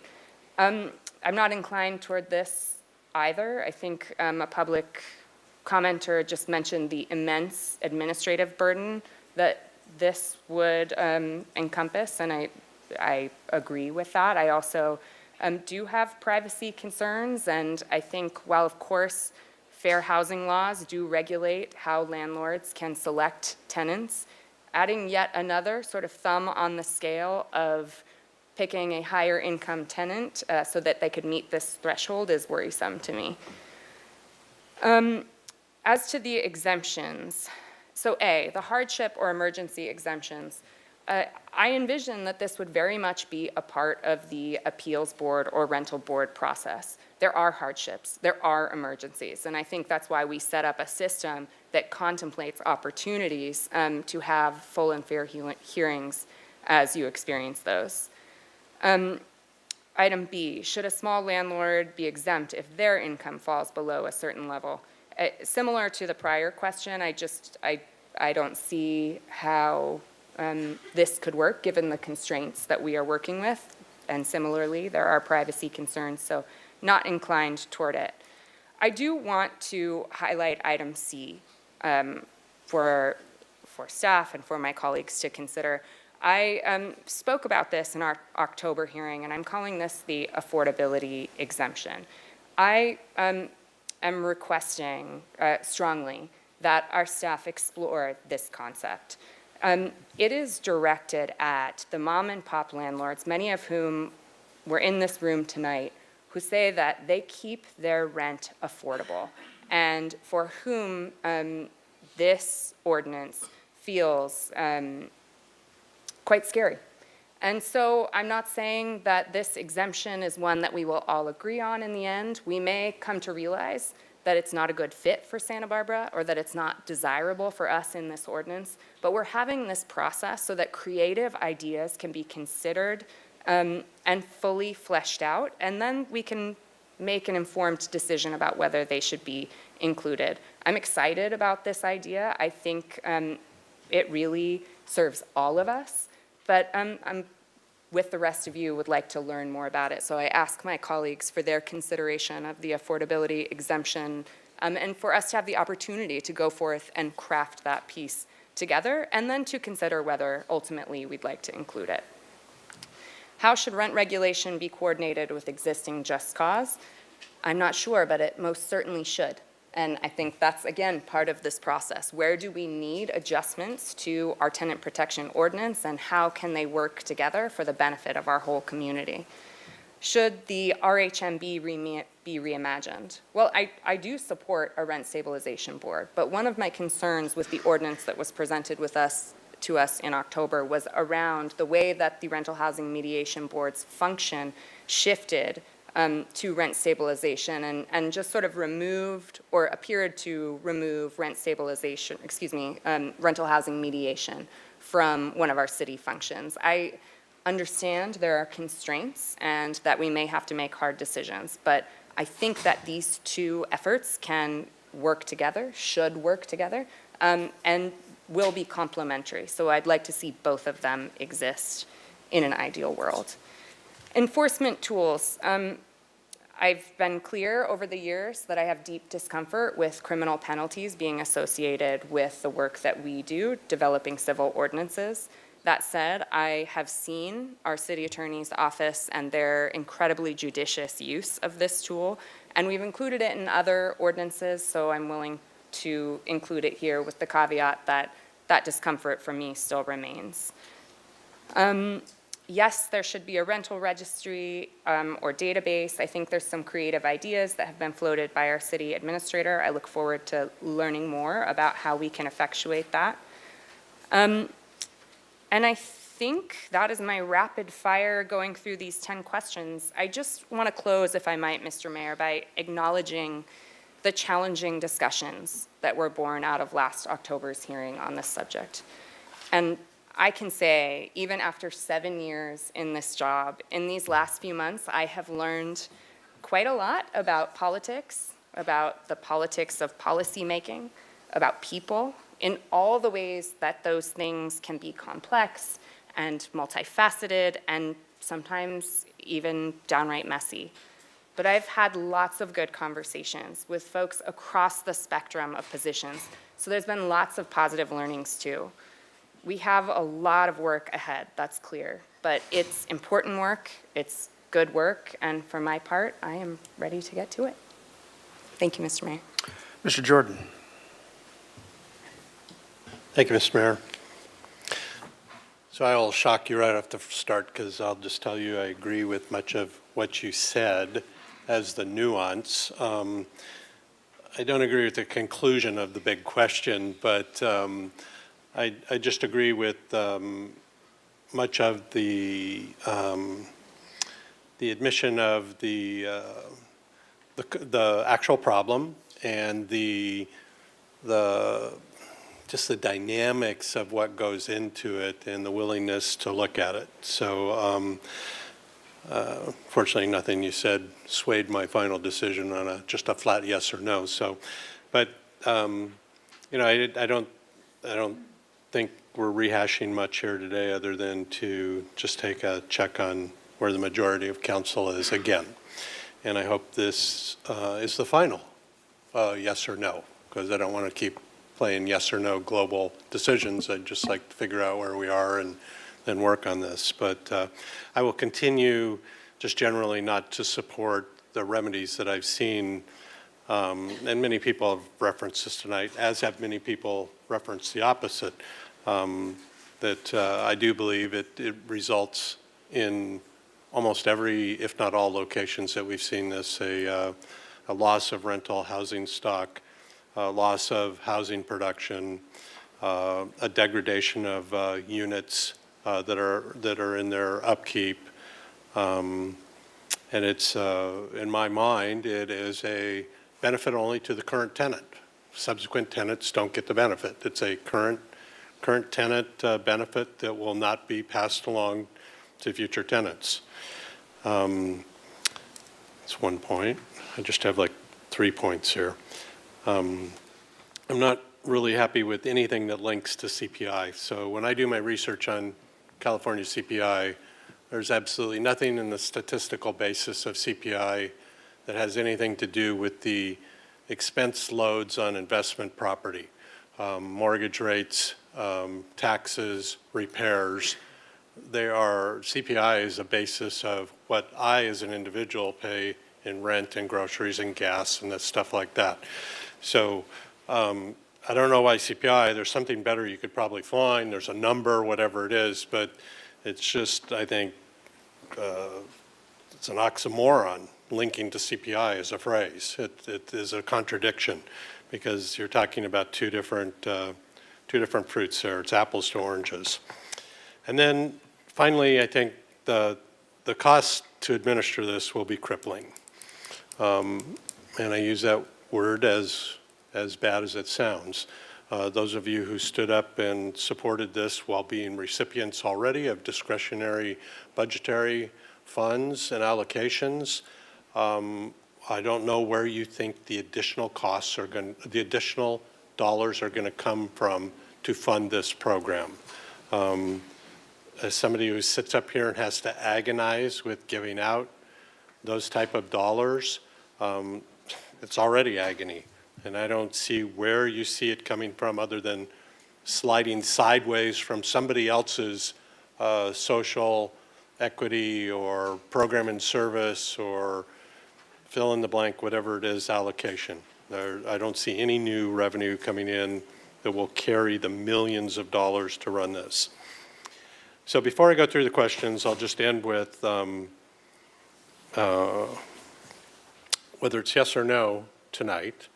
I will pledge to work honestly on the majority decision and do my best to remedy what I think are the probable consequences while respecting that majority decision.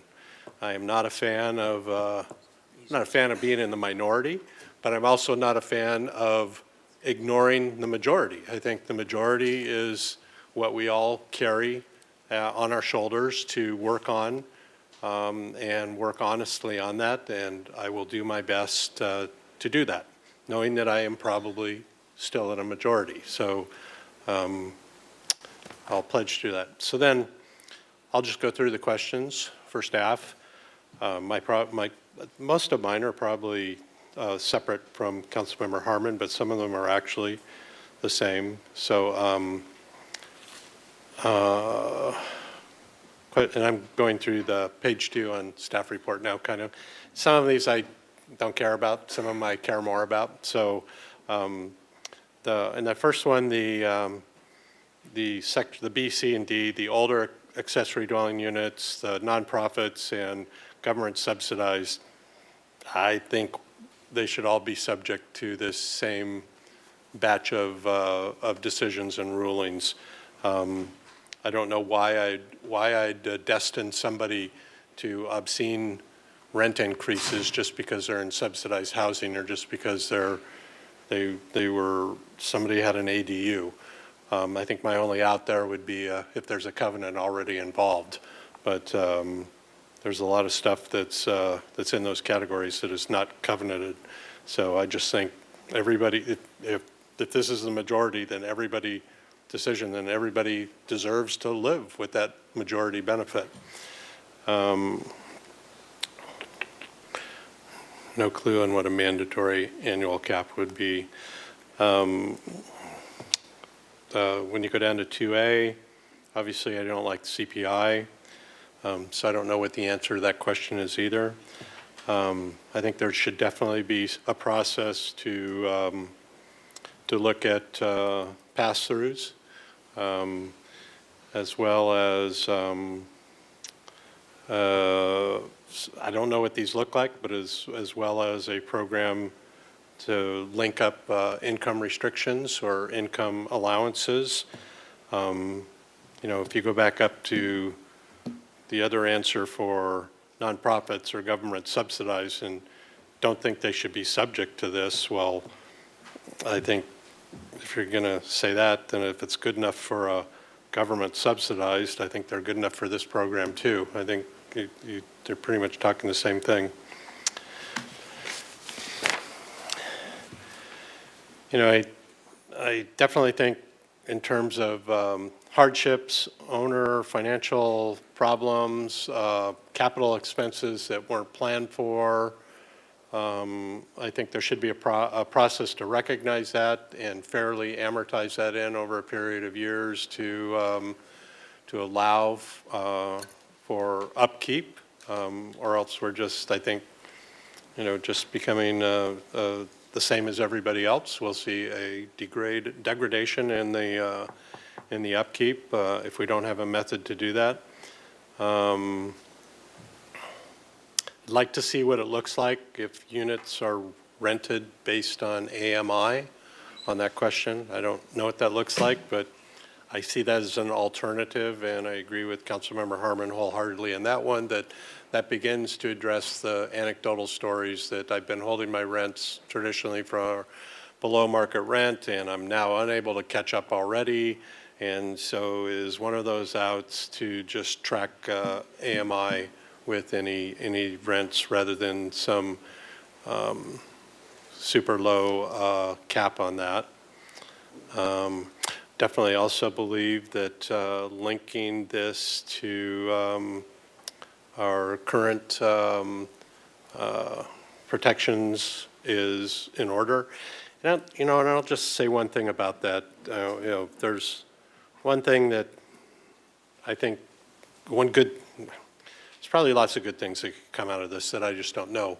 But if one can come out of this, I think what needs to come out of this too is better bureaucratic support and enforcement for what we hear that still goes on regarding eviction processes that either people are too afraid to bring to our attention, don't know how to bring it to our attention, know that if they bring it to our attention, they will just get summarily tossed out of their house, what it is. I mean, there's just enough, there's more than enough smoke there to know that all this stuff takes place, and we certainly don't have the bandwidth right now to respond to it, but I think if we're going to ramp up something that's as big and comprehensive as this, is one of the things we need to do is get a handle on what's taking place out there from people who don't know or too scared or whatever else that might be. Rental Housing Mediation Board, I would suggest that that follow the same process for repopulation like we did with the Police and Fire Commission. So at least in my mind, there is nobody that I've looked at appointing or reappointing to that board right now that was in the context of what this will become, and I would want a second bite at that before we begin implementing, and if we link up that current board. That would not mean that people that aren't on there already couldn't reapply, but we would be, just like we did with police and fire, we would be looking at them in a different context of expanded roles and expanded experience being more valuable, and just reconstitute it just like we did with that commission. Enforcement tools, I'm less schooled on the legalities involved with that, whether civil or criminal. I think my preference there would be to look for the biggest return we can get on our dollars spent while absolutely holding people accountable. You know, just the anecdotal stories of our only answer is to go to Superior Court and wait for 2 years while it works through the court system for a simple thing like a sign violation or, you know, whatever it is just so frustrating that I think whatever happens there has to have some immediacy to it, because if it's happening and we're agreeing that it's happening, it's changing somebody's life, and there should be some immediacy that we have a tool that we can put in place. And then reluctantly on the rental database, registry database, I mean, if the rest of this moves forward, I don't see any way not to have a database. I mean, somebody's going to tell me you're always asking for data, and I go, yep, I am. So I think having a database will be great.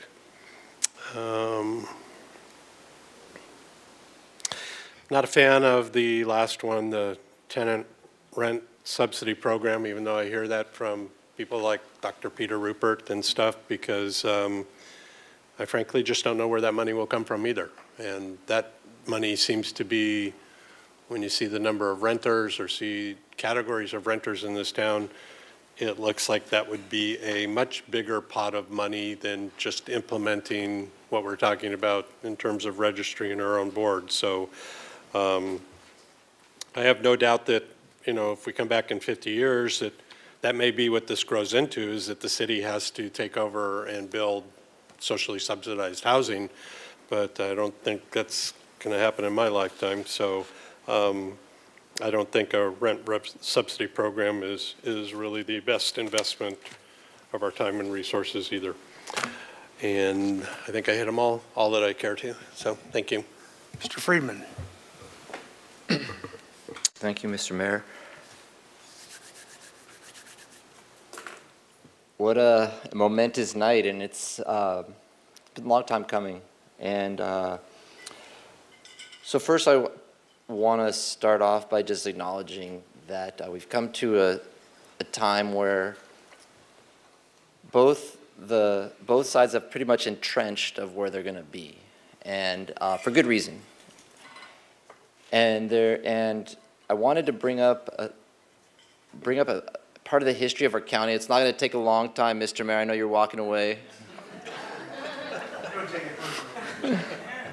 But it's important because there's two ways that this will ultimately end up. And I'll start by saying I'm in pretty much concurrence with Councilmember Jordan on most of the points that he made. But there's two ways this could go. Is we could continue to have this polarization, which doesn't serve anybody, or we can do something uniquely Santa Barbara and find a way to work through it and bring everybody together. And when you look at the current nationally, over the last 20-plus years, our country has become more divided on things. Red, blue, north, south, rural, urban, college educated, non-college educated. And it just keeps going. In every election, you get a different majority, and it goes back and forth.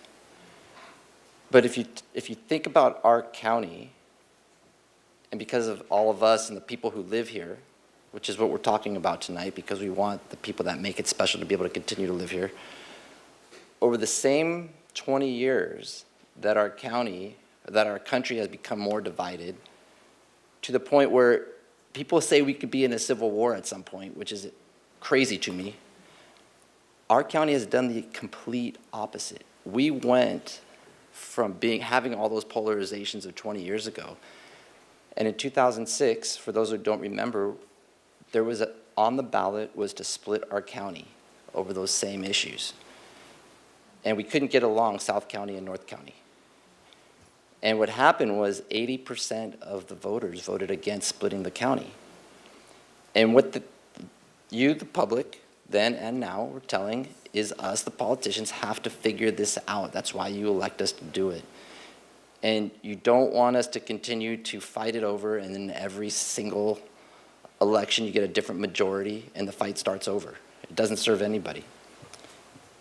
And at the same time, this is kind of personal, and start out with my career and why I think there is a path to getting somewhere today where not everyone's gonna be happy we get there, is just a couple years before that, there was 2 county supervisors. I started my career working for Naomi Schwartz. If you don't know who she is, you should look her up. Consummate, just an incredible elected official in South County. And then there was Joe Centeno, who was a conservative in the North County in Santa Maria.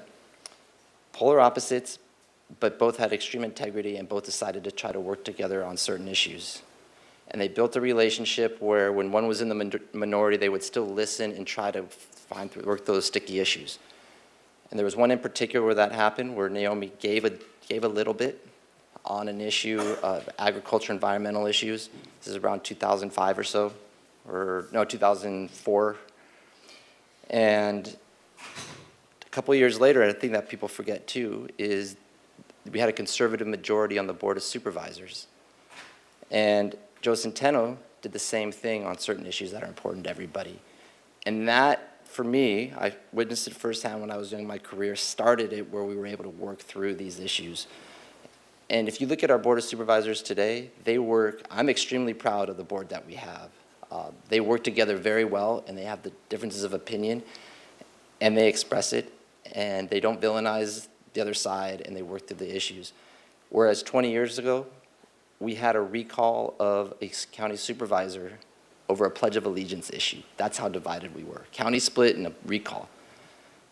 But it takes moments like these tonight to try to figure that out. So that's my long preamble. I'm sorry for rambling, but I think it's important because it might surprise people where I'm coming out on this one.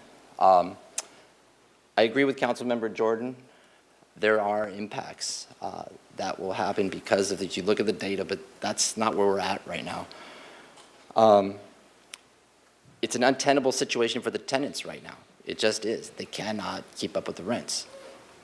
Property owners have huge challenges now with insurance, other things like that. So where I think we need to go is, and Councilmember Jordan again mentioned it, when you're in the minority on a position, you have an obligation to work with the majority if the majority is willing to listen to you and work with you on certain issues. Right now, based on Councilmember Harmon's comments, she is open to working with myself, Councilmember Jordan, and others to try to find points of agreement on it. Because the alternative is that if you're in the minority, you take yourself out of the conversation, then you have the most extreme policies that get in. And if you don't believe me, just look what happens in Congress. That's the reality, is when you're in the minority, you have to work with the majority, and they will work with you if they can. And that's what makes Santa Barbara special, because we still have that ability to do that.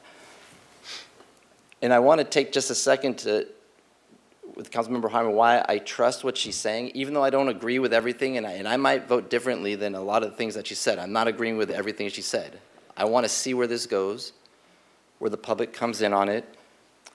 But she and I, 2 years ago, we worked for 9 months to come up with the framework that ultimately, we got a 7-0 vote on the local housing trust fund, but setting aside the money to do that, but also reforming our Human Services Commission somewhat, which is a little controversial at the time.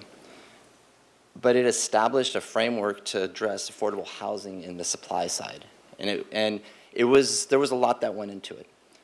That's why, through that process, I trust her that I will be able to work with her. She'll be able to hear me out to try to find a way where we can get this. So, with that, over the last, especially few weeks or so, month or so, got a petition from all of you. You blocked me right when I was trying to get in my office, and I had 3 minutes.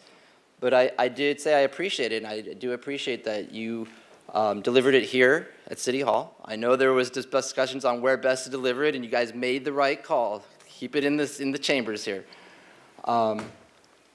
And so I've also met with property owners, rental property association, CAUSE, to try to understand this from all the perspectives, individual renters, individual property owners. And rather than going through all these, where the feedback I got, especially from those who aren't going to be happy with whatever comes out of this, property owners, is, so I'm going to list these off. And the rest of it, I really think having the public process, that's where we're going to understand where this comes from. I'm not prepared to answer yes or no on some of these. I need more data. But the number one, I think, that it's gotten brought up by both my colleagues is the 4C in the issue of the AMI. That is something that would be a priority for me, and from what I'm hearing from some of the smaller property owners, to look at rather than tying it to a CPI. In this case, it's, if you're under market, then you have that ability to adjust.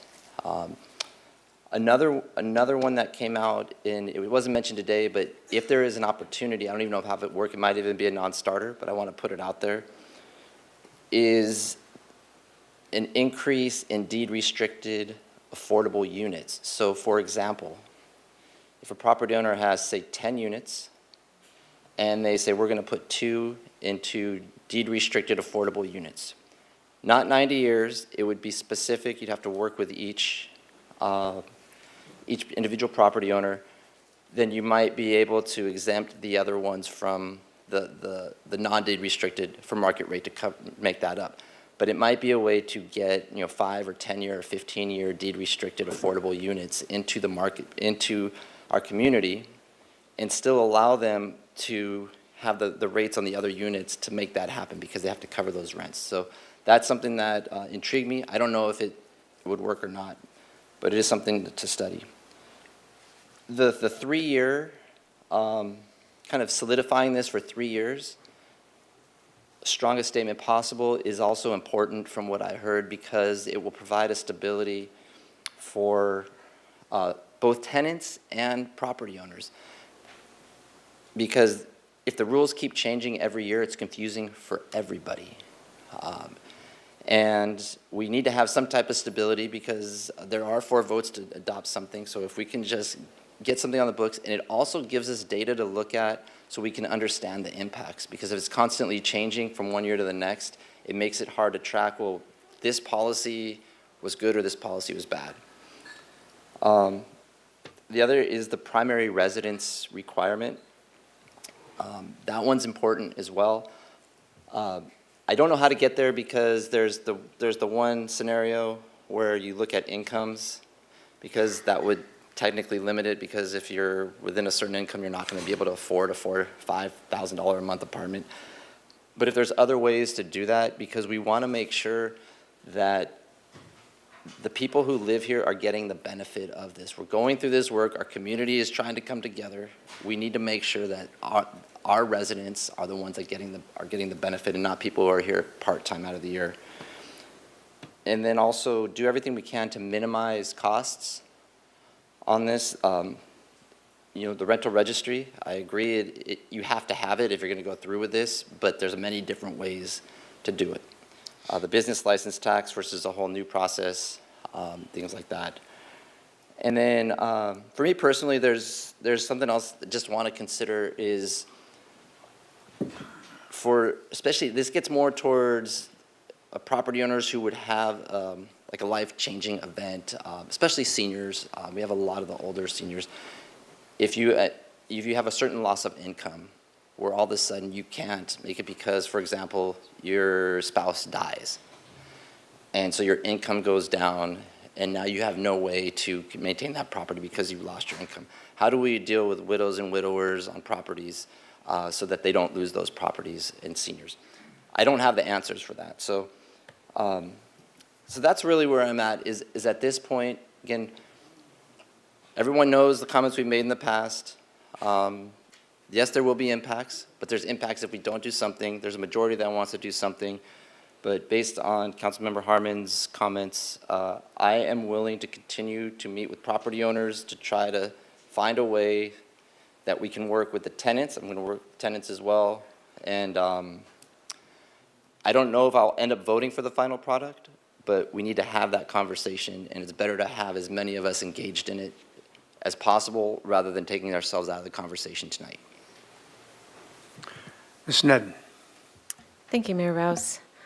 I think the overarching part of this story for me is that no one thing is going to address the crisis that we're in. It's commonly referred to the 3 S's, the 3 legs of the stool. We need supply, we need subsidy, and we need stability. So this isn't intended to be one solution that addresses everything, but stability matters. And what it means to me, and I'm sure we all have personal experiences that address this. I grew up in a rent-stabilized unit. I talk about this a lot, and actually, I'll start with that it might be anecdotal to one unit, but I've run these numbers now for that whole city. I've run these numbers for other cities. I'm sort of compiling that data, and I have preliminary, wasn't prepared to show it today because I need to just sort of get it all together. But factually, lovingly, the unit that I grew up in, I follow it. And it just happened to be made available again, and I could see photos of the inside, and it's more beautiful than it ever was. The floors have been redone, the kitchens have been redone with marble, new molding, the outside is landscaped and upkept. It is lovely. When I look at from 1971, the year I was born, what happened with the property value of this particular duplex is it went from about $250,000 up to $4 million today.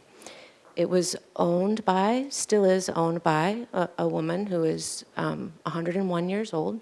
She was immigrant from China, owned a home, a single-family home around the corner. She was very kind to me, always give me a key when I locked myself out and needed to be let in. She, at different times, needed to do improvements on the property. One example is the roof needed to be done. Another example, we had a kitchen fire, and many things needed to be fixed after that. There was a rental board. She got I still have a copy of the form, or my parent does, and on it, it's amortized. This roof needs to be redone. Here is the cost to redo that roof. The cost was passed on to the tenant, and it had a sunset. It was over a 5-year amortization. Yes, unforeseen things come up. Yes, we can shoulder that together, but it doesn't mean just a blanket increase forevermore. The other thing I think that's significant about why I believe this can work and why I believe it's going to actually benefit all parties, I don't genuinely see this as a one side or another side. We are all the community, And we are all stronger when the whole community has stability and can stay. But what you can notice about this too is that the rent still increases. It's just a smoother increase, and it's spread out. So this was a duplex of 4 units. And again, just to not say it's just one anecdotal unit, I have run these numbers for whole areas and have them confirmed. It's just that this one is beloved to me because it's where I had stability growing up. It's where I had a neighborhood. It's where every kid on my block went to the same school and got to stay. It's where people still are. And yet it's still profitable, increased in value, because it's a constrained market. And where the wealth generated in this property comes from is not from the rents. It's from the increased value of the property just by existing over time. So I really want to approach this with the calm of it's going to be okay. It actually is not going to ruin profitability, but it will strengthen it and smooth it out for those who rent. A big part of what's important in this ordinance going forward, that it's important to me, is that there's the ability to have rent increases by petition, by process.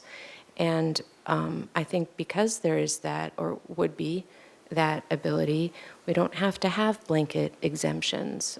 There's no reason to think that an older ADU isn't more valuable over time than a newer ADU.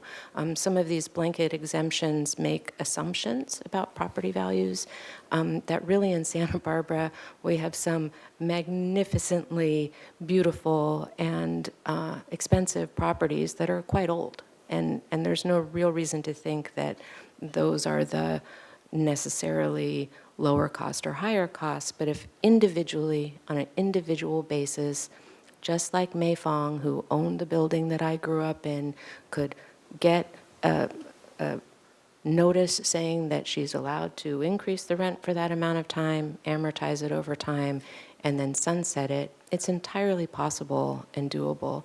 And she's not the only story, and she's not the only one. So the reason I keep coming back to that one is because it is so obvious to me that it works. So when we hear things like what happens in St. Paul or what happens in places with 2% hard caps, they don't apply to the type of ordinance that we're talking about or that I'm talking about and hoping to put forward. It's simply a different model. Of course, everybody respects Dr. Peter Rupert. He's a macroeconomist. I'm not sure that he's looked very specifically at the places. You know, I'd love for him to look at my apartment where I grew up and please explain to me why that isn't a model of success. It simply doesn't, to me, make sense from lived experience and from others' lived experience as well. So on that, I really do believe it will be okay. A really important point I'd like to make is that transparency, community input has all been very, very important. And I'll speak for myself. If I see something a different way, it's not because I didn't hear you or meet with you. I've actually met with people who have a different perspective than I do, more than I've met with anybody else. And I think if you're a small property owner, you might be able to count how many times you've met with me more. I might not have seen it the way you see it. I might still hold my beliefs that I hold. But I don't think you can say I didn't meet with you and wholeheartedly listen and try to understand. And that door is still open. If there are things that will be helpful to you in this ordinance, please, that door stays open. But I'll take exception to that this hasn't been a very, very open and transparent process. In fact, I feel like I've done a disservice to myself by being so open to waiting and to gathering more information. Starting in 2017, when I first ran, I had no political background, and at the very first housing forum, I said, we need rent stabilization. That's what we need. And I was not a political person, and I was told that couldn't happen, couldn't come forward. I didn't know who CAUSE was. I don't know if CAUSE existed then or not. I didn't know the tenants union. I don't know any activist groups or anybody else, but I had my lived experience. And as a mom in Santa Barbara, when I came here and have raised my 3 kids here and have seen how their classmates have relocated over and over and over to the point where they don't even put anything up on the walls because they don't feel it's home. And I compare that to my own growing up, where we were stable. We were in the same place. We had the same classmates. It's heartbreaking what happens with children. It's heartbreaking what happens with seniors, senior women, the fastest growing group of homeless individuals, because the paycheck doesn't keep up. The Social Security check doesn't keep up. I'll go back to why in 2017. It was because my heart experience told me that it works. So it's not really, well, I don't think anybody supported my campaign at that time. So to be honest, it's not because of campaign supporters. It's I sought out people who had information, who had expertise, who had experience in this type of work. So thank you, CAUSE. Thank you, Tenants Union, for being informed people who helped to inform my later choices. But I'll claim it as my own for years, saying, I think this is what we need to do. Then Councilmember Gutierrez and former Mayor Kathy Murillo brought forward a 2-person memo wanting a 2% cap. At that time, COVID, all the other things, there was a lot of please wait, get more information. I looked back over my notes meeting with the Realtors Association at the time, and I have quotes in there. I was taking notes at the time we're meeting, and they're saying, this isn't the time. That COVID is a crisis right now. Rents will normalize. Give it time. They're going to come down. Well, looking that up, since that time, rents have gone up 30 to 60% since then. And I feel sorry. I feel sorry that the delay cost an additional 30 to 60%. In the meantime, property values, we just had the Ed Hat headline, Santa Barbara County leads California with the sharpest home price gains. In that same period of time, property values have gone up 30 to 60%. And as a homeowner who's done absolutely zero improvements to my property, I know that property values go up even if you're doing nothing, even if you're not renting it out. So the rent that you're receiving is on top of the profit of that property doubling, tripling in value. And I know when you do the pro forma, the property value isn't part of that calculation. So it literally is on top of everything else. That profit is on top of it.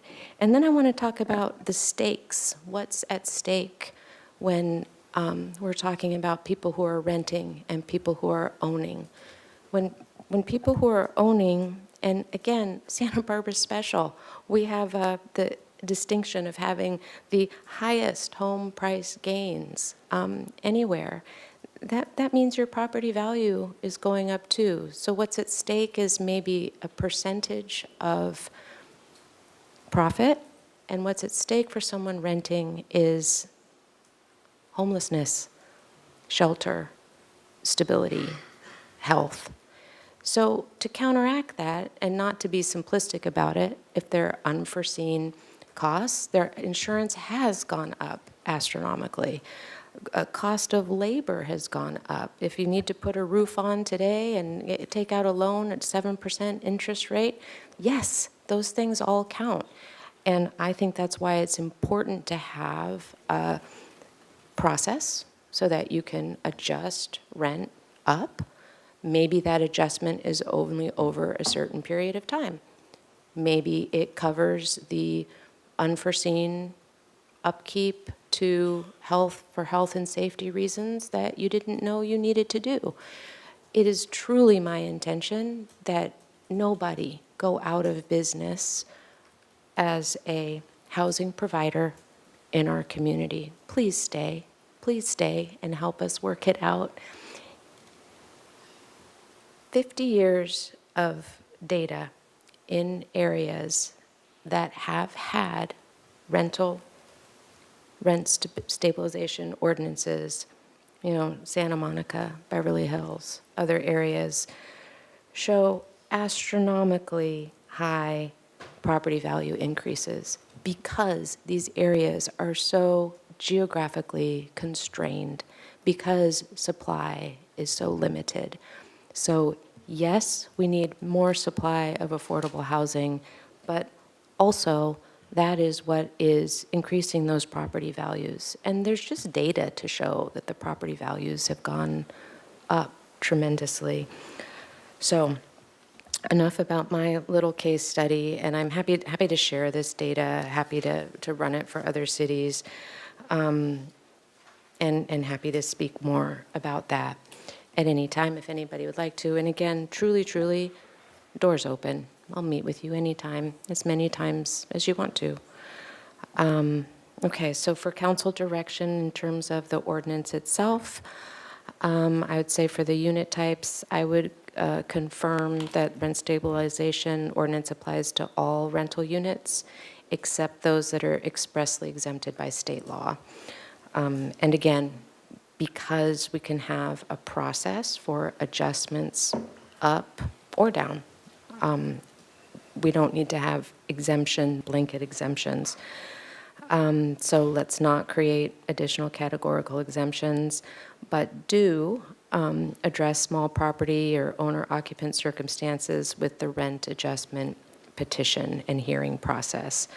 We want to ensure a fair rate of return, and that should be the guiding principle on that. So same applies for no blanket exemption for older ADUs or other ADUs. Again, we really want to rely on addressing the small property and owner-occupant circumstances through a rent adjustment petition and a hearing process. The same with nonprofit-owned units. Same, they can go through the individualized petition and hearing process. So across the board, I would say the only exception is if something is already deed restricted to stay at a low rent in perpetuity, then, does it matter if it applies or doesn't? We'll just have the deed restriction, be the dominant. For the pass-through, the mandatory annual cap or pass-throughs, I don't think we need to authorize automatic cost pass-throughs by right. I think, again, that individualized petition and hearing process can address that, just like worked with Mei Fong and our roof that we helped pay for, because that was approved by the board. Went through, there was a date, there was a time, it was reasonable, it was done. Nobody got displaced, and nobody had to sell their property. I do believe we need to tie it to some formula of consumer price index, because that's what is affecting everyone, both the property owners and the tenants, and it's tied also with inflation, and sometimes goes up very high and sometimes is stable itself. And so some percentage, either some percentage plus a percentage of CPI, but somehow tied to CPI. I don't support a hard percentage cap just by itself. So I think you can look into, there are many examples of other cities and see what works for us. Again, any capital improvements or unavoidable costs, again, those insurance costs or unforeseen costs, they can go through the petition process. Income restrictions, I don't think we need to do any, I've learned this new term, means testing. Did not know that term before, but don't impose income eligibility restrictions for participation. My worry on that is that then people won't rent to people who have lower incomes because then they'd be worried that then they would be subject to rent stabilization. So no, I mean, let's just keep it stable, and then that eliminates a whole level of bureaucracy also. Same with, unit types or any of these others. I do think it's really important to be able to address financial distress or solvency. And I would say that might be in reverse too, that tenants also are able to possibly get subsidy or aid in that circumstance. We don't want anybody to be in that distress on either side of that symbiotic relationship.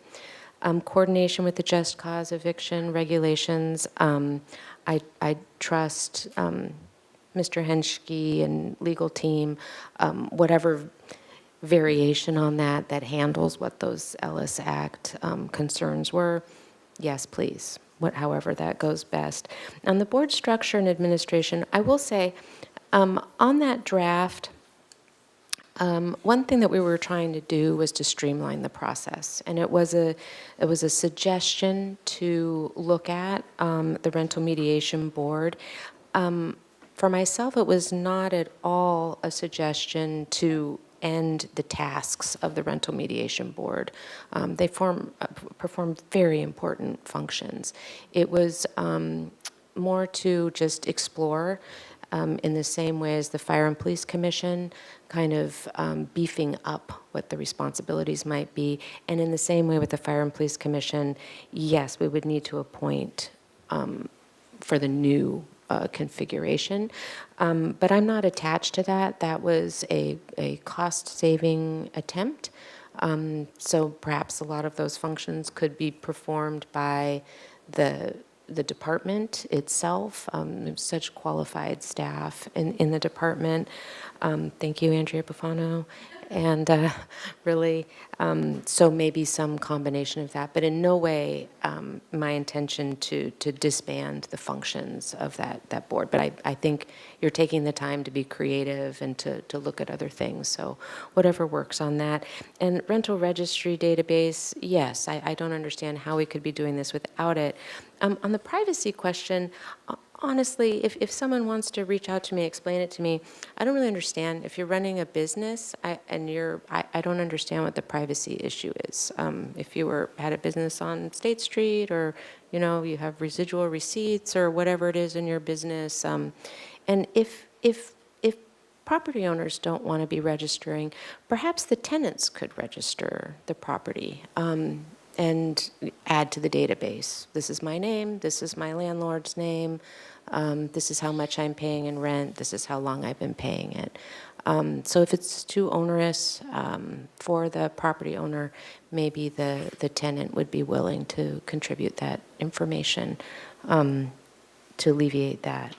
So yes, rental registry in whatever way that makes sense, and very, very important that any ordinance allows for a petition and allowance to adjust up or down. And I'm very grateful for the framing of this and for bringing it forward. Thank you. Ms. Santa Maria. Thank you, Mayor Rouse. I want to first start off by thanking our staff for all of the work that you're putting into this community effort and all of the efforts that you will continue to put in. I know that this will be a long process, but I am hoping that we can take some necessary interim actions in the meantime. And I also want to thank every one of you who put me in the seat to begin with, who played a role in me even sitting here and representing you on this side of the dais after spending so many years organizing alongside you, wishing I had more than 1 or 2 minutes at the podium, trying to sound the alarm of the dire need for protections now. But before I get into any specifics, I do think it's important to note a few facts. One is that the market alone cannot solve this crisis. It is, in fact, because we have left it mostly up to the market that we are in the situation that we are in. The situation we are in is one where 79% of our city's unhoused residents experience homelessness for the very first time in the county of Santa Barbara. That completely counters when sometimes folks say, oh, these are outsiders taking up our resources. No, these are our neighbors that got pushed out into the streets, often through evictions or rent increases that they simply could not pay. The situation we're in is one where at least 33% of our seniors are on fixed incomes. These are folks who cannot, as much as they may want to, simply cannot keep up with drastic rent increases. And these are things that we can prevent. When people tell us that we're hanging on by a thread, they mean it. I've seen it. And I think there are people hanging on by a thread on both sides for different reasons. And I think there is a way to address this. So to everyone in this room, help us stop the problem from becoming worse. We can do that by preventing displacement and homelessness before it happens. I see the efforts that we're undertaking today doing that very thing. So I'll go into the questions, and I will try to be as brief as I can. But the first one regarding what type of units should be included or excluded, it's important to note that about 31% of the housing in Santa Barbara are in buildings containing more than 4 units.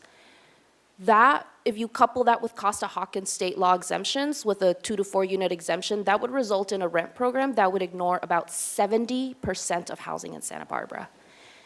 An exemption for the small buildings in the name of protecting small landlords would actually leave thousands of tenants unprotected and would not have the intended effect that we want. Any such exemption well, truly, in my opinion, for all of the exemptions here listed, I believe firmly that there should not be any blanket exemptions beyond state law. Any exemptions that a property owner would like to be considered can and should be addressed in a robust appeals process, because we need to be able to tailor those solutions to a property owner's individual needs. We got to remember that a large or corporate landlord can also buy these small properties.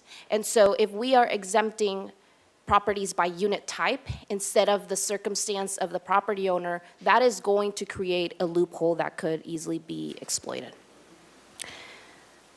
The best practice will be not to exempt thousands of units. We don't want to leave these families unprotected. We need to create instead a strong, effective ordinance and a rent board with an adjustment appeals process that can work for everyone. Similarly, along the lines, a staff report asks about older ADUs. Again, categorical exemptions inevitably create target asset classes for speculative investors. Again, the best practice is not to provide those blanket exemptions. We need to provide a meaningful, accessible, and efficient adjustment process that ensures a fair return for property owners.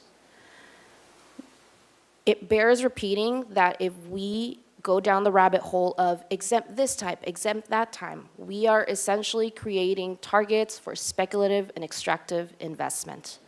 And that is the very thing that we are trying to prevent. On to the rent cap. So the staff report references for our consideration the California Tenant Protection Act, the TPA of 2019. That is a 5% plus the percentage of CPI or 10%, whichever is lower. One important thing to note is that although some folks may claim that that is rent control and that already exists at the state level, for one, that has a sunset date of 2030. In 5 years, there will be no hard outer cap at the state level. It's also a hard cap because it's meant to be a price gouging cap. It's not meant for stabilizing neighborhoods, but rather it was meant to avoid price gouging in a time of emergency, which in our case was COVID at the time. It is very key to understand that as it stands right now, 5% plus 100% of CPI allows for rents to double within 8 years. I don't know about you, but I don't think people want to be moving, not even every 8 years, but every 3 years, 4 years. A lot of people are moving every year because the rent increases go up so much that they simply can't afford it. And don't even get me started on the moving costs, because that's a whole other thing. Now, if we look at, I did the math on all this, and happy to show my work, as my teachers would always tell me to. But if you look at a flat 5%, that results in your rent doubling in about 14 years. A little bit more manageable, but that's still, I mean, think about if you have a child. So by the time they reach adolescence, that's it. They're out of their childhood home. They're not able to fully grow and become adults in the home they were born in. And it's something to consider for the longevity and stability of local families. Now, the proposal that Councilmember Sneddon and I have been proposing would result, the 60% of CPI would result in your rent doubling in 30 years instead of 8. That is significantly more manageable for our city workers, for our workers that keep our small businesses and the rest of our city running. The other question along the rent cap question was about establishing a formula, either utilizing a fixed percentage increase or the CPI. This is where, again, a fixed percentage alone will not be able to accurately be tied to the cost of living or allow for net operating income needed for a constitutionally required fair right of return. We need to regulate increases so that they don't exceed the increases in other necessities like food and healthcare. That is the reason why we say 60% of CPI and not 100% of CPI. Federal studies have shown that about 40% of CPI is already accounted for housing. And so counting it as 100% of CPI essentially would make us count the housing category twice. And that has been the reason why we are trying to push for 60% in considering all of the other costs. The next question asks about allowable cost pass-throughs to tenants for things such as capital improvements, major repairs, et cetera. I agree with Councilmember Sneddon that I don't think it should just be an automatic thing, but rather we need to invest in a robust, accessible adjustment appeals process so that if a landlord needs that adjustment, they can do that. They can request that. All right, let's go to the next question. Yeah, so should the programs have income restrictions? Again, yeah, I'm with Councilmember Sneddon on this. No categorical means testing. That would just make it so property owners would have an incentive to not rent to low-income tenants, and it's already difficult enough as it is to rent as a low-income tenant. Exemptions to the program under certain circumstances in additions to exemptions based on unit type. This question confused me, if I'm going to be honest. But what I'm going to say to this is, in general, there should not be full exemptions as a matter of good policy. And I don't think there should be blanket exemptions for tenant petitions based on habitability, enforcement through the rent board, tracking rental housing. These are not things that people should be exempt from because these are basic things and information that we need so that we can more accurately and more effectively implement this. Now, the question about hardship or emergency exceptions for owner financial distress or to preserve property solvency. I am a big yes on this. That is why I keep repeating that we need to have a robust appeals process. I want to address the questions that Mr. Miguel Avila and other property owners raised about what safeguards are there to avoid, pushing property owners who only own a few properties, the hardship waivers. I know that there are landlords conducting fair business. They take care of their rentals and they take care of their tenants. To those people, I see you, I hear you, I personally know some of you, and I know you're out there. And there is a way to keep it protected with a balanced approach. And that balanced approach is a robust appeals process so that you can have a solution tailored to your individual needs rather than a blanket exemption that could later be exploited by other speculative interests. All right, let's go to the next one. This is a good one. So how a rent regulation program, how it should be coordinated with existing just cause eviction regulations. So I'll get to the moratorium piece in a bit, but I I think that short of an eviction moratorium, we absolutely must update our just cause ordinance to include a subsection addressing the concerns that have been brought up over and over due to the Ellis Act statewide. The simplest way for a property owner to increase their rent base is to coerce the tenants into vacating, quote unquote, voluntarily or self-evict. And this is not speculative. I've seen it happen. There's data out there. That is a lot of the reasons. One of the largest leading causes of eviction is the tenant usually doesn't even go through the entire process. They evict because they don't have the resources or the legal representation, and they give up and say, you know what? I mean, we literally had people in chambers saying that their rents were going up and they were getting pushed out because their daughter was going to move in, and then it turned out their daughter wasn't even going to move in. But that tenant had no way of fighting that. And so rent stabilization it's going to be primarily a 10-year security policy. It is true that it is beneficial for the current tenants. That is what we want. We don't want our current community to get pushed out into the street, and then we are looking for who else is going to give us more money to address the homelessness crisis. Again, we must prevent the issue before it gets even worse.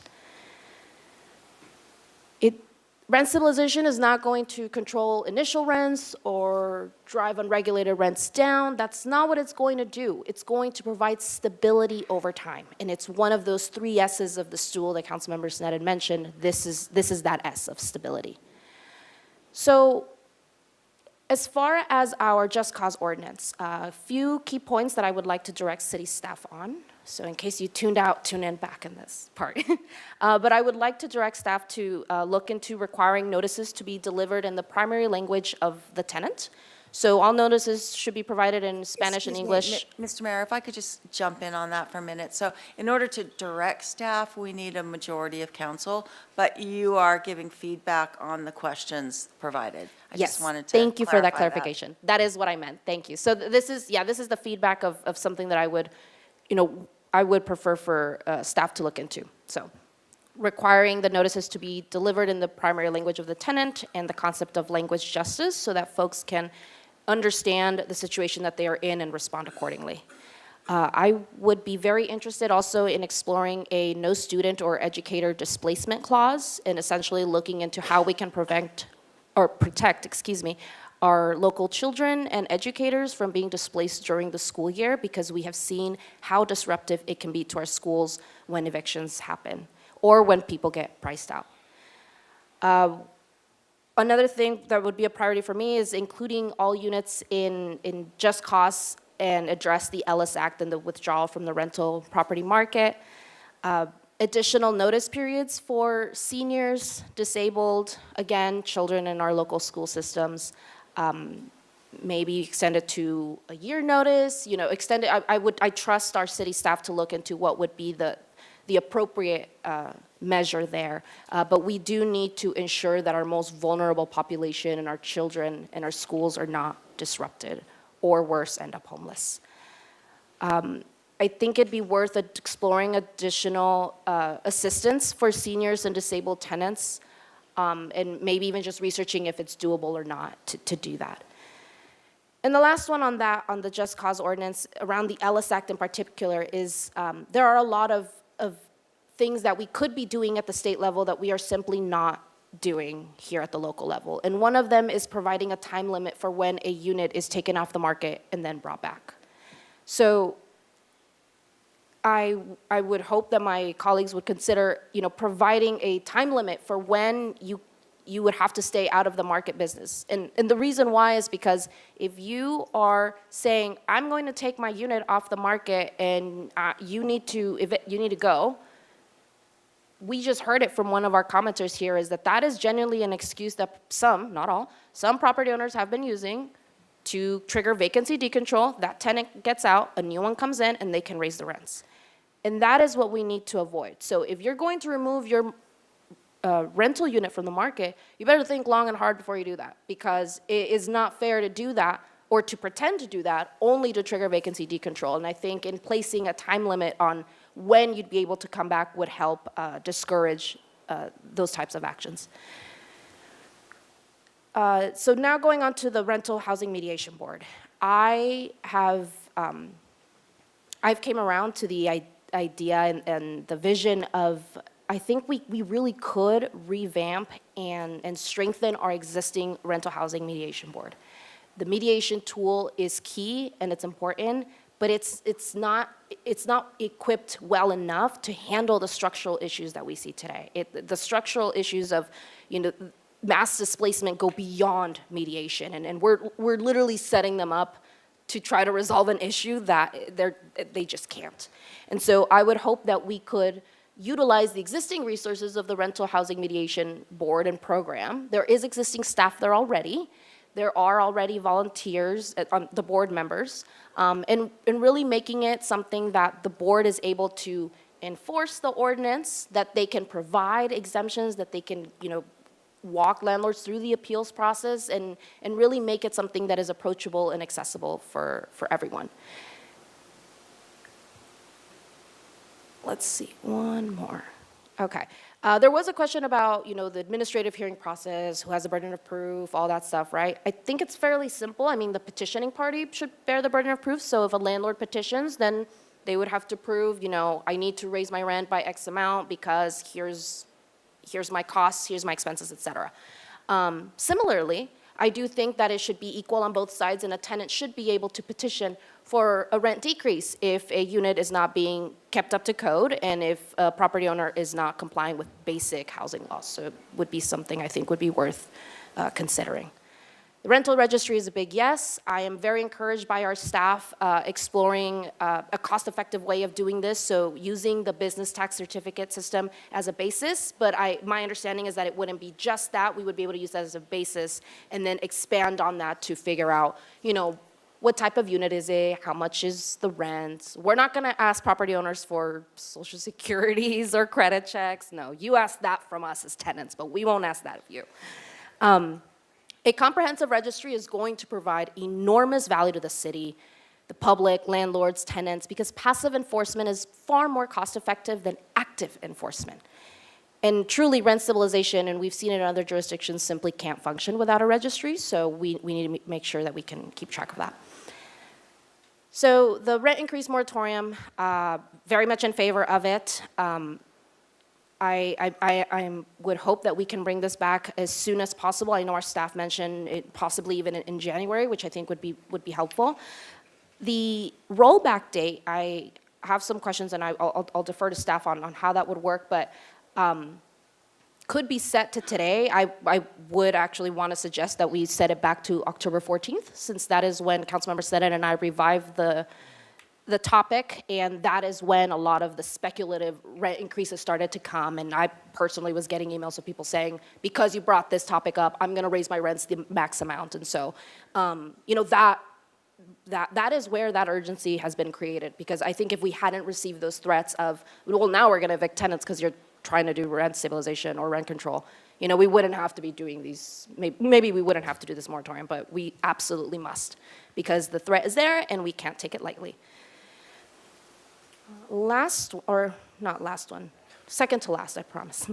Establishing a tenant rent subsidy program. I actually agree with Councilmember Jordan. Where'd he go? Oh, he's over there. I actually agree with you.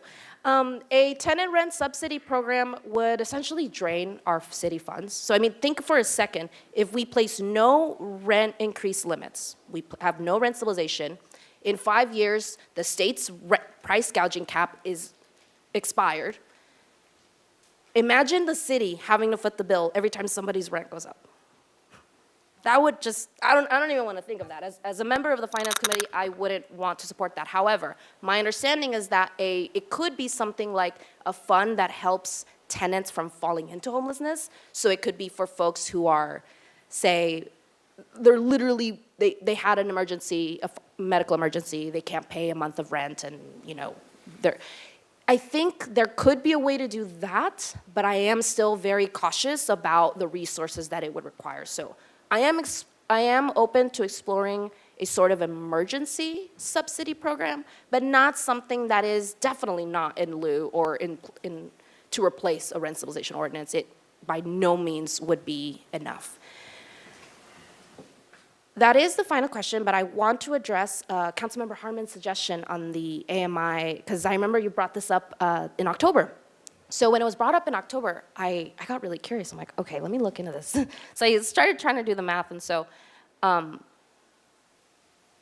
looking at, so say for, I believe that if I understood the proposal correctly, it would be essentially providing an incentive to property owners who rent at 30% of AMI or below. So we'll just, oh, 100 and, sorry, excuse me, can you clarify that? 120% of, 30% of either 120 or 140% of AMI. I see, okay, thank you. I'd like us to explore it. Thank you. So thank you for that clarification. So 30% of 120% of AMI is what you said. Okay. So it's important that we know AMI is based on gross median income. For the entire population, that is generally, the average income is much higher than it is for your average renter, because there are very, very, very, very wealthy people here. And of course, all of those incomes would be taken into consideration. It's also based on household size. So the default measurement seems to be number of renters. And so the one worry I have is that it could result in landlords in Santa Barbara essentially being able to charge obscene rents in crowded units based on high occupancy. You could take, for example, a family of four, 30% of 120% of AMI, if my math is correct, is $4,390. And so under the proposal, we'd be saying we should incentivize or provide something to property owners who rent at below that, which, it would be it's not manageable for a family of four to be paying that. A family of three, 30% of rent would be $3,951. A family of two, $3,512. A family of one, $3,073. So those are just some numbers. And again, we could research it. I am just worried about our staff resources. I have not seen this work, and I haven't seen this in other cities. So I would need more data on if this is even doable, but I would not want to make it necessarily a priority, because I think the objective of providing relief to the property owners who are renting at lower levels or who may need some additional support to keep up their properties, I think that could be accomplished in a more simple way, simply by establishing a robust and accessible appeals process. So I would put that at the lowest priority for myself, because I would much rather prioritize an appeals process that would be simple, clear, everybody understands what you need to do if you have a hardship and you need to raise your rents beyond that. But at the end of the day, bears repeating, no blanket exemptions. This is an ordinance meant to preserve the stability of our community. This is not meant to be a boost rentals business ordinance. That's not the point of this. These are businesses, and our goal here is not to assign morality. It's not about good landlords versus bad landlords. It's literally about regulating a business like any other. And more importantly, preserving the fabric of our community, who really do keep the city running day by day. So I'll turn it over to you, Mayor. Thank you. Mr. Harmon, you have a quick comment?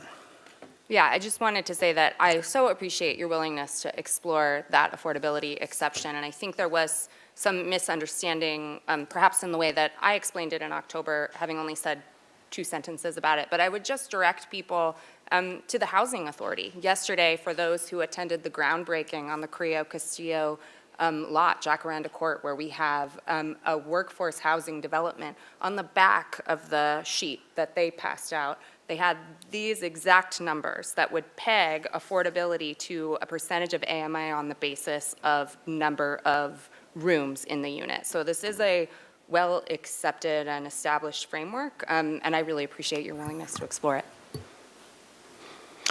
All righty. Well, speaking of the Housing Authority, we, as a city, we actually have a relatively high percentage of affordable housing based on subsidies and things that we do via the Housing Authority. For an agency of our size, we have an incredible amount because we have an incredible Housing Authority. So is it enough? No, we've never had enough housing, enough affordable housing, but they do an amazing job with it. As I listen to all of you give direction to staff on what to do, I see this just growing burden of what they're supposed to do and the lift we have to have administratively to do this. And I think the idea that this is not going to be expensive to do doesn't seem apparent to me tonight. I spent some time with the attorneys from Santa Monica when I was down in Long Beach, and to their assistant city attorneys. And they spend $6 million a year, and they have a 24-person staff that does their rental housing and rent control program. They have a lot of fraud. I know 2 attorneys down there that are the second or third lessees of their apartments because they never turn over, and people that sign up for them, it's not legal, it's not permitted, they still can't enforce it, even with all that staff and all that extra resource. So what we're talking about is burdening our own administration when right now we can't even put out the code enforcement personnel to take care of things like the illegal food vendors on the streets, and they're the ordinances we have now, the camping ordinances, the signed ordinances and all that. So we're bringing on a brand new program, and it's the biggest program we're going to have. It's huge. And I don't think it's just going to be a matter of how we do it with a business license, or maybe we convert the rental housing mediation task force. That sounds great, but I just don't believe for a moment it's going to happen. The amount of consultant work we're going to need, the amount of attorney time we're going to need is going to be way more than we're talking about tonight, just based on what my colleagues have talked about doing so far. We're going into this thing, this is a big, big deal in our city, and without really a monetary study per se. We have some ideas, we have anecdotes, we have emotion, we have politics. Do we know the number of units, how many multifamily units prior to 1995 we have in this town? They're going to be subject to this, and which ones are going to be exempted and which ones are not? Do we have that kind of information? Do we have the kind of things that say, what are the needs? And we keep talking about things like AMI and HCD stats and whatnot, but we really don't have, we're going into this, and then we're going to develop the facts. We're going to develop the data. And that's a very expensive way to do things, to develop a program that, frankly, I know we've talked about different programs all over the country, but for this century in the past, they've been basic failures. Santa Monica, New York, San Francisco, San Diego. New York's going through a crisis right now. They've got a lot of vacant properties because of what's being promised by their soon-to-be mayor. So it's amazing to me that we can sit up there with the hubris and say, we're going to put the burden of our entire city's affordability for housing on a relatively small sector, those people with the multifamily units that are pre 1995. And that's going to be our affordability index going forward. Those are the things that are under the Costa-Hawkins law, and even though 1482 basically supersedes Costa-Hawkins by having that roll over every 15 years. It's the idea that we're going to somehow provide this affordability for the entire community based on that small fraction of what our population is just not correct. We prosecute bad landlords. We've taken them to court. We've actually taken one to jail. We prosecute STR violations. We prosecute substandard things. We prosecute tenant eviction violations. We're doing what we can to try to promote and to protect tenants in this town to the level we can. What we're asking to do, though, is we're asking the private sector in that small sector to subsidize and do the rest of the work for us with some kind of a very burdensome over-regulation of the private sector. And up here, I can guarantee you that none of us have made those kind of investments, made that kind of risk, know what it takes to actually buy a property and actually hold it for rent. When you buy a property, if you're going to have a rental property, more often than not, you're going to be negative on it for a number of years before you finally turn the corner. And that's if nothing happens. Everybody I've talked to has been through this. Every landlord who's been a landlord for a while has been held over on as well. They've had to do all these things. So there's two sides of this corner. Right now, we've been condemning landlords from the dais and out in the audience. I know that some people try to soft walk that, but it's always been greed. It's been, they're forcing us out. They're doing these things. And I say, this is the Santa Barbara way. People talked about the Santa Barbara way earlier. The Santa Barbara way will be to have a forum of tenants and a forum of landlords and property owners in a room to really find out what could or could not work. But the assumption that one side is simply greedy and one side is going to be the overlords is what kills that whole idea. So the lack of mobility in rental registry and rental restricted towns is phenomenal. You're sitting there, you're waiting for grandma to die so somebody can, take that new unit, because they don't turn over. That's what one of the ladies talked about today when she was speaking. I was called out for not listening to the collective by one of my colleagues on a TV program. And I'm not sure exactly what that meant, except that I do know this. Prop 33 was on the ballot, and it was voted down by the voters in the city of Santa Barbara. That's the collective. It's not a poll. It's not who sat in the room tonight. It's the people that actually went out and voted. And when they voted for that, Prop 33 was basically meant to overturn Costa-Hawkins, to make it easier for local agencies to do more robust rent control. So when we talk about serving the entire city, I think we better talk about it honestly. And that's what actually happened at the ballot box. And to me, that's hard to deny. That wasn't a rigged election or whatever the president likes to call things like that. That was actually us going to the polls and voting. So as I look at this and I say, this is an urgency, and I go, okay, what else is an urgency? Property owners looking to get some insurance this year. That's an urgency. Even if they have to pay double or triple what they paid the year before, sometimes they can't even get coverage. The other urgency is the sewer lateral comes up.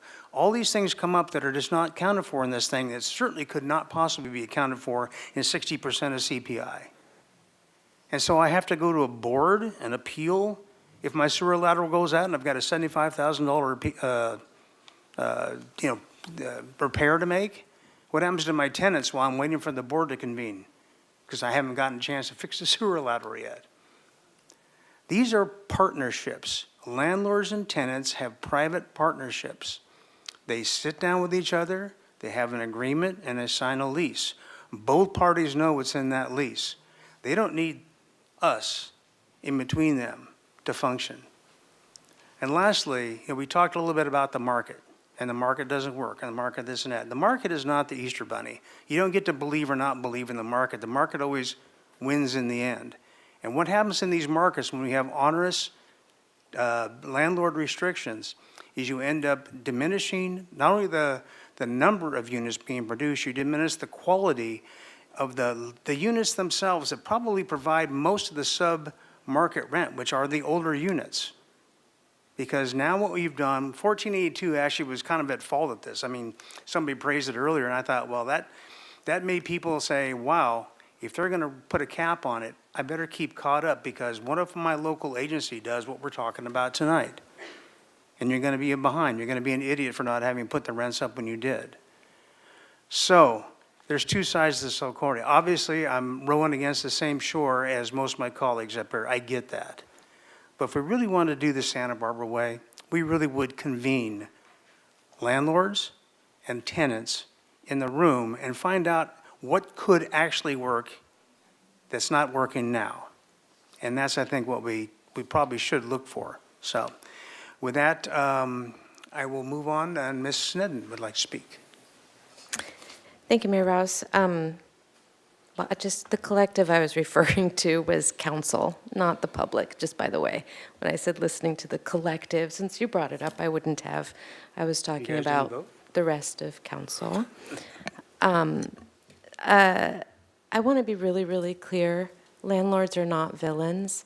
I'm getting very tired of being told that that's the language we're using. I've never said villain.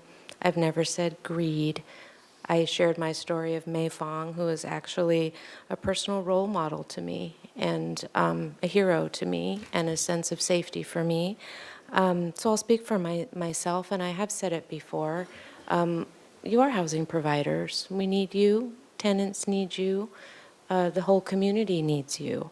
So I do feel the need to clarify that. There are no villains here, not in the tenants and not in the landlords. So I couldn't let that rest there.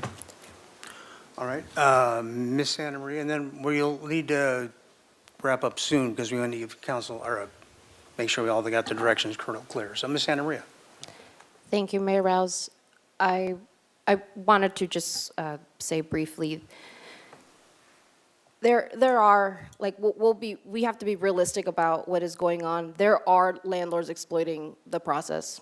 Nobody's calling them villains, but we're going to call it like it is. There are people actually pushing tenants out in bad faith, but it's not all of them. And that is the exact reason why we need an appeals process, because there are genuinely, landlords who are running their businesses in an effective way. But however, when there is a sewer line or a roof that needs to be fixed, you have a way to appeal to get that rent increase, which, by the way, if it's $75,000, it's not like you're waiting for the rent board to say, here's 75 grand and you can't do it otherwise. You take out a loan, blah, blah, blah. So as far as, I know we need to wrap up, so we need to make sure that we give direction on, I believe, on the moratorium would probably be what we need, so. Yeah, I think, well, I haven't right now heard for voices in support of a moratorium, so I think. Now, are we just giving direct, because we're not, Well, because and that was a question, because if that was one of the policy questions, we could give direction on the moratorium and bring that back in January. I think that was a thing that we were looking for direction on, but I have not heard 4 council members say that they support that. okay, Yeah. Mr. Gutierrez, sorry, what, Ms. Connect? Thank you, Mr. Mayor. I was just going to say we could take a motion, see if we have a majority vote for a moratorium that would limit rent increases or Would the straw prohibit poll rent do as increases. well? Sorry? Would a straw poll do as well, or do you need a I motion? think It's either. It doesn't really matter, but we need to see a majority of council with that direction. And also a majority to return in January with the fixes around the Ellis Act, which would be amendments to the Just Cause Ordinance. Okay, I'm going to let Mr. Gutierrez speak, and then you guys can weigh in on that. Mr. Gutierrez. Thank you, Mr. Mayor. Yeah, most of what I wanted to say has been said by my colleagues, and I'm supportive of, was that an official motion, Ms. No. Santamaria? No, Okay. we're not, I think they're we're just waiting doing a Gotcha. straw poll, so if you're expressing support for the moratorium and/or the, coming back to clean up the Ellis Act eviction provisions. Yeah, I'm supportive of the moratorium. And the one that they're suggesting here. The Hey, eviction, the Ellis Act. Councilmember Disconnect, Gutierrez, like the could I way just clarify, that would be a rent increase moratorium? Great. Okay. Yeah, there's a lot of things that have been said, Mr. Mayor, about having both groups sit in a room. We've done that. I was witness to that. I helped organize that. I was there. So this is the outcome of that. I also hear a lot of commenting of quoting of Dr. Peter Rupert. I like the guy a lot, very knowledgeable, but the man also is not in support of any kind of affordable housing. He said that on stage in a theater full of people. He's also against a minimum wage. So put that in your pipe and smoke it if you want to think about that. So yeah, you might agree with some of the things and want to quote him as if it's gospel, but don't ignore the other stuff he also believes in. So yeah, with that, I'm waiting for the motion so I can support it. And again, we don't need a formal motion. I think now there's 4 voices we've heard in support of the moratorium, I think, and the Ellis Act provision updates and changes, so we can bring that back. We can put that in our pipe and smoke it. Okay, great. Mr. Jordan. Well, now I'm feeling like no good deed goes unpunished. So could somebody up here please structure an actual straw poll point or motion? It's not just what they said, okay, so we know what it is, and we can talk about it. Some of us were actually in the room with a real task force. There's people out in the audience that were here too, on both sides of that. And so that was apparently before many of you were sitting up here, where there was a task force that came to agreement with a mediator, John Justice, and was essentially hijacked with some of the other people in the room the moment they walked out the door and reneged on what they agreed in private. So I think we could all tell anecdotal stories on both sides of this.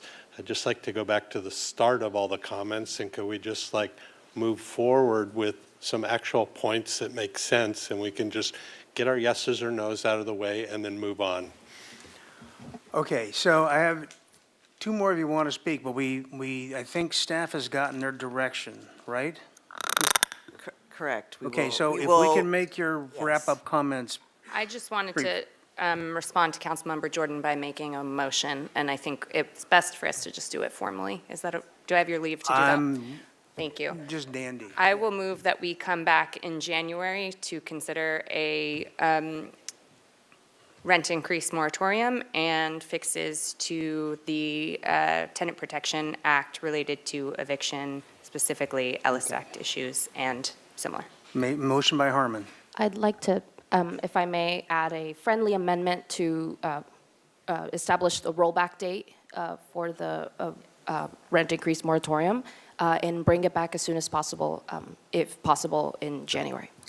And Councilmember Santa Maria, I'd just like to know, we need to do some research on that rollback date and what would be appropriate. So just so you're aware.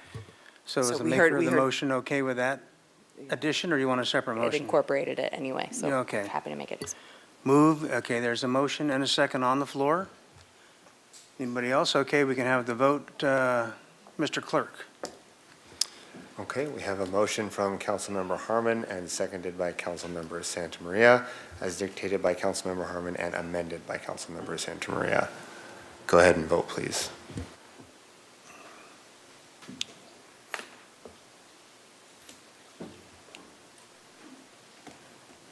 Motion passes 4-3 with Rouse, Freeman, and Jordan dissenting.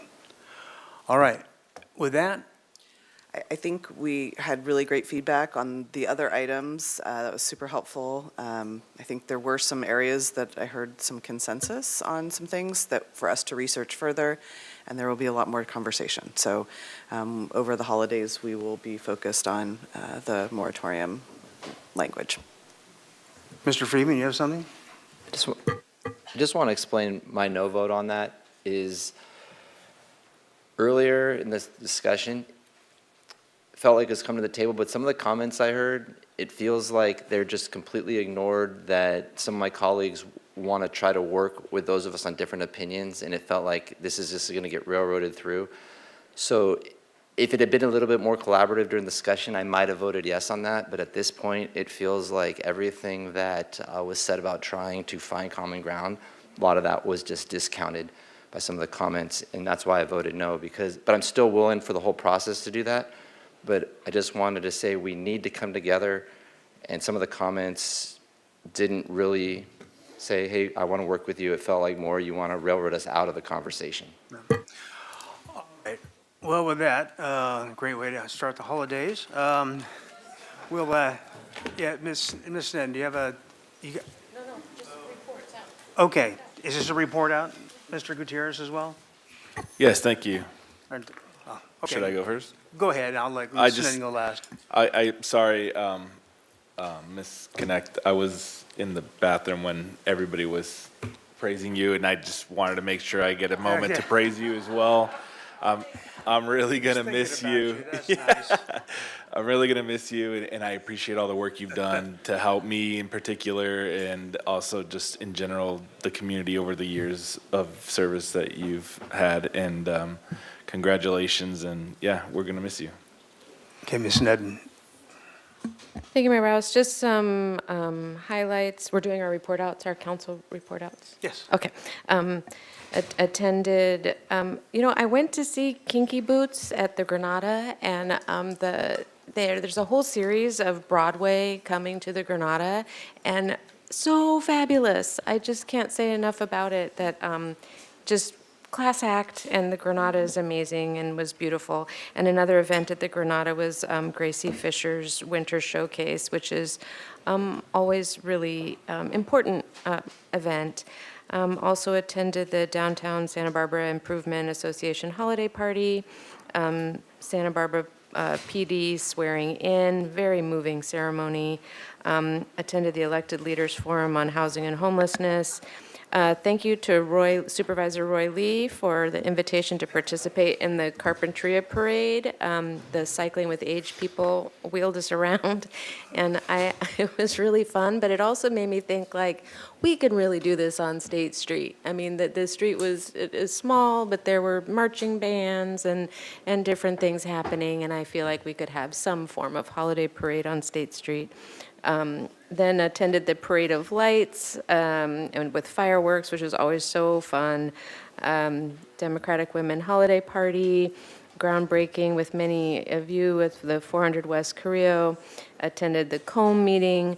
I would like to say Happy Hanukkah. And since we aren't going to come back again this month on New Year's is my 30-year wedding anniversary. And to my dear husband, I love you. Thank you for putting up with the crazy, and happy anniversary. All right, very good. And I'd like to say, Ms. Connect, we staged all this to make sure you didn't miss us too much. We'll see you guys next year.